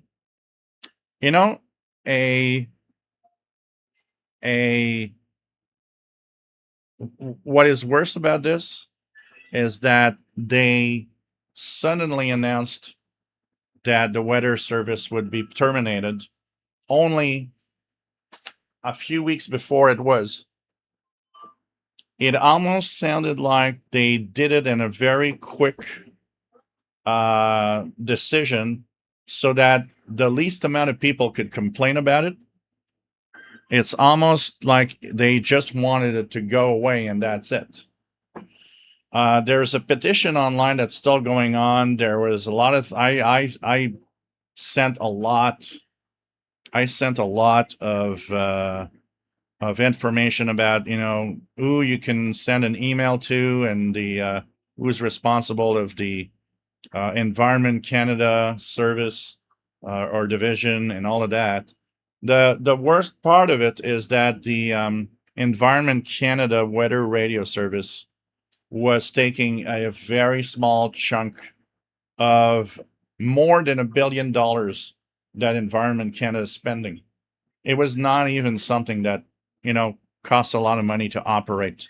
Yet they used the excuse of the service is getting old and it's going to cost a lot of money to upgrade the systems, and that's why we're stopping, which is nonsense. You're going to have people that might die because they never knew that a tornado or a bad weather was arriving. And so, I mean, I sent my email to the minister in charge. I sent an email to the prime minister. I sent, someone told me I should have gone to my local MP and meet up with that local MP to explain, which maybe I should have done in person. It has maybe more impact, and explain to that person exactly what weather radio is and how important it is. But nothing changed. It really seems like whoever took the decision decided, let's do it this way. We won't have too many people going, nuts because we decided to. So here we have the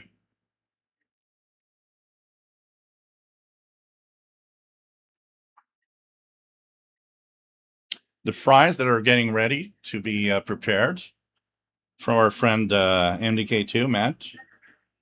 And we've got mushrooms. Here are the mushrooms. That's nice. Looks good. And here's a preparation for cooking tonight. That looks great. That looks absolutely great.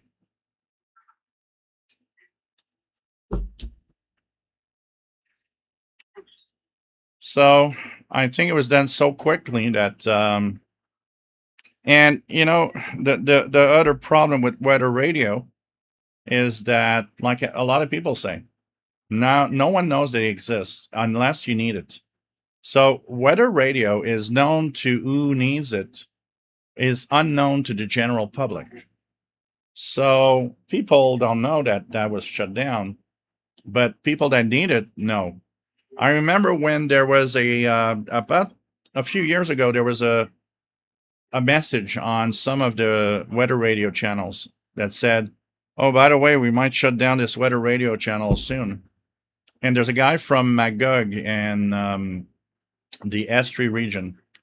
He goes out on the Memphremagog Lake all the time boating. And he said, when I'm in the middle of that lake, my phone doesn't work. The only thing that does work is weather radio. I hear weather radio. I can get an alert that bad weather is coming. And imagine on a big lake, imagine on a big lake.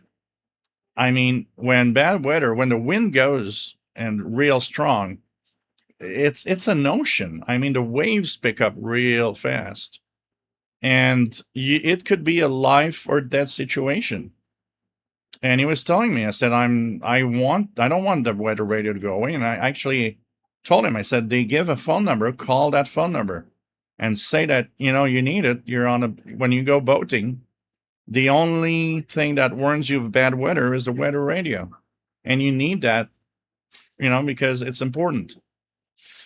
And at that time, it worked because they removed the messages, which means someone somewhere understood, okay, this is more important than we think. But the problem that it's not a general service that everybody knows about, I guess that is one of the big problems. And the general people that don't understand the workings of weather radio, well, they'll just tell you, well, just, install the weather app on your phone and look at the weather there. Yeah, but no, it doesn't work like that. There's too many places that just don't get any cell phone coverage, especially here in Canada. Take care, DH1AO. Always nice to have you on board. Hope to see you back next week. So it's just crazy. It's just crazy. Free to choose, and Quebec police are allowed to use cell phones while driving, which I think is ridiculously dangerous. Yeah, but I guess they do that because they're kind of thinking about they might need to be calling in for some reason, you know.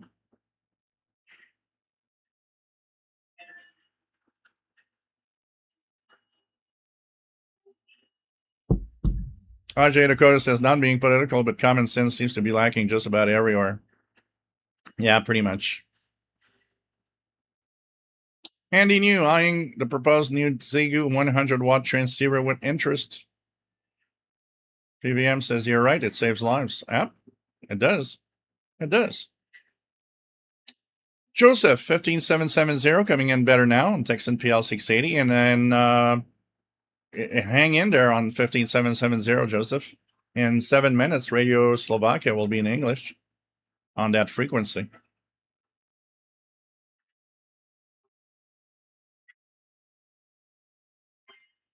Yeah, in Alabama, Tustin Low 15770 probably is skipping over you.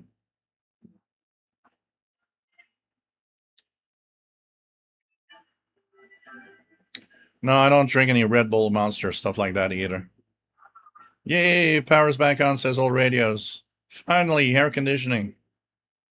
Or a fan or anything.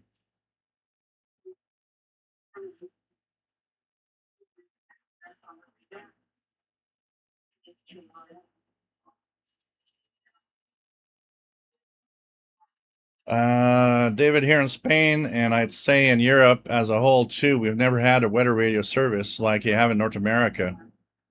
For the internet, the only weather info source was the mainstream media. And I'm pretty sure that Europe in general would have really had it would have been a good idea across Europe to have a weather radio equivalent in Europe. I'm sure that would have helped. It's interesting it came up in North America, but never took off anywhere else in the world. I guess, it's like longwave. Longwave was never a thing here for broadcasts. But yet in Europe and Middle East and all of that, there was medium wave stations, which were like AM local stations. Red Wally, the king needs a new crown. RJ Dakota, listening to everyone here after everyone's input, the local weather channel should be put on the highest applicable frequency on the FM band, where an extra sub would be available for alerts. That would be a great idea, actually.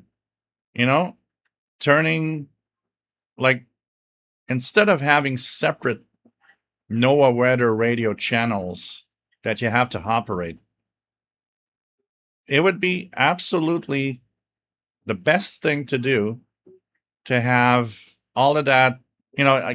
Today is complicated because the weather radio services and the weather radios that are out there, now use that service in that way.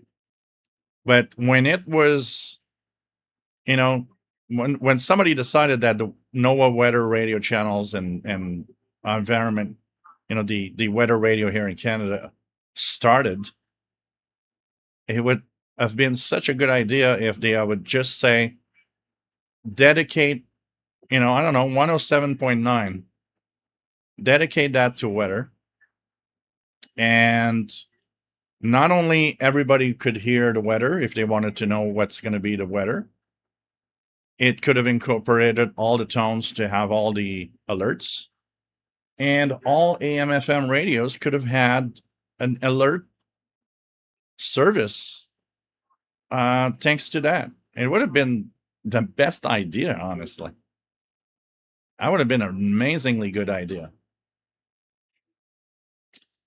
Joseph, I've been wondering if they would switch out the current NOAA voice for an AI voice at some point. Probably will never be cheap enough. Well, the voice that you have now, like here in Canada, we had a robotic computerized voice, which sounded horrible, especially in French. MDK2 Radio, North America has more extreme and sudden weather than anywhere else in the world, especially continental US and southern Canada. That's why we have weather radio. Yeah, I would guess maybe, but the bad weather hits everywhere. I know that, like Tornado Alley and all of that, is a very unique spot where there's a lot of bad stuff happening. But yeah. Joseph, NOAA Weather Radio. I love NOAA Weather Radio. I listen to it all the time. Appreciate the reports during storms.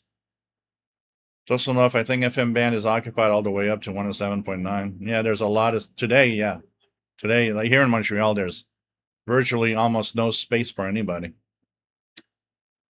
Don McQuarrie says, I get Radio New Zealand clearly on my SCF 2010 on 13690, I think, but not much else around early evening.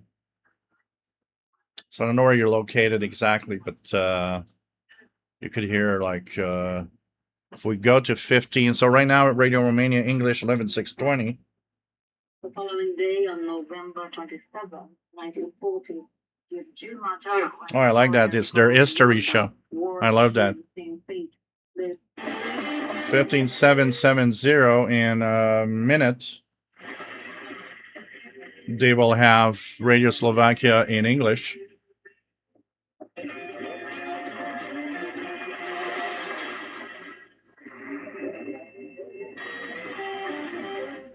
So in about a minute's time, it's Radio Slovakia in English, 15770. Medical Squadron here in the U.S., the voice of NOAA Weather Radio is called Perfect Paul. On HF, he is called Iron Mike. PVM, wait until a disaster in Canada and people die because they did not get, yeah, maybe it's what it takes to bring it back.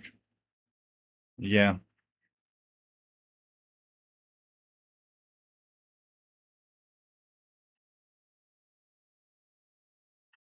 MDK2 radio, bad weather is slower, is more predictable is why it's like nobody in Europe has air conditioning. Yeah, that's true.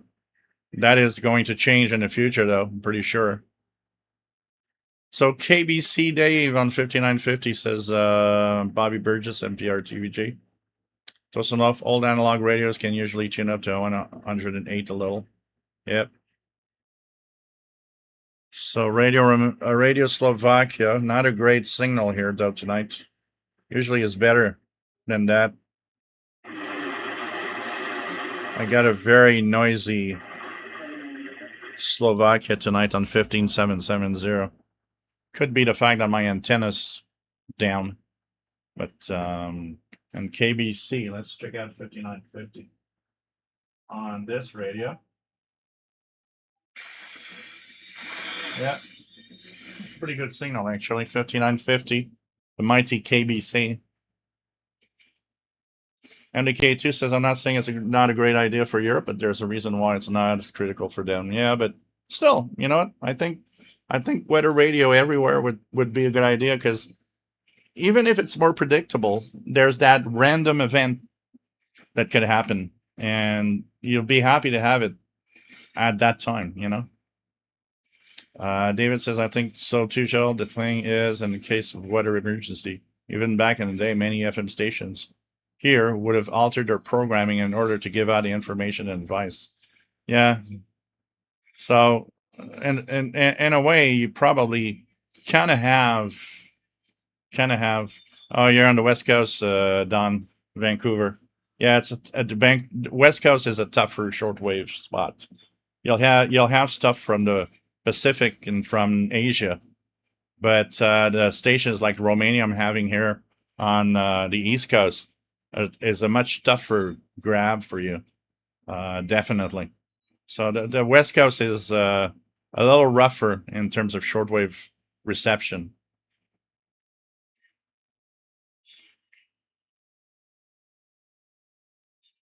Medical Squadron, yeah. I mean, there's, all these alerts that could be sent out with weather radio, which is great.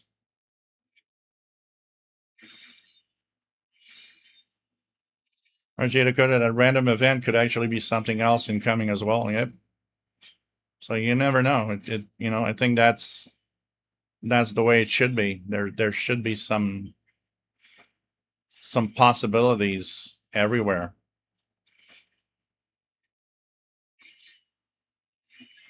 GMAC has 13720, which is, let's try 13720 here.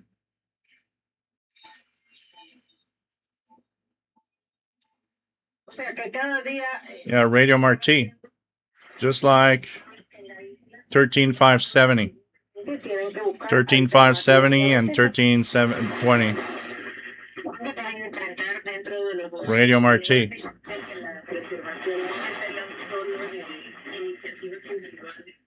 There's something in Spanish on 13740.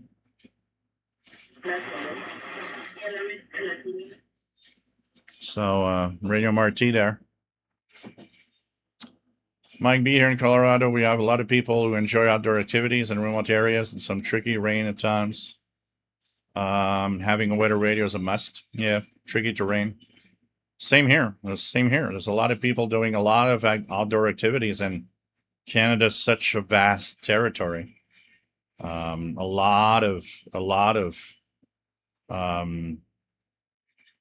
places where your cell phone just doesn't work. You know, it's just crazy. So, hey guys, I'm going to sign off for this week at 4 hours and 30 minutes. Pretty good. Pretty good. Thank you all for being here.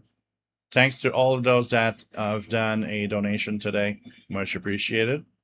And hey, we'll be back next Saturday at 20 hours Universal Time again. And we'll tune the bands and have fun with radio. I hope everybody is taking care of themselves. Have a great week, everybody. And hope that you got some great catches on the radio. Propagation is good tonight. You guys should absolutely tune the bands. I'll be continuing tuning the bands and doing a few more things. So take care, everybody. And stay safe. Love you all, guys. See you next week.